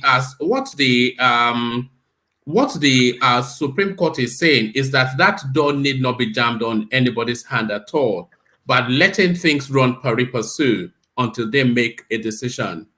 So that analogy is false. What Fashola is saying, and anybody can go and verify. I'm not making this up. It's on TVC just yesterday, so the video will be. No, but whatever I said, that analogy is false. Okay, well, yes. That is Fashola. Yes. So thank God it doesn't belong to It'd me. be hard for me to even believe if we talk like that because no, it's so I'm making it up. Anyway, we go and Mama, maybe you post me and go to somewhere else, so I go and get the video, because this whole idea of people thinking people make things up and come to public. No, you may not have made it up. Maybe you listen to it. I even brought his own story of door and jamming hand. He created the whole door versus jamming hand thing. Okay, so because it's Uptown that said it's not right, but it's not that it's not whether Fashola said it. Was defending what Buhari said. Okay, let us forget about Chadola. Continue. So for me personally, and he's working for Buhari, so he can say whatever he likes. He's still in the government, so he cannot say anything contrary to the position of the president. The person. Well, you actually can, because Keyamo did, so he can. All right, but bring us to a conclusion, because we are now meandering somewhere where I'm not quite sure. Bring us to a conclusion. I needed to cite what Fashola said, but for me, my own personal position, what he did, making that whatever is wrong. Also, the one El-Rufai did is wrong too. They are both wrong. Nobody's right. They are both wrong. You are contradicting yourself now. No. How can you be talking from both sides of your mouth? No, I can't justify what El-Rufai did because he feels it's justified because of what Buhari did. Emperor. Wait. Buhari is not an emperor, okay? If I'm a governor of a state, I have the right to speak for my people. I think. Okay, so what's the impact of that now? The what? What is the impact? That's insurrection. So what is the impact of what he did now? It's not insurrection. It's you obedient that are calling it insurrection. Oh God. What is the impact of has he made 500 and 1,000 legal tenders? He hasn't. What is the insurrection? How can you have a Supreme Court order or something? Let me tell you why. Let me tell you why it's insurrection. Let me tell you why. He had legal to make that position known to his own people. Wait. But then, does he have the legal whatever to come to national TV and assume that some people are planning interim government that he cannot back up? Let me tell you all the claims he made in that speech. Now he said people are planning to force interim government. He also claimed in the same speech that people are planning not to hand over power in this election, and he also said people are planning not to conduct the election. He kept contradicting himself. The man is in government. He has info you don't have. That's right. You don't have. Wait. He have He has. you know how But much Femi Fani Kayode intel that he is in get today? DSS. He went there and he told them, and they asked him, so give us some evidence and whatever he think. He said he didn't know when he said it was a mistake. He was just blabbing Oh his God. mouth. You lost me. I don't know what's going on. There's no. Were A lot of DSS cross examination? They are No, you making cannot. reference. They are making No. reference to FFK. FFK Where is not in exactly did you government. say what you just You, said now? you can't Wait, compare FFK with Rufai. let's calm down. Calm All down. right. Let's calm down. Uptown for time. Bring it home, but let it hang together because a lot of the things you are saying they don't hang together. So hang it together to a conclusion. Hang it together. They hang together in every other space. One more. Kaduna. Yeah. Buhari Okay, is just land your point. Buhari is to Every be other blamed. space. Which spaces am I blaming Buhari in? Execution of this policy, monitoring of this policy. He remains the chief executive officer. He remains the president. This policy is good, wonderful, master stroke, what have you, good. But did they execute it well? No. Did they preempt those sabotages? No. So it's just like coming to say, I put a security man in the door and armed robbers come in and I start blaming the armed robber. No, I won't blame people sabotaging. I will blame you. You didn't implement it very well. You didn't foresee it. I'm blaming Buhari. I'm also blaming Godwin Emefiele. Also on the same ground of poor implementation, poor execution, and also poor monitoring. So I'm just going to skip the saboteurs because saboteurs will always keep something, will always take advantage of anything that is not well inspected. So it's not their fault. I won't blame them. I don't care about them. The solutions, one man, instead of people going around constituting nuisance, putting pressure, hitting up the polity, I think what we should start doing in this country, we're a couple of days to election. If people really, really don't have their own personal whatever that they are covering, then across party lines, everybody should come together. In fact, I believe this year Supreme case, whatever, should be settled out of court. Gather in Aso Rock, political solution. Buhari, explain to your APC governors what you're trying to do. Get them on the same page. Don't fight them. APC governors, don't fight your presidents. Let us make the policy work for everybody. Because at the end of the day, it's about Nigeria. People have Uptown. their own personal interest. You get what I'm saying? So, what Uptown. Yeah, I get solutions? what Like, you are saying, but I I'm think coming. okay. Godwin Abaseki has already announced that, see, I will try to work with the banks in my state. Let me see how I will support. Let's work together. Let's make, the most important thing is, let us make the note available to suffering Nigerians. We can go and be playing our politics in Supreme Court and we're marrying there. That's not my concern. Let's tackle the problem. The problem is not the battle of egos. The problem is not whose ego is being bruised, who is going to win this political. No, the problem is how do we get the money to the grassroots as fast as possible? How do we But we get can't be acting monies like of you don't know the Nigerian people in their solution. hands as What fast as money? The possible? solution is right there. The presidency and The the money CBN council, they supply. don't know the solution. Just the to money let you know, supply one man, angle. do you know Atiku has reversed course and then Tambuwa has joined the suit against the federal government? You know, Atiku was basically on the same level with Peter Obi, telling Nigerians to You suffer. know, Atiku now always jumping to the But popular side. You know Atiku how has he behaves reversed now. course now, and Tambuwa has filed a suit to actually join the suit against to join the suit with APC governors. So they are reversing. The only Anybody that person, was believing Atiku was fighting the this only policy, I candidate don't know. who is still acting stupid or probably thinking it's an advantage is still Peter Obi. And that's So because even he his doesn't older need the money brother, to bribe anybody now. It's not the money. He even doesn't his need older the money brother, now. Peter Obi is older stingy. brother and his Wait, boss. it's because Peter Obi is stingy. All right. He doesn't need the money. Sorry, Babati. You know I always put out my Instagram, and you know people always pumping stuff just to so what Opta was saying. Somebody has found it on the Fashola thing. Well, we can listen to it, but I think the person is saying Opta might have a point, but carry on. No, I was lying. When he said hitting the polity, do you know what is hitting on the polity? printing 300 billion, even though you mopped up 3 trillion? Do you know what the city done the policy? Not knowing what you're doing as a president. Do you know what the city done the policy? Not following the Supreme Court order. Do you know what the city done That's the why I policy? blamed all of them. Now, did you hear me Buhari is the blaming all one of setting up them? the policy. You cannot blame everybody else. If I'm a governor, my people are suffering. I will speak up for my people. Forget party lines. Up, down. This is not a party issue. It's a people issue. Let's play Fashola's video. Oh, okay. Do you want us to play it? We can play it if you want us to play it. Let's just. Okay, I thought you wanted to play it too. Sorry. No. The guy that sent it in. No. The guy that sent it in said you partially have a point. He said to listen from this point. Let's. I know better, but one of the examples I offered when we were having this conversation yesterday was that, look, listen, if I shut the door on your finger and you went to court to say that, look, the court should direct me to open the door. And I said, okay, let's wait for the outcome of the court decision. And you are in pain. And people are in pain. The question to ask is, if I attempt to open that door, would you, the person in pain, be saying I'm acting in contempt? Or would you gladly have me open the door and then we can go back to court and say, look, the matter, we have resolved it?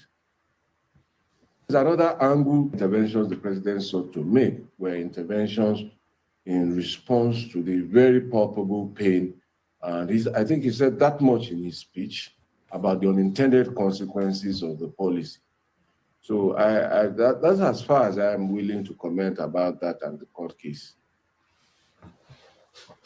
The matter has gone to a situation where it is seen by many as a party fighting against itself.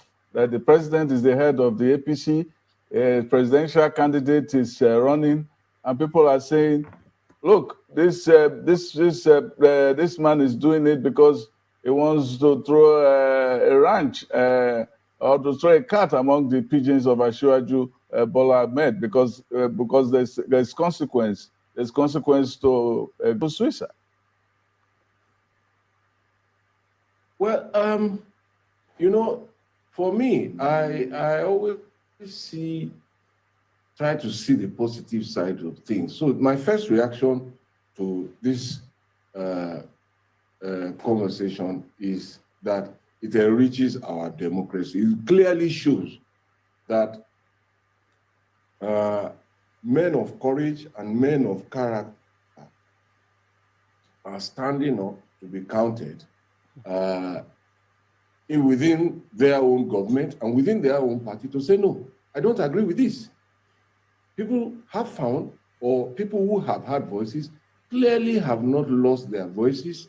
Somebody like Asiwaju, because he's seeking the presidency, has not lost his voice. His well-known voice of being an agitator, an activist, somebody who fights on the side of the people when there seems to be no help. And this has been his typology and character. So he's saying, no, yes, this is my party, this is our policy, but it's causing pain. So let us look at it.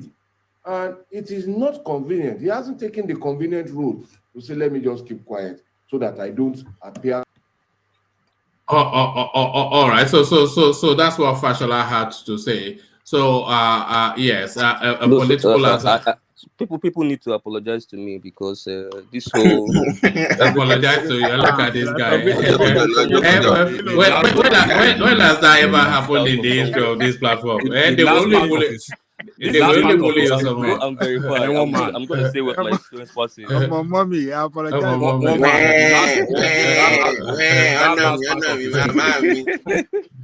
That last part of his statement, who is that an indictment on some people, part of the candidates? 100%. Yeah. Okay, so we should take that part into cognizance too, because there are some now who are telling Nigerians to suffer and they are sitting on the fence. So that's an indictment on their part. But he's not he's not a fighter. He's not a fighter of the masses now. What did he fight during ASU strike? Did he fight during NSAS? Did he fight during the banditry? That's another point. Another that's very a, Did he fight? If fought for your democracy, if fought for your democracy. He only fights when his interest is at hand. And right now, to talk about the interest answers, hold on. If you want to talk about the answers, are you Did Peter Obi fight for your democracy? Did he? We are talking about Asiwaju. Asiwaju is of more political standing than Obi. Hold on. Peter Obi went to court to fight against avoiding. Good to have you back, by the way, Charles. I'm going to ask you where you have been all this while, but At NSAS partner, are you aware of that, Charles and next? Do you know that? That what? That Peter Obi, right? He went to court to file an injunction against avoiding to be questioned at NSAS panel, and then the same thing to James Nwafo, who was a CSO, who was accused of killing those Igbos in the Akuzu NSAS debacle then. Are you aware of that too? We're not talking about Obi. We're talking about Tinubu. We are talking about Obi too. How many times has he agitated? How many times has he fought for the people? How many times has Obi fought for the people too? Obi is not of a grand standing than Tinubu has more mouth. We are talking about Tinubu makes mouth. Obi makes government mouth and everything. Obi makes mouth. You people say it now. Obi is a small boy now. Of course, he's a small boy. Obi is a small boy. Let him. You guys have agreed already. Let's move on. If you are saying you have found the ground. All right. Uptown. Round off your thoughts in just a couple more sentences, and then I want to go on to Kolata because that is running on NSAS till now. He avoided to come to speak about NSAS. He went to court for that, challenged it. All right. He did say to James Nwafo. So you guys should set the record straight too. All right. Back to Uptown. Just condense it because Rounding off, I'm just going to round off with. Of course, I've said I'm advising them to settle out of court. Let them not hit up the polity and let them just settle whatever nonsense they're doing within their APC. And let them give us a free and fair election, really. One man, again, let me state, I don't think this is a jihad, whatever. I don't think Buhari is trying to take power to the north. I think this guy is just a guy that just want to conduct a free and fair election, a level playing field. Is the methodology of it, is it working? That's debatable.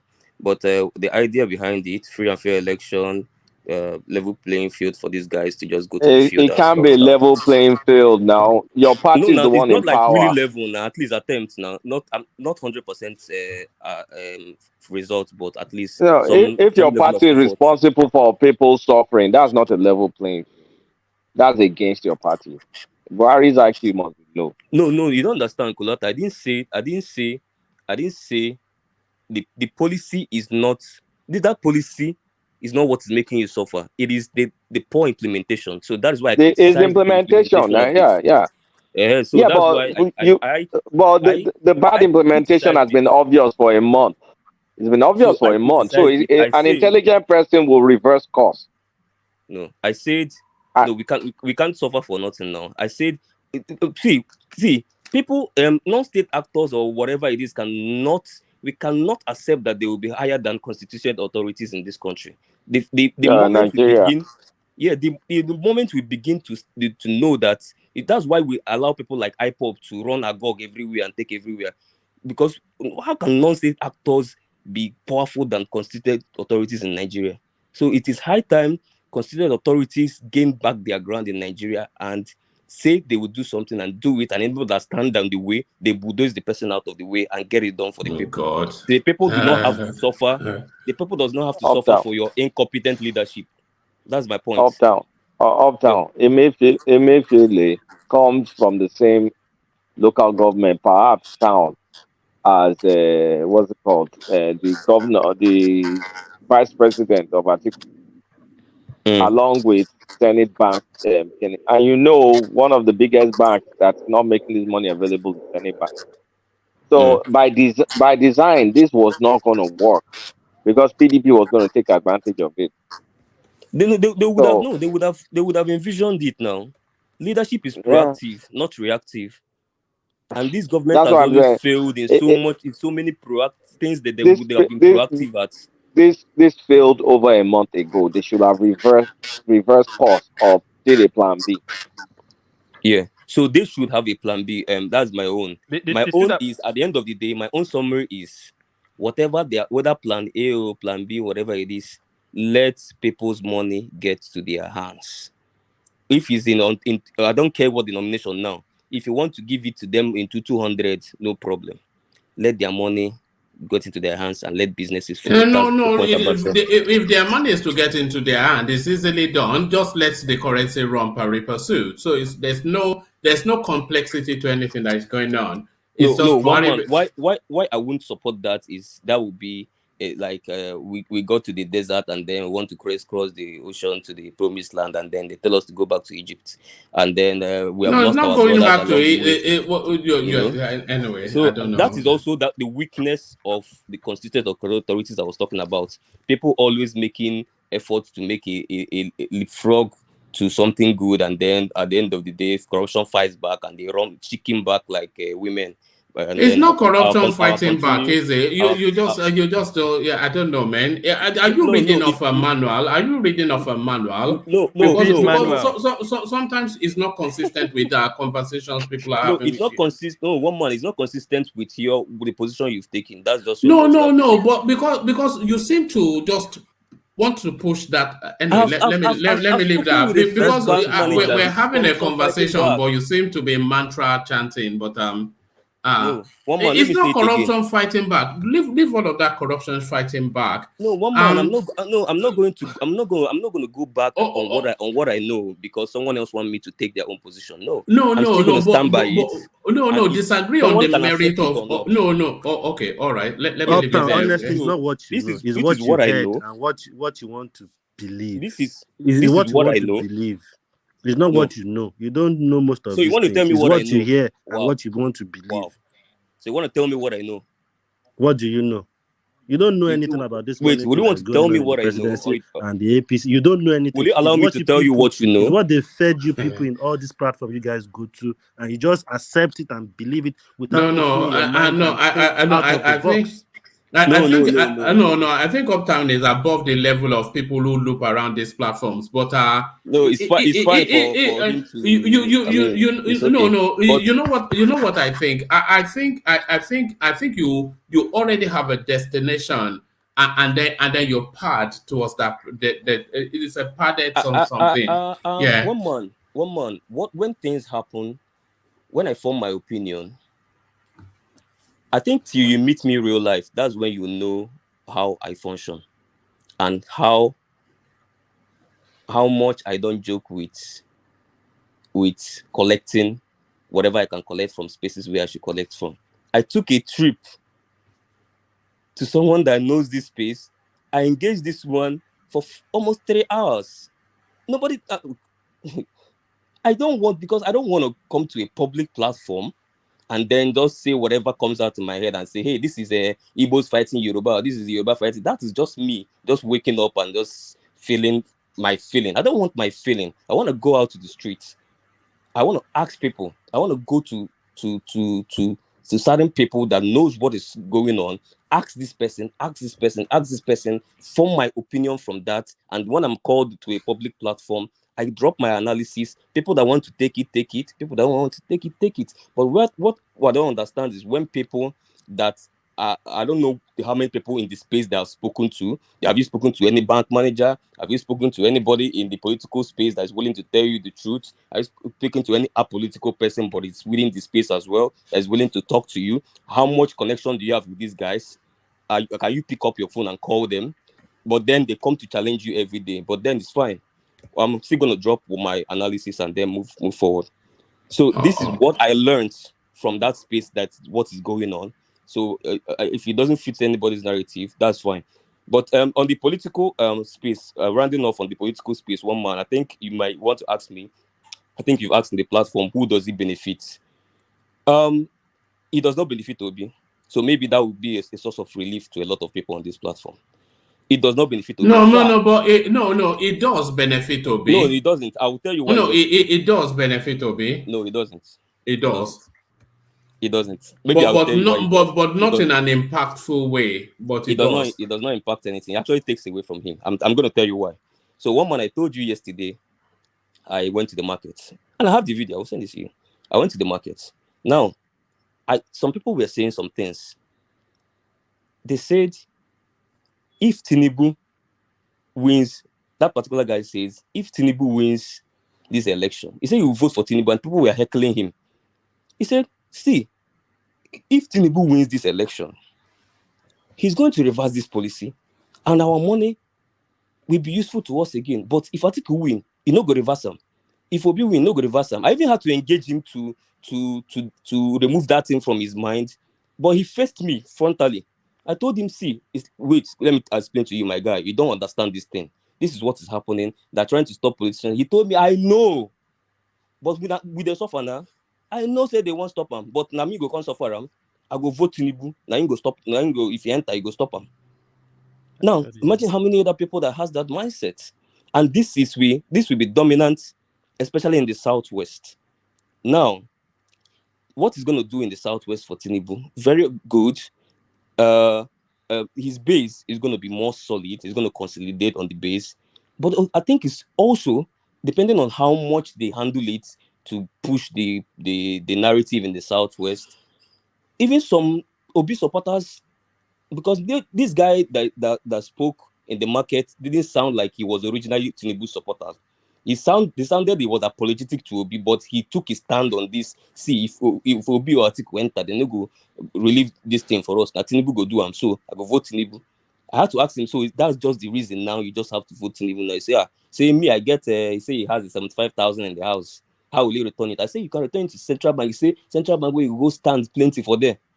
Say no, I beg. If not, say Tinubu, may they leave him. If he win, make it come out this thing. He has taken his stand. I couldn't even change his mind. Now imagine people that is taking that stand. So it's a benefit for him if they push it even stronger. But I don't think they need to. I think he's already on the street. That's a marketplace.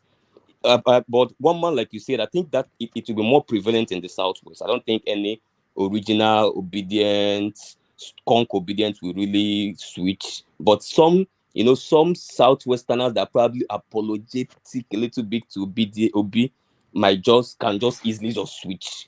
This policy that's a misreading. That's a misreading of it. But I want to move. Yeah. So that is what. So that's where No, let Uptown land. Then I want to move on to Kolata because that is where I think that is where it impacts Tinubu. So I don't know. Atiku, I don't know. Someone saying it's going to impact Atiku. Maybe some of these guys in the north might just want to vote. I don't think so. I really don't think so. I think it might also even impact Tinubu again in the north. This thing might actually be a silver bullet for Tinubu at the end of the day. But everybody's criticizing Obi. You people think Obi is the biggest loser from this thing, because apart from losing from south west. All right. Hold on. It's a very weak interpretation of the space, but let's just move on. Let's hear from come in, John, and then we go on from John to Kolata. It's just for time, Uptown. Okay. One man, please. Buhari is not trying to create any level field at all in this election. The question I will ask right now: why don't ask a question, because I'm only going to go after you to Kolata. He didn't do this when he wants to run for the second time. What he did is he knows people were he knows there was hardship then. He wasn't stopping vote buying in 2019. 2019, He gets and now he's a Latter-day Saint. He's suddenly a saint now. He gets people to trade that money instead of giving them more. In fact, that was unbelievable. Thank you, Jerry, for forgetting that. Yeah, okay. The vote buying, Oshiba doing the market square handing out 10,000 naira. But Kulata, there it is. It could go on forever. But let's come to you, Kulata. And Kulata now, this language we're hearing from the north, the political space just continues to confuse. Article unfair to us. We don't know him. Northern elders deny endorsing PDP candidates. So the pace of change within the landscape is so vast, it's so swift.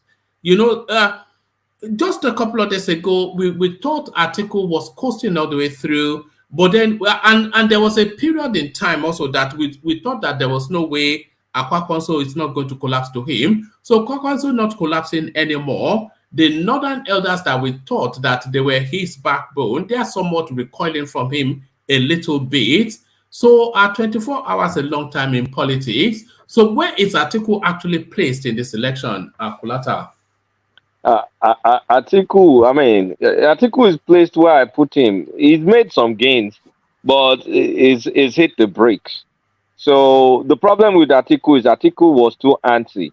Like rather than just keep quiet and not be impatient, just let this policy. You know, when your opponent, when they're digging the grave for your opponent, just stand aside, let them dig the grave, and not until they put your opponent in there and bury him before you talk. But as they got the shovel, Atiku started talking, dancing around, talking, I mean, supporting the policy and all. But you know, now it's very, very difficult for him to reverse course. But you know, I told you guys, like, was it 2 weeks ago, that this is a game of political messaging.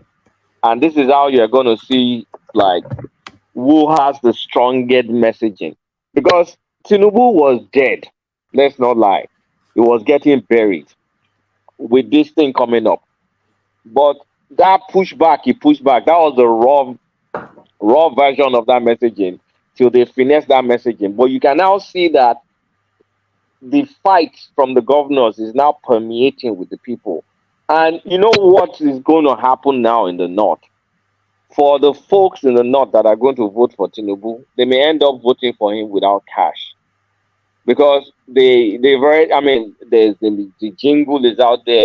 I can't speak Hausa, but it's more like they were saying it in even the Bono rally today. It's more like money or no money. Oh, Tinubu is a man. That's the English summary of it. And you are seeing it in the north, and they are taking it in the north. And now for Sokoto State, I mean, I said Sokoto, I'm a Yoruba guy. For Sokoto State, no, there's no H in Sokoto. For Sokoto State to join this suit, which is 10 states against the government, you know, it's had an impact because Tambuwal is no fool. The So Sokoto as people, Tambuwal jumped in, yes, it's jumped in. Tambuwal is the only PDP state that I've seen I mean, that has jumped because there are now 10 states that are now on that lawsuit against the federal government. And I was shocked to find Sokoto in there, and that must have come from Tambuwal.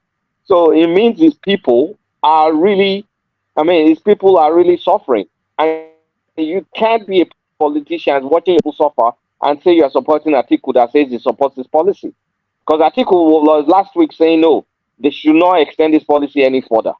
And that's on record. That's been documented. And of course, you know they're going to blast that throughout the radios in the north.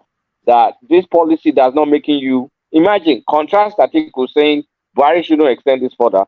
Contrast that to El Rufai and Ganduje saying, no, we're going to chase the banks out of Kaduna. We're going to chase them out of Kano. You guys must take the money. So one side looks like they are fighting for the people. One side looks like, one side looks like a political opportunist. So, and I said it that they're going to distance themselves from this policy, and so I mean, it looks like they're all. I mean, let me say they're so. It looks like they're going to be successful. I can't say for sure, but it looks like they're going to be successful because the tide has been reversed. You know, at some point in time, you could say Atiku had massive momentum, but I said Atiku, while he had some momentum, he was also faking momentum too. Because that was when he started saying he's talking to Peter Obi, he's talking to Kwakwan, so they're going to be and he was dropping out. talking to about 300 APC members and all these kind of lies Yeah, that he yeah, tells. Yeah. all those lies. So that's I mean, he wants to put a sense of invincibility into people. So you think that no, Atiku has gained the north, Atiku has gained the north, and you know what? What's the name of that English that um more like lies will become true. I can't remember what it's called, but he's almost wishing his way into a momentum. But of course, with the pushback and the unity, what is going on, what is really going for APC is a simple thing: the unity in the party. Forget about Buhari and his crew. Forget, I mean, they're not there. Forget about the lame duck crew. But the core APC politicians, the core ones that still have stake in the party and candidates and political aspirations, they are united. And they're united, and not just united. Tinubu is kind of like anchoring them together. So this is where political gifts comes into play, which Tinubu has. He can read political tea leaves, and then he's still holding everybody's hand, doing meetings with all of them. Like he's doing meetings. I think he did something recently with like the House APC people and co. So he's holding their hands. Everybody is galvanized. So when you have, I mean, there's power in numbers. There's massive power in numbers, and with this level of unity, they have natural supporters. So when their natural supporters latch on to the messaging of their leaders, and they see their leaders fighting and fighting Buhari, I mean, it's just a matter of time before the tide changes. And I think I've seen the tide change, and I think by the time we get to the election, it may become a tsunami. This election may, I'm going to put May, but this election may become a landslide. My projection had it like Tinubu winning with 1.8 million votes. It is possible that it may be bigger than that. It is possible. I won't be shocked if I see it bigger than that. Let me put it that way. Looking at it from how you are describing it, Kulata, what you are describing is that on either side of the coin, Tinubu wins, the House wins. In Vegas, they say the House always wins. It looks as though because if Buhari reverses, just from the weight of the pressure of it, Buhari reverses position to go to pari passu. Tinubu, it just takes it completely. But if Buhari doubles down, Tinubu has already positioned himself as the champion of the people, fighting against what is weighing so heavily upon them. So either way, he wins. Either way, he wins. It's a matter of being smart, because he had a bad hand like a week or two ago. 2 weeks ago, he was drowning. He had a bad hand, and he's played it. He's played it right. Of course, they're gonna have a very intelligent political consultant. This is not just his own undoing. All these things is well orchestrated and well planned. So it just didn't happen like that. These guys have gifted people in their team, and they're thinking for them, and you can see it that they have a good team. They have a solid team thinking for them. But as it is, I mean, I will not be. I mean, for Tambuwal to join, I mean, before Tambuwal joins, what do you think Tambuwal is seeing on the ground before he now goes to join? The Sultan of Sokoto came out a couple of days ago to speak to the space, to Buhari, that look, this thing is getting too much. The people cannot bear it. Exactly. I mean, and that's in Sokoto. So you can see Sokoto people too will be. So, I mean, Sokoto, that's supposed to be like a blowout for Atiku. Who knows what will happen now? And then whatever happens in Sokoto, you can transfer it to some extent to Kebbi, because they're side by side. So Atiku blew it. He was too hasty. He just jumped in, and I mean, he could have just kept quiet. This is when you just keep quiet. Like you see your opponent like burying themselves, just keep your mouth shut. Obitu messed up. Obitu was like, "Oh, it's a good policy. Everybody, they should just learn to keep quiet. Don't have all this glee when you think you have an advantage. Just shut up." But Obi's position is not in line with his own demography, his own supporters. He spoke to his supporters, but his supporters are not enough for him. Now that's Obi's problem. Obi needs to grow his base to be able to win. But with what he's doing, he's just made his base happy, but his base are not getting any bigger. That's Obi's problem. He spoke to his base, and you can't win with your base. But Kulata, what you're saying now, literally, that the summary of what you're saying now is that this policy, with the way it's going, is most likely to favor Tinubu, both in his base and in the north. In the north and in the southwest, yes, it looks like it's on favor. Yeah, it's base. It's called base, but Tinubu has a wider base. Yeah. You see, he has a wider base. He can win the election with the north and the southwest. That's it. He can win the election with just the north and the southwest. What I wanted to confirm is that, a couple of minutes ago, I said exactly the same thing, that this was going to favor him in the southwest, and I don't even see it favoring Atiku in the north as well. It might favor Tinubu, and somebody dismissed it and said it's a kumbaya, and then it's just a double standard for obedience in the platform, really. And I have to say it. Maybe I don't know. Maybe obedience is the way you guys. I think you guys have big. It's never right when it comes to my mouth, I guess. It's never right. So that's why. See, That's why. Why you being so sensitive today? Why you being so sensitive? No. One man, see the thing here. When you are being objective in your analysis, and you're not analyzing maybe because you're obedient or whatever, it is really painful when people dismiss it just because of your political leaning. Whereas you are making a lot of effort to be as objective as possible according to what you are seeing on ground, and people just use one hand and wave it just on the ground that, oh, he's obedient. So that's just the point. And I believe I'm speaking for a couple of people as well. All right, we apologize to obedience. Let me apologize. Maybe you guys, I'll have to announce being you guys attempted to eat me raw on Dr. Damages today. No, that was an experience, wasn't it?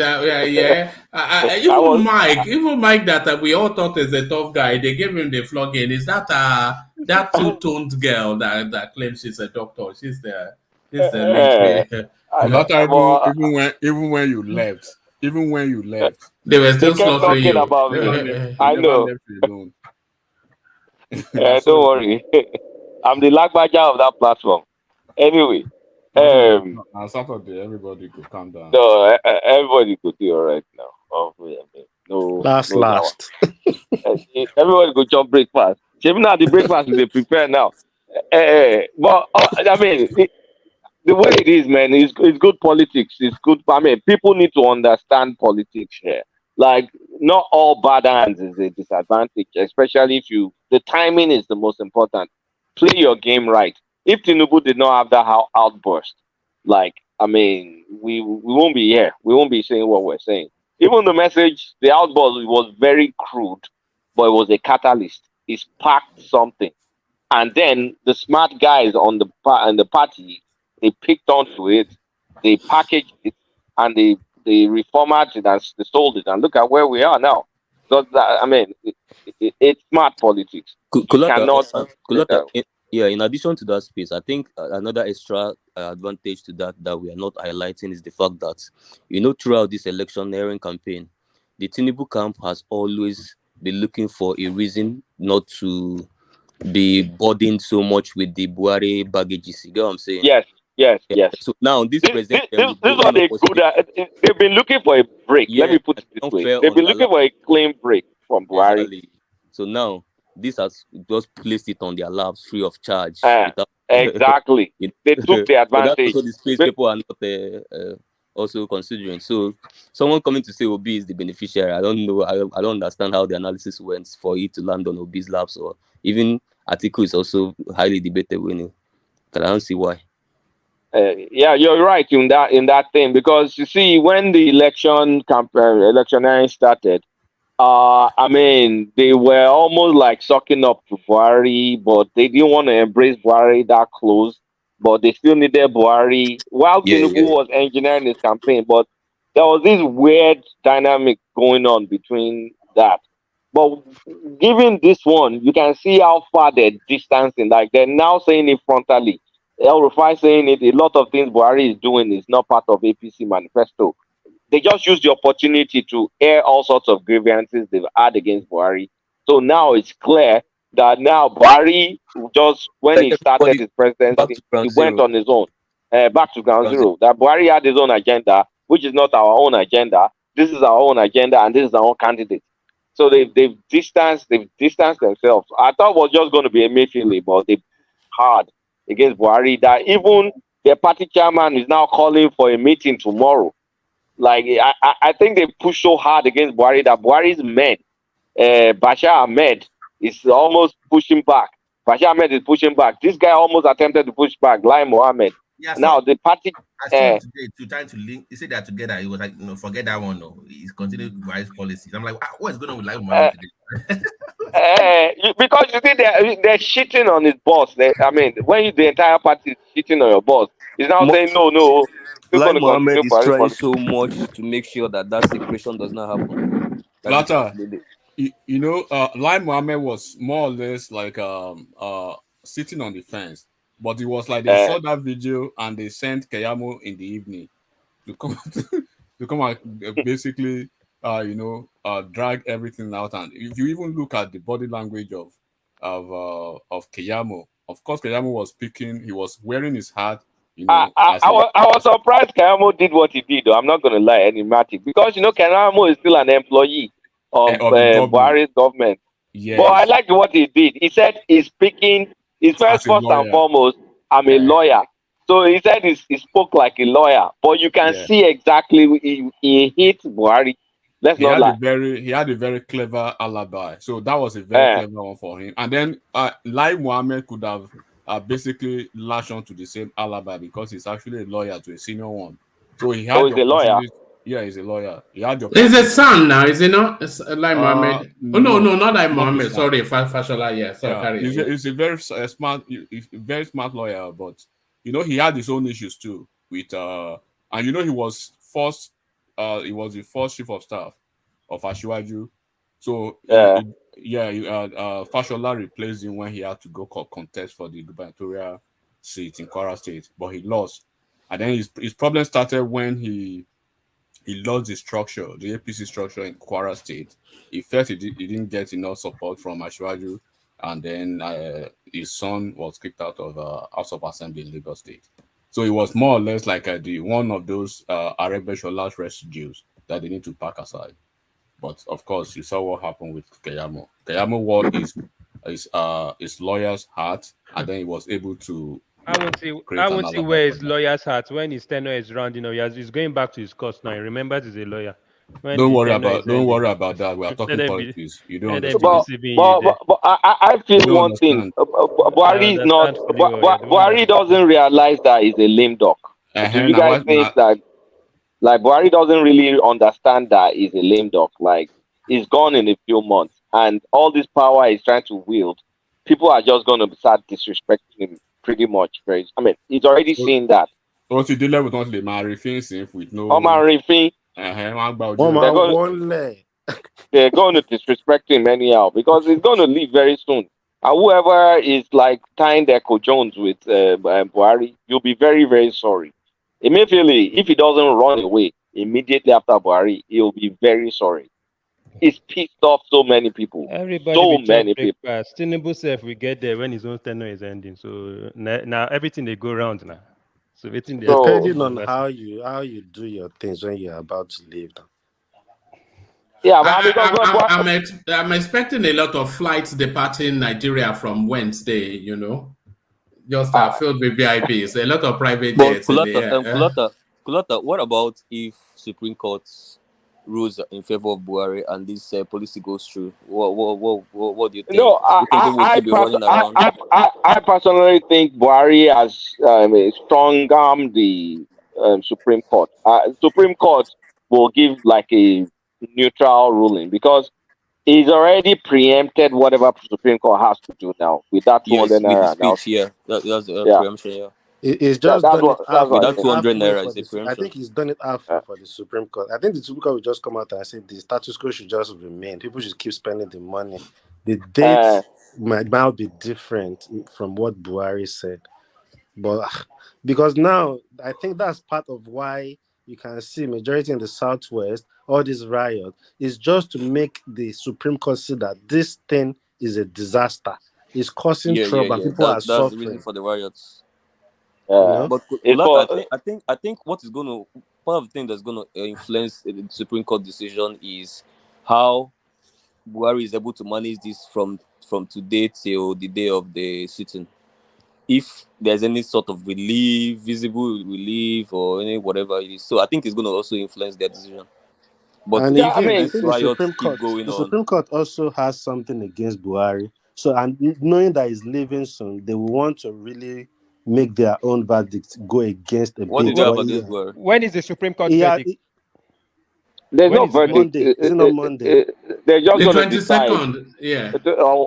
That's on the 22nd. A little bit I, too late. I was also listening to Mike Ozokome today, and he also said that Supreme Court has not even decided if They've it not can decided decide that anything. case. Uh, That it has not even decided if it can even decide the case itself. That's what man said. Was that the clip you sent to me? Yeah, I think I sent you. I sent you Ozokome's clip. Oh, all right. Let's see if it's the one you sent to me. This then, if you and Peter be politically correct, it is. But the implementation is a problem. Politically correct because all those politicians who have been stacking billions and billions of naira. Yeah, but so all right, I'm not sure No, that's one man. the It's not this space. one. It's Yeah. not this one. Yeah.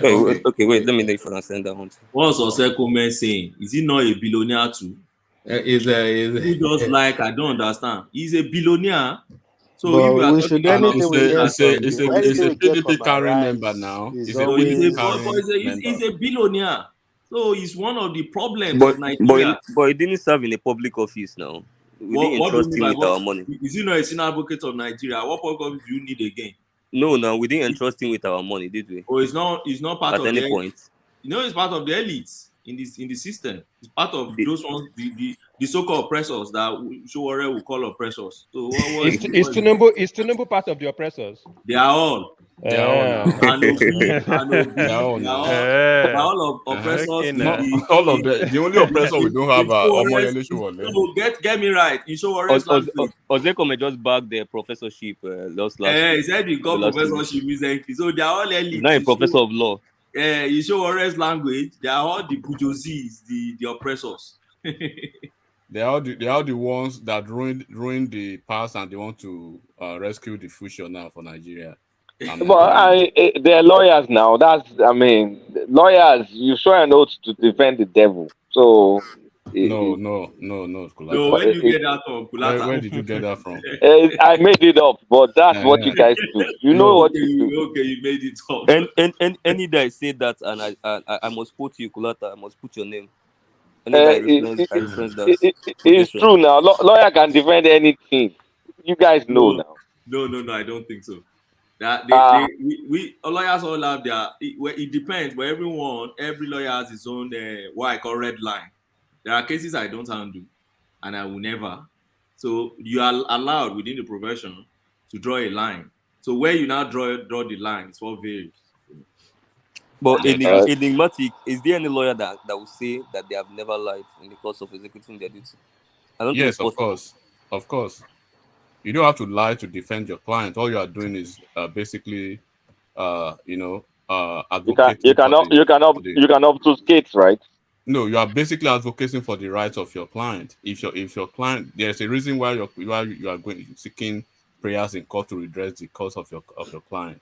So like Ozekome made his billions through tribunal litigations, representing most of those governors in the past. He's a constitutional lawyer. Yeah, so he was at a point he was very prominent, defending most of the PDP tribunals then. So they are big boys, and when you look at most of this and how they make their money behind the scene, if you are really close to the legal practice, you understand that they are part of the system too. So just like you already said, the elites, politics or whatever, they're all together, bro. I remember what I wanted to even say. So with this election and with this Naira whatever, if Atiku or Tinubu wins, this is a question for the obedient. Will you have any sort of audacity or any sort of moral standing to say this election was bought or it was corrupt or one thing or the other? Kulata, I would like to let me answer on behalf of my caucus, if there's anything like that. Kulata, this whole, I'm going to repeat it again, because what we have seen this administration is a policy, poor implementation. So it's one thing to say free and fair election. It's another thing for us to see it play out before our very eye. So we will be here, we will be observers. If it's free and fair election, we will say it. If it's not free and fair election, we will say it, No, and we will only at say this it. point you cannot say it's no longer free and fair, because at this Why? point they're giving you BVN, they're Even giving you this cashless policy. I mean, in what it world? has not worked yet, has it? But they're giving you all the conditions that Okay, will are you give your saying if it candidate a works? fighting chance. Are you saying assuming this policy works, The and cashless then we policy go isn't into working election? now. Is that what you're saying? No, I mean, I'm not, whether it works or not, they're giving you all the conditions that you See, can make it work. But no, the Kulata, elites are fighting against it now. if this policy fails, vote buying will be tripled, because they have impoverished the people, and now you now say you can now use the money. You guys are embracing every one of it. You've embraced BVN I like full wonder. pro. No, You've Beavers, embraced BVN this is for cashless everyone we have now. policy. embraced Is it only Beavers. So for that one you? is Is it only that for Obi? no, Beavers is already the done deal. That's been I sorry, That existing one Beaver, is since I'm now. outside. sorry, I said Beaver. Sorry, Beavers. I said BVN. Yeah, Beavers. Beavers. I know what you mean. You've embraced Beavers, and you've We have already embraced. embraced Uh, Beavers. People were shouting on me because of this cashless policy, because I was defending the suffering people. Obedience were screaming, they were screaming at me. So that's why I'm saying is this election will happen, and whatever result comes out, obedience have to take that result and just go and cry at No, we home. are going to do an Urube bill in this election. We will not allow it. We shall not No, take the it. thing, Kulata, I think what we should all pray for in this election, like I said before, I think I said this yesterday. As far as I'm concerned, I don't think vote buying is Obi's stumbling block to Asorok. His only stumbling block is voter suppression and intimidation. That's all. If they can fix that space for me, they can buy their votes. But we If they have can military fix in that Lagos. space for me, We have military tanks in Lagos now, you see? right? We have military tanks in Lagos and the southwest. Seeing 3-4 military tanks in a random social media video does not translate to what happens in election. We will be here. We will see what will happen. No, you guys, you have to get Okay, so Are to. they Kulata, in you are each and every suggesting that polling because they unit? have Are they in each flashed and every polling 3 unit military in tanks Lagos to State? us, we should now be dancing around and saying the election is free and And fair. you know what I was even Omoyele Sowore posted a tweet today. I sent it to one man, and which shows the seriousness in Peter Obi. That Sowore said um, Labour Party has practically become an Airbnb for internally displaced politicians. Today, at a meeting with INEC and political parties, their leaders were begging INEC to help them with their polling unit agents list. INEC Nigeria chair Mahmoud Yakubu was shocked. So Labour Party was begging INEC to help them with But Labour polling Party unit this agent guy has list. come out and said that Owerri was only bluffing now. Did you see the official spokesperson of Labour Party? Is What there else should they anything say? Owerri have not said about Obi? I That mean, That guy is that's just just what a I'm wake up saying. jealous in the man morning now. You and know the have guy just is a jealous of tweet. Obi's achievements now. That's Uh, how he went to say that immediately they resumed the meeting with IBB. Immediately Tinubu sat down, he slept off till the next 1 hour. Like, that's an exaggeration. I don't think so. He slept for 1 hour in a meeting. That's clearly an Okay. exaggeration. Why would we They say better such have things? the list of polling units, otherwise. Don't Okay. worry. We have everything on ground, Kulata. We All are we just have ready. to. Uptown, I realize it's like you think a bit differently from some of the Obi supporters, because these army trucks, the way on social media, everybody was saying, good, yes, all the Na MC cruise na Olomo, cruise they na. can't do I think anything. I think I think we should start learning to separate social media cruise and vibes and But with the Obi noise rational is on thinking. social media. Huh? It's on social media. No, you don't The way they understand. were No, you don't praising understand. No, you don't Buhari understand the for point. You don't sending the understand the point I'm trying soldiers, to make. that's good. All the MC Olomo now, That but you one, didn't see as a big deal. just cruise, my guy. The thing is that Yeah, that's what I was going to before, say. The obedience on social media now. This election now is more like Big It's already Brother won. Nigeria. It's It's more like already Big won by Brother Obi. Nigeria to them.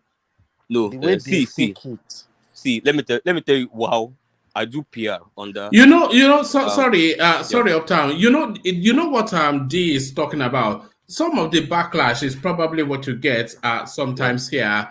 Because what So I get it on behalf of him. there's so much of a wild misinterpretation of the politics as it is that when somebody say an obedient, they just see just that wild misinterpretation.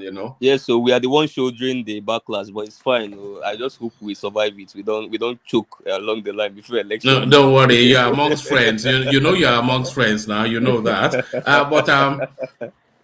But Akulata, still staying with the monetary policy thing. This somewhat a Greek gift. What Buhari gave the Nigerian state, a Greek gift. Old 200 naira notes ordered by Buhari constitutes only 9% of currency in circulation. So a Greek gift, it didn't actually give anything back in that public broadcast that a lot of people are. So it was just a stunt. It's just, functionally nothing. Because if you said 9%, right? Yes, 9% of the currency in circulation, and it doesn't even have any. I was just speculating that it doesn't even buy Tom anymore. I'm not sure. I've not been to Nigeria in a long time, so I have no idea. I have a general idea, but it doesn't buy a bottle of Coke. Sorry, let's ask. Does it buy a bottle of Coke uptown? 200 naira. You see, it doesn't buy a bottle of Coke. Yeah. Can even buy pure water. Can 200 naira buy pure water? 200 naira. Does it buy pure water? A sachet of pure water? I suspect it can. Maybe about 50 even naira. One man, even before this new redesign thing, there was not that much 200 naira, that denomination that much in Nigeria. Is majorly 500 and 1,000. 500 and 1,000 most times. There are places where you pay 1,000 and you want to get change, let's say like 900. They have 500, but they struggle to get like the 200 because the money doesn't have value. Most things now you can't even, some things that you get for 50 naira before, you can't even, they are not even 100 naira anymore. They are like 200. So they don't even have those lower DOG, not anymore. denominations. Anybody you give 200 naira now in 20,000, They will look you like you are 100,000, you take you and go home. Because he can't buy anything. So why? Why did Buhari just give? Isn't what people call the first-time bargain? He gave them nothing.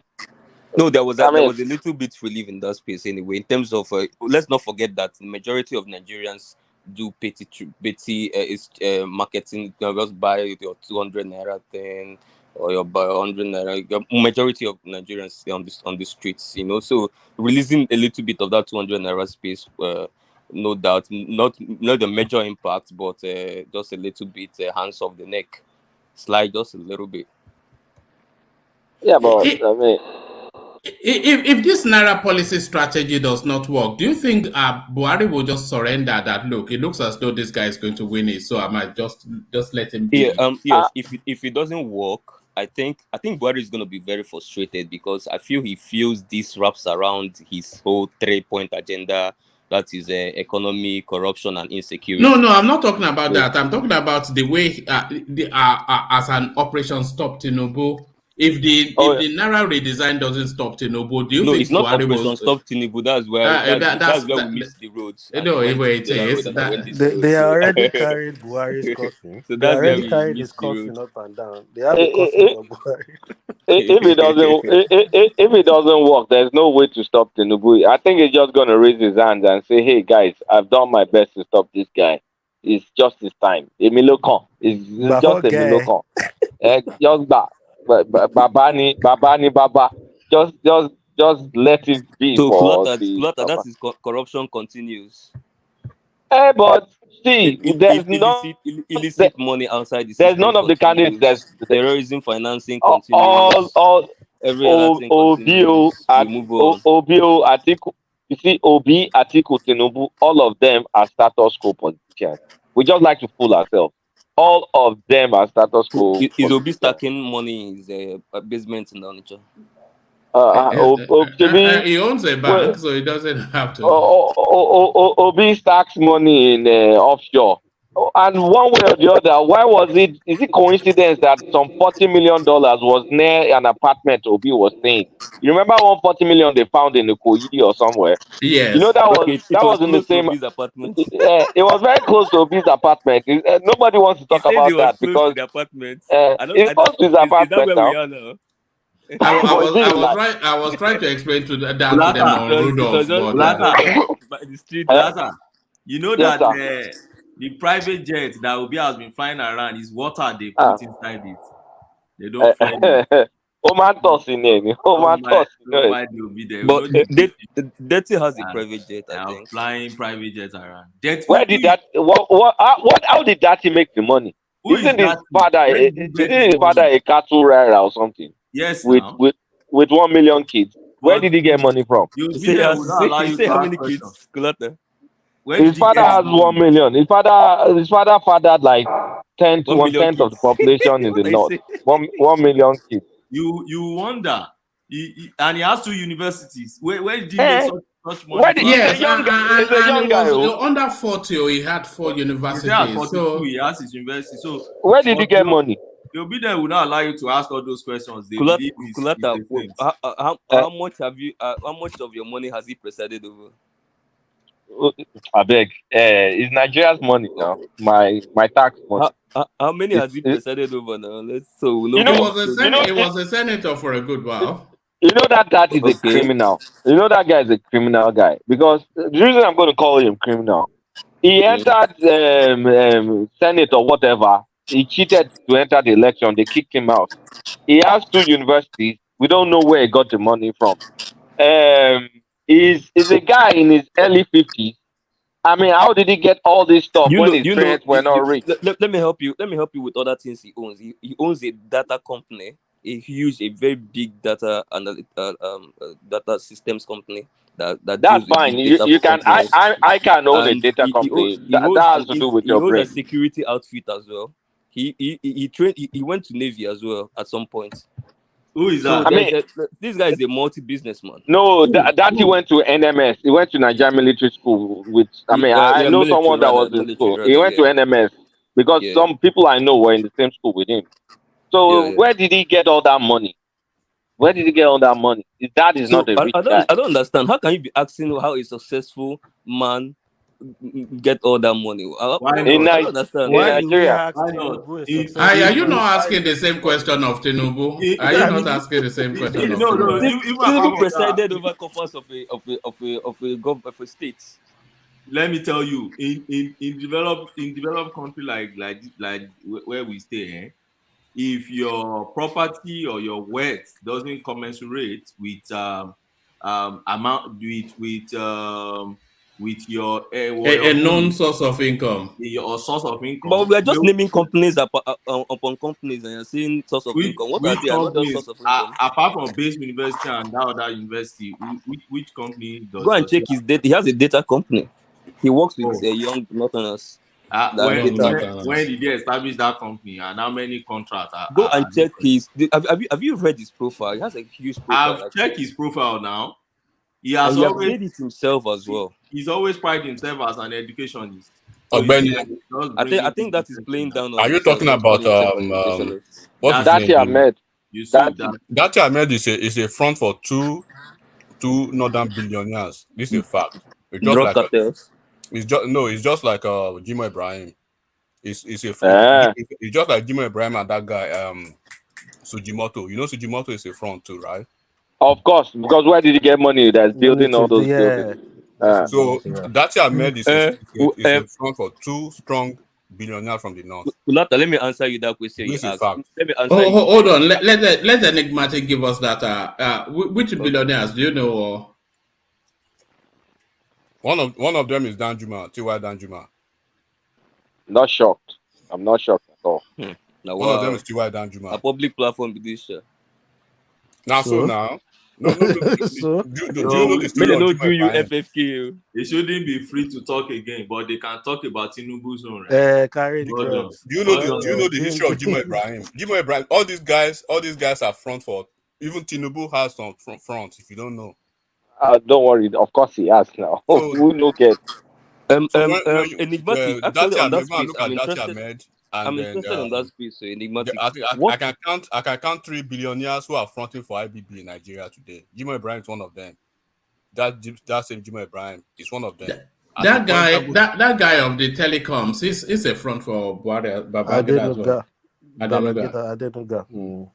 so But when you see all those what folks, qualifies you to be a front? Because I want to be a front. well, Like, you I are mean, I close to wouldn't Peter Obi mind. now. Ask Obi can link you. No, it's stingy. No, we want one man that is spending money. Do you know Even We want Obi we want himself? men Do that is you know spending uh, the money. trajectory of Obi's billions? Do you even know? Uptown Gonzeb, I was going to question you about Obi's money, honestly speaking, because Obi's parents were not rich. Everybody That's what just I'm says, trying to tell his you, parents were Kulata. rich, one thing, one thing. Okay, Shebi, Kulata. I isn't think it it's the bread? last one Isn't that his it parents bread were not that is? rich. Isn't it They bread or were something they that were that they his were mother middle used to class. sell? Kulata, See, Obi's billion started from Tinkan Island, from Tinkan Island port. now, Yes, Obi's billion started from Tinkan Island port. If you Kilo want to know, Shembe. let we're me let me close to Man Bashangban pẹ̀lú Otto Zerigbe. So there are story pọ̀ lẹ́yìn bọ̀bọ̀ yẹn gan. he said Ó it now. gbọ́n He Obi said it gan. in one of the interview.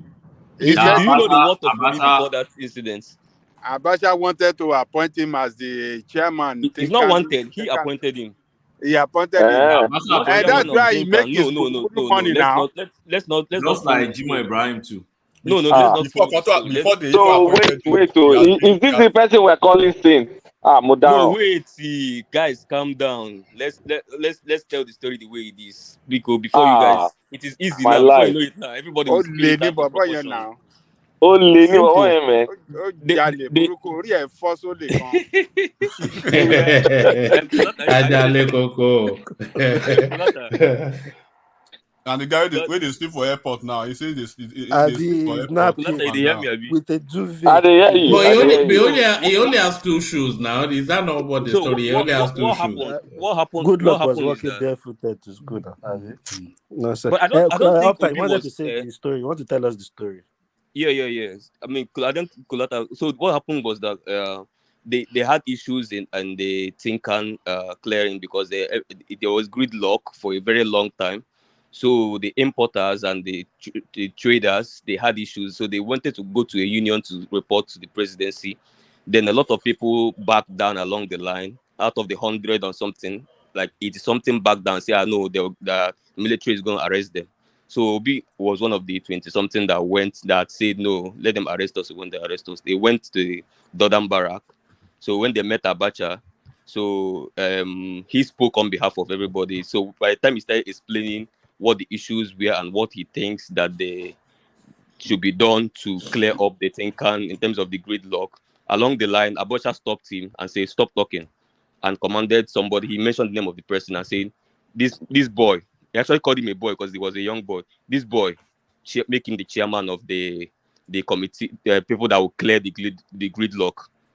So that's how he made him the chairman, and Uptown, do you know so he cleared Oluwole the Chief gridlock. Fashawe? Do you know Is that the story that will be put out? That steals my moonlight though. That That's steals my still No, he moonlight. mentioned names. So he mentioned names.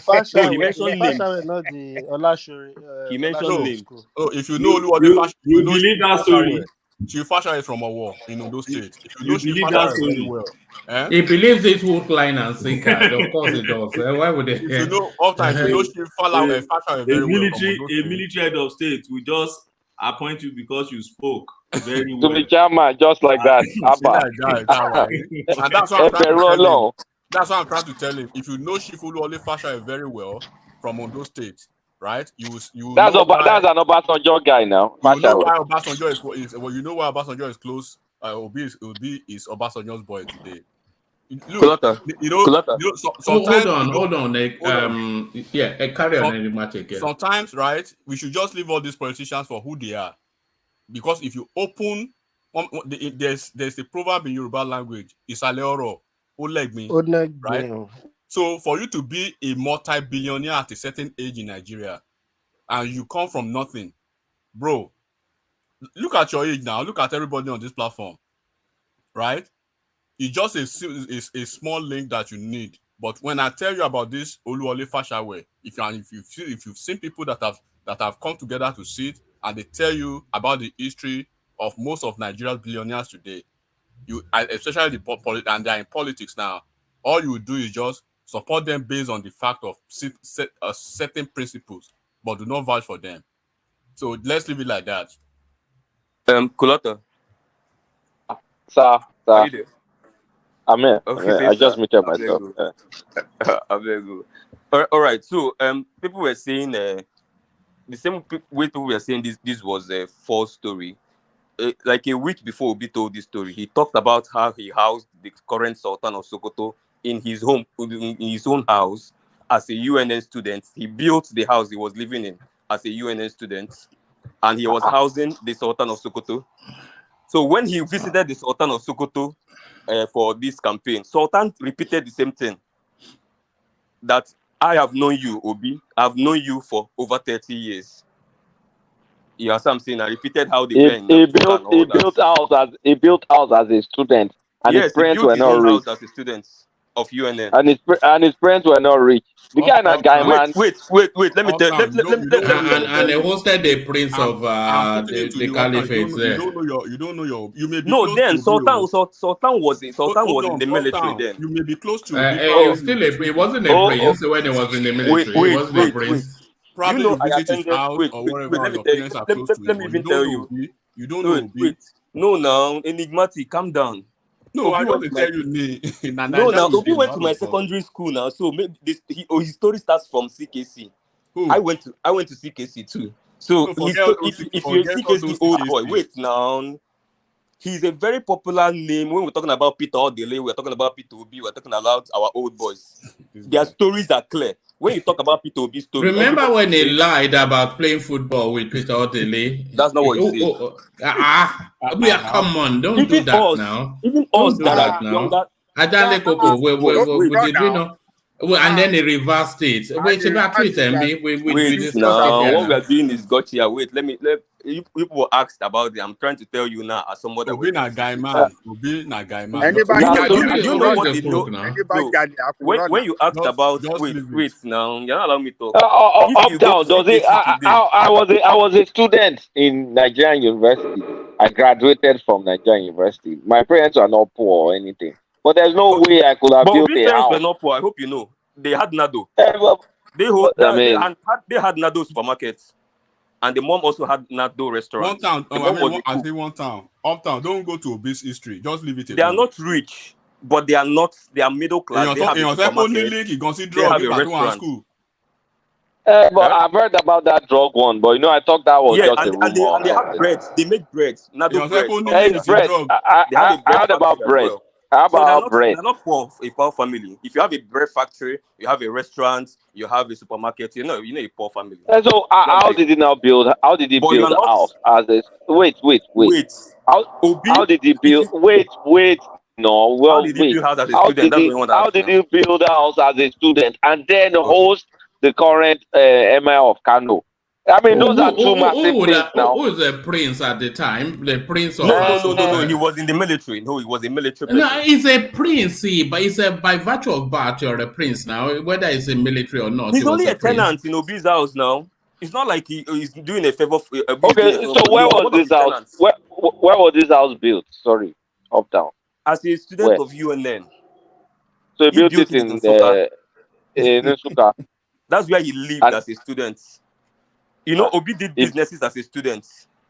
If you go to UNN today, anybody that which kind of business that they do as students? Look, when I was the students, you see, when I was a student Uptown, the business people did was you buy pool tape, you buy pool tape, or you buy video motorcycle. Video game or something. That's what people were doing when I was a student. The business I did when I schooled in the East, right? In Ikenebu Road there in Owerri, I had some businesses there. All these printing press, all those stuff that you just normal stuff. Yeah. guy, don't open. Do you know? Let me tell you this. Why? Hold on. Business Do you know why? center. Do you know why call politicians? Hold on. When you mention Obi's name, do you know why they just laugh and they walk away? Do you know why? They know themselves. This guy na guy man, and they tell you no. Let's don't go there. This is just what suits your narrative now. What I'm saying is what is happening, but you're just saying what suits your narrative based on no facts. But now, hold on, Uptown. Are you paying attention to what people are saying? That it's not feasible for him to build a house as a student and then. I'm about to explain to you. Anybody in Onitsha knows the story, and I'm about to tell you, but nobody's listening. You know, because people tire of all of this fabled. It's nauseating. All this fabled because you don't want story. to hear it now. But you can tell it, but look, you can tell the story because we've heard so many Peter B story. The usual walking on water stories. It's a lot of them have been verified. It's nauseous. You know, it's just nauseous stuff. A lot of people don't like it. God sailing with the fact that one man. If you mention the story, if you mention the Pandora stuff now, they will tell a story about that. When you mention the 250 million, they will tell a story about that. When you mention why he did not conduct local government elections until 2 months before he left office. Now we have moved from Obi's world. There's a story on that. So there's a story created already. Did you hear what Nyanwodo said about him for this guy on his birthday? So, guy, look, we are all Did you listen to the story Nyanwodo told about the young Obi? For you to be a multi-billionaire at a certain age, right? In his 30s. What are you talking about now? Let's just agree. Uptown. Just listen to this. This is akin to like Superman story. You know when you watch Superman, and all this thing. You have someone that as an undergrad, he built a house, hosted the current sultan or whatever. Then he went to somewhere. Abacha saw him. Abacha just spoke to him and then made him a chairman.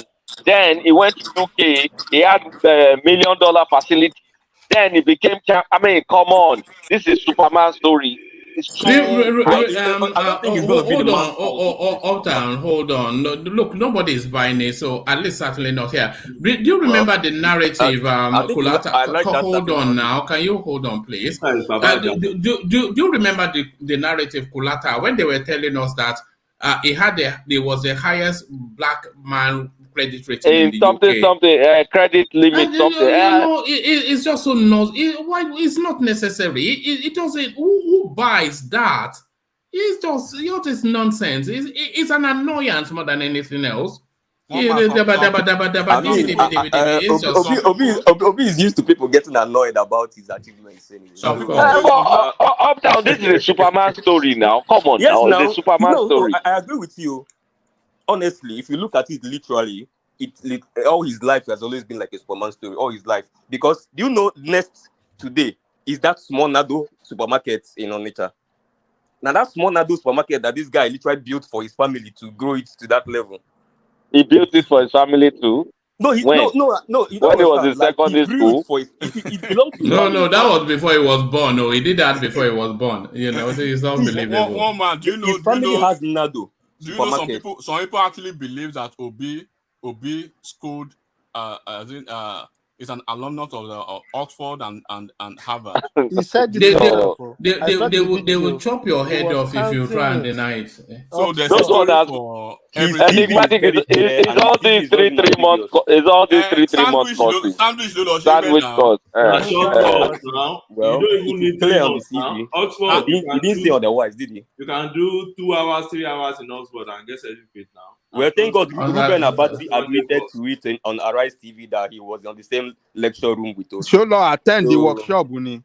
I mean, our leadership course is in. But if we only record his GCA on INECOM. But who says with an Oxford degree? I don't understand. Is anybody arguing it? Or anybody saying no, it's not? No, look. Is anybody saying it's certificate of attendance, A4 sheets? There's somebody. Yeah, just certificate of attendance. You know, yes. Do you know the story? Even intellectuals like Ruben Abati met him along the line. Of course. Ruben Abati also went there for a short course. Met him where? But uptown, this Obi's background, honestly, is fantabulous. I don't know if that's a real English word. Okay, but, one man. Yes, it's actually One man. fantabulous. Hold on. One man. Okay, let's like why did he submit GC on his INEC certificate with an Oxford degree? With an Oxford and Harvard Uptown, degree. maybe Uptown have an information for that for us on that. Tell us. There's a story. There's a Why story did he around that why too did he now. submit The funny thing is that this is a collection of voices. The funny thing is that this is a collection of voices that came to lie to us in this platform that Obi had the third class. He had the third class. He had the third class. Fact. Okay. It's not the lie. So the certificate is okay. So that's why we present the GC. Enigmatic. Why would you present the GC results? So you had the third class. Okay. No, can we stay on this background? This background, Uptown don't is very Mileno. close to him. Let him tell Kulata, us why he submitted I need to address. I on his think Kulata is the only person that really wants to know rather than just to argue. So that's his background. It sounds so amazing. It sounds like a DC comic book, like that you read as a kid. Kulata. Because wait now, for someone you build a house in university. Yes. Did you guys go to school in Nigeria? I mean, I went to school in Nigeria. Build house. Let me give you a background to it now. You don't want to listen. I've been saying let me give you a background. This is early 80s you're talking about, though. Early 80s. Let me give you a background, though. If you would listen. You understand what I'm saying? Kulata, just one minute. It won't take long. If you go to CKC today, I'm an old boy of CKC now. I don't know if I've qualified to call myself old boy anyway, but I'm an old boy. If you go to CKC today, go and ask about Obi.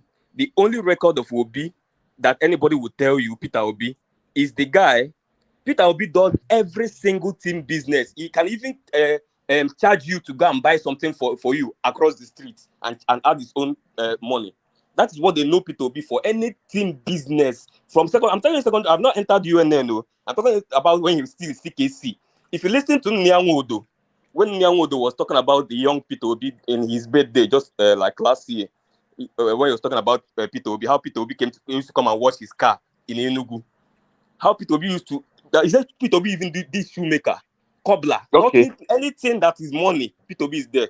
I get it. I get it. I get it, but it sounds and the point wonderful. Nyanwodo was making in that speech was the fact that he is close to Peter Obi's parents and he knows the parents are not hungry.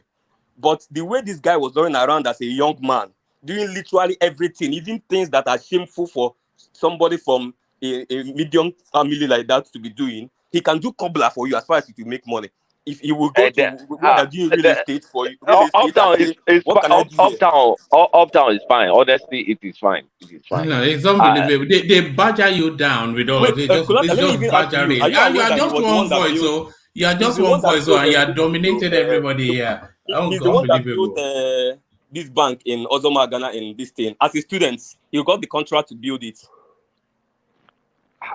This guy must be a wonder. It must be Superman. Get more shockers about as a student, then all of a sudden he spoke and Abacha anointed it. It's just you know what, Kulata? Let me tell you something, much. right? The guy's grace one thing. Hold on, it's just overwhelming, guy. We can hate him. Nobody hates Obi. Nobody hates him. You know they don't hate him. Forget all those things. Nobody hates him. Nobody hates him. Scrutinize Obi, you hate him. The only thing, hold on.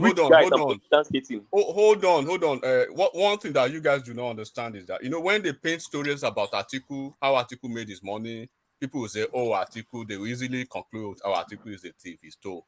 When they want to conclude about how Asiwaju made his money, oh, that is a thief. He stole. Regardless of the fact that he worked in Big Four in the US, and there's a fact that he worked with ExxonMobil, oh, he's a thief. But when they want to paint the story of Peter Obi, they will go back to when he was fetching Konga water, for a father, and then his story is everywhere. No, that's look. It's transparent. Everywhere. Okay, now some people do not know. Hold on, some people do not even know that Peter Obi started his political career from PDP. But when they want to talk about, there was a guy who was speaking. Which one is? But he said it himself now. Hold on. You have to let people make their point. There was Uptown. a guy who was speaking today at Dr. Damage's show, right? He said Peter Obi has never moved from any part, that the only time he actually changed political party was in 2019. So that kind of a person, he has a narrative that has been painted, and there's this thing that is common that some people know that they are doing. It's like they've created more or less like a manual for Peter Obi through a certain echo chamber that they paste around through WhatsApp and through some social media group. That this is what you see. So they will give you what they want you to see about Peter Obi. So it's just like you are talking about Anambra State now. People who were on ground when Peter Obi was governor in Anambra State. When Peter Obi comes to Madonna University, I've met him several times. I've seen him very well. He comes to Father Ede's office and everything. So I know this guy one-on-one, right? So when you are talking to me about the Uba brothers now, I can tell you, okay, this guy, is he right? Is he quiet? Is he humble and stuff like that? You can say that. But that is the facade that you see from the outside. But behind the scene, right? Forget all those things. I want to make I want to make one proclamation based on what I've now understood, what they've explained to me about Peter Obi's background. I'm going to say something. It's unfounded, though, but I want to believe Peter Obi must have been a runs man when he was a kid. Yeah, running the babes. If it's everything for profit, then it's a runs man now. Was he running girls? Is that part of his enterprise? Ask all of them. Enigmatic may understand what I mean by a runs man. I think is this sugar mommy? Sugar mommy. No. There's a history. There's a history that he was a top formation guy. Again? Top formation guy in school. What do you mean by formation? No worry, I can't say it over here. Okay. That one new. Now this one is new. They don't worry about Obio. Anyway, it's see head when they used to formation. you are getting high praises on Facebook.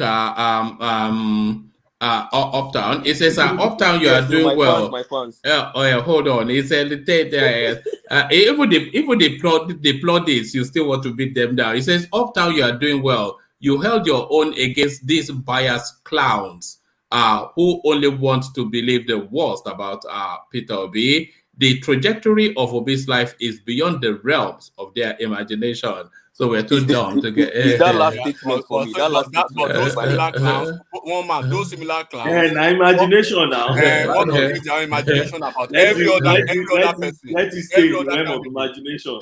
Every other human being except they are Peter Obi that we do not, that just came from nowhere, that nobody knows about his history. Only some people know. Okay, this is 2023, right? There's no way. I'm saying it again. It's just like Jimo Ibrahim. People who do not know Jimo Ibrahim, when Jimo Ibrahim curates his stories for you, if he tells you about how he made his money, you'll be shaking. Oh my God. Except you actually have to understand that Jimo Ibrahim from Okitipupa, from Igbo Tako, is a front for some billionaires in Nigeria. So look, people can tell any stories. People will tell you. I don't remember something now. When you are done with the market, let me talk. How they started selling cola nuts to be $1 billion billionaires today. So anybody can anybody can tell any cock and bull. And there are people who believe. And one thing that is working perfectly. But he has classmates now. One thing that is working perfectly for Peter Obi that I think I like is one thing. If you have a certain individual that can have more or less like he has a large base, a fan base that could academic doctors, engineers, professionals that can actually walk into their brain and sell an idea about Buhari being a clone, and they believed it hook, line, and sinker. Then you can imagine those people can work any wonders to work anything, to create any story about Peter Obi. Peter Obi that you are seeing today is just a normal politician in Anambra State that people know from the politician, they know who he is, right? So when you see top politicians just laughing him off, or when you mention it's not, just leave it. They know there's a reason for that. So nobody will come over here. If you tell me this kind of story about Soludo, we can say, okay, but not somebody. Have you asked yourself, why was he in the university for long years? Well, So how many years did this somebody spend? was running Was what it the 11 document years? Was it certificate. 11 years that he spent? It was not 11. It has been the Jesus Christ. The certificate clearly shows that he did his Where is the university certificate? at the. Where It is the was released certificate? online now. To which Why is he person? not on his? Why did he release his Valentine this thing? OBN released it and charged you guys to go to UNN Why did he release it? and confirm whether Why it's is true he or not not. on his INEC certificate? Why? I'm not an INEC server. I'm telling you that certificate No, has been no. released We online saw it. Why officially. is he not on his INEC? man. Why is he not on Official his INEC? UNN certificate. He should be proud. He should be proud to put his Harvard and Oxford on his The INEC. Why year he GCE? entered and the year he left Why the university was GCE? there. Well, of course, you know. But we One like man. telling lies in this platform. We like telling lies. We say he graduated in 11 One years, man. 8 years. They're all lies. Yes, come in. I'm sorry, I have to take my leave. I just. Oh, brilliant! So sorry. Before you take your leave, tell us your progress. Tell us your progress report in where have you been and what have you found? Yeah. So yes, same thing I said yesterday. People still believe in Tinubu around there, and I don't see. Where are you now? Where are you now? Ado Ekiti. Okay. So we all still believe in Tinubu, and we believe that Tinubu will deliver. And yes, there are obedient. There are people who are obedient. Obedient still believe obedient. For me, I think people have made up their mind on who they will vote for. And for me, the poll that is talking about people are sitting on fence and they've not been able to decide. I don't believe that anyway. I know Kulata believed that and he has considered that in his permutation, but I don't believe that. I believe people for now they know who they will vote for, and they are holding on to that. And whatever Buhari is doing now, yes, it will have some effects, but I don't see it really affecting the election. But finally, for the day, there is something I just want to draw your attention to before I close the curtain. I don't know if you are following this story of anime and I won't call it imminent attack. I think it's more like a not rumor also on a attack on Abuja Kaduna train, which several people are alarmed that there's another potential attack, that there's a plot by BH guys to attack Abuja Kaduna train. And I think on this platform also we should join to the voice to call on the federal government of Nigeria to pay close attention to that. Is too close to election, and even if there is no election at all, I don't think there should be attack on any of the infrastructures, such infrastructure that take life away to 300 and something life the last time. I think it's something at every platform that loves Nigeria, where we have patriotic Nigerians, we should blow it and let the federal government know that it is time. We shouldn't in Nigeria have a repeat of that tragic event again in our country. So thank you, everybody. Before you go, Benny, just tell us about your dad. Is he still staying steady with the obedient movement, or is he still there? No, my dad is a strong obedient. You can't change my dad. He's an average Ekiti man. When they take a decision, you can't change their decision. That's I won't say a problem. I think it's just who we are, you know. Before you could resolve to have Obi, you must have thought it through, you know, deeply, and arrive at his decision. And nobody would disturb his decision. So and that's the beauty of democracy. Uptown is here, is obedient. Kulata is here, where I don't know who Kulata is supporting, but it's like Tinubu, but I won't tell you it's Tinubu anyway. But I'm here, I'm supporting Tinubu. So On the G, I love everybody, both Tinubu supporters and the on the G's. So all right. Thank you, one man, for the opportunity, and thank you, everybody. See you tomorrow. Thanks. All right, thank you, Ogwene. Thank you. Stay safe. So that's Ogwene. Join us again tomorrow. So Ogwene, thank you. Enigmatic. Yeah, let me say good night to everybody too. One thing I just want to say is that Nigeria is the threshold of history. we thank God that we started, democratic dispensation again in '99, and then we are probably praying for another, successful election in the next couple of days, maybe 5 days, 6 days from now.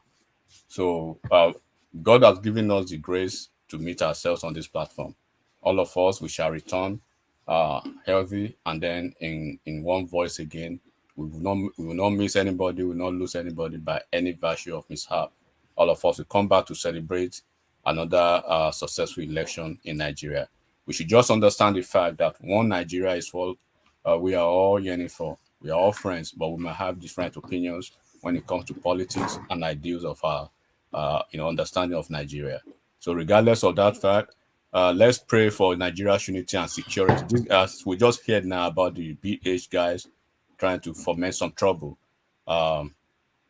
Whoever becomes the president or elect Saturday 25th, 2023 is another milestone in Nigeria's political history and Nigeria as a nation. And then we pray to God that God will help us with this election. So everybody, thank you, and then let's become patriotic Nigerians. Thank you. Oh, all right, brilliant. Thank you, Enigmatic. So thank you, Enigmatic. So that's Enigmatic on D, of course. Enigmatic Machine Gun Kelly Hondi. So that's his new name. Enigmatic Machine Gun Kelly Hondi. We made that decision yesterday. So thank you, Enigmatic. So from Enigmatic, let me just use the window to acknowledge the super chats that have been coming in. Consider this. He says, "A woman, I enjoyed you on Dr. Damages. Keep it up." I'm glad you enjoyed it.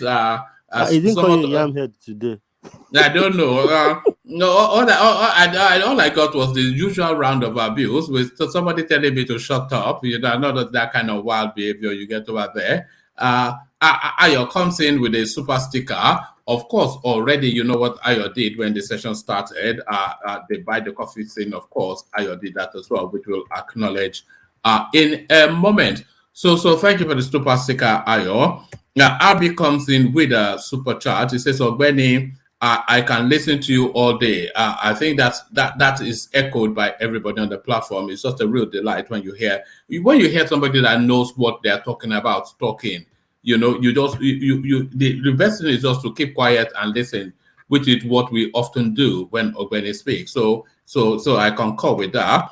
Ayo comes in, Ogbeni, a legal juggernaut epitomized, legal luminary with panache. You know that word panache? There was a period in time that Nigerians used to call it panache. It's called panache, not panache. Nigerians, man, So thank you, Ayo. Ayo now officially the sponsor of the platform. Somewhat now substituting for Alexander Gomez. This is Ken. He says, "It is becoming hot in here. It's just a discussion and sharing of opinions. We should not make or take it personal because there is life after the elections in February." So that would have been when the conversation was heightened up somewhat. It's been somewhat mellow and enjoyable today, I have to say. I've enjoyed it anyway, hopefully others have as well. Albe comes in, Madam Zita on the mic. So Zita now, one of the champion voices now evolving within the space. Rotimi Olu Davids, he comes in super stickering, and Play Summer comes in to round off what has been somewhat of a Spartan super space. It says Ozokome neutral in the interview. If you can listen from 7 minutes, 7 minutes and 10 seconds. He is fully in support of Supreme Court. So fully in support of Supreme Court. So there it is, a wider definition of what transpired in that interview that we were discussing just in the course of our conversations. And to give him his full props, Ayo, as I said, now officially the sponsor of the One Man Went to Mo platform. As he ever does, he does again. So there is Ayo right there. So thank you, Ayo, and everyone else. So let's hear from Ife, who has been unusually quiet. Let's hear from our friends from the from the border town, the Badagry. What is the Badagry inflection of the political goings on, Ife? Oh man, those people they are fully batified. As in when I say 100%. So I think in the end of the day, election will come and go. But I don't know. I've been skeptical. Do you think when whoever wins, do you think what's it called? Bat will be able to restructure that country? I think it's the only one capable of. I don't think anyone else can restructure it. I don't think Atiku will want to, and I don't think Peter Obi will be able to. I totally agree with you, man. He has the right team. He has the right idea. He's done it before, and everything happening towards even the election tells Yeah, us this man because is a man that can stand on his do you ground. know why I'm asking this question? Irrespective of whoever wins, if they don't restructure that country, we'll It's just all be. the same. We are still in the same spots. Yeah, I agree. I think that would be one of the winning moments for. I don't just know. It was in APC's manifesto before, but Buhari. I think they had this opportunity now. They are just bashing him left and right. So maybe back together and restructure that country. Restructuring has not actually been part of the language of this electioneering. Yeah, because I want to believe he wants to be careful. You know that there is a suit with Lagos State and Rivers State for what's it called? What's this money now that they normally is it VAT? VAT, yeah. VAT, yeah.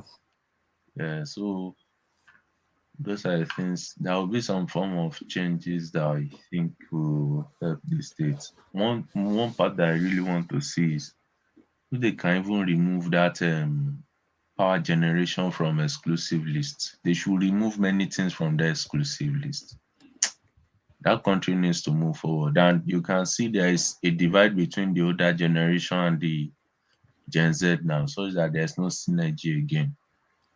So it means that country needs some reform, some drastic reform to keep everybody having some sense of belonging.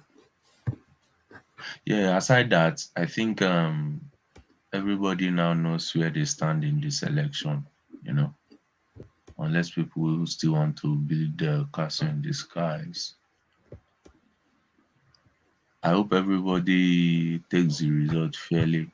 And one thing this election has clearly shown is everybody, irrespective of what's happening, has a leaning to his or her own ethnic divide. So whoever wins the next election should try as much as possible reform that constitution that is causing this problem we have in the country. When most people were moderating, they were talking about the US system, the British system. Unfortunately for us in Nigeria, we have more or less a unitary emperor-like system whereby one person just sits down in his office and make a decision that will affect everybody, irrespective of if you are rich or poor, old or young. Can you imagine what's happening during this cash crunch? Look, what is happening in the what's it called medical sector in this cash crunch is not good. A man lost his wife because he could not pay the medical bills. A pregnant woman.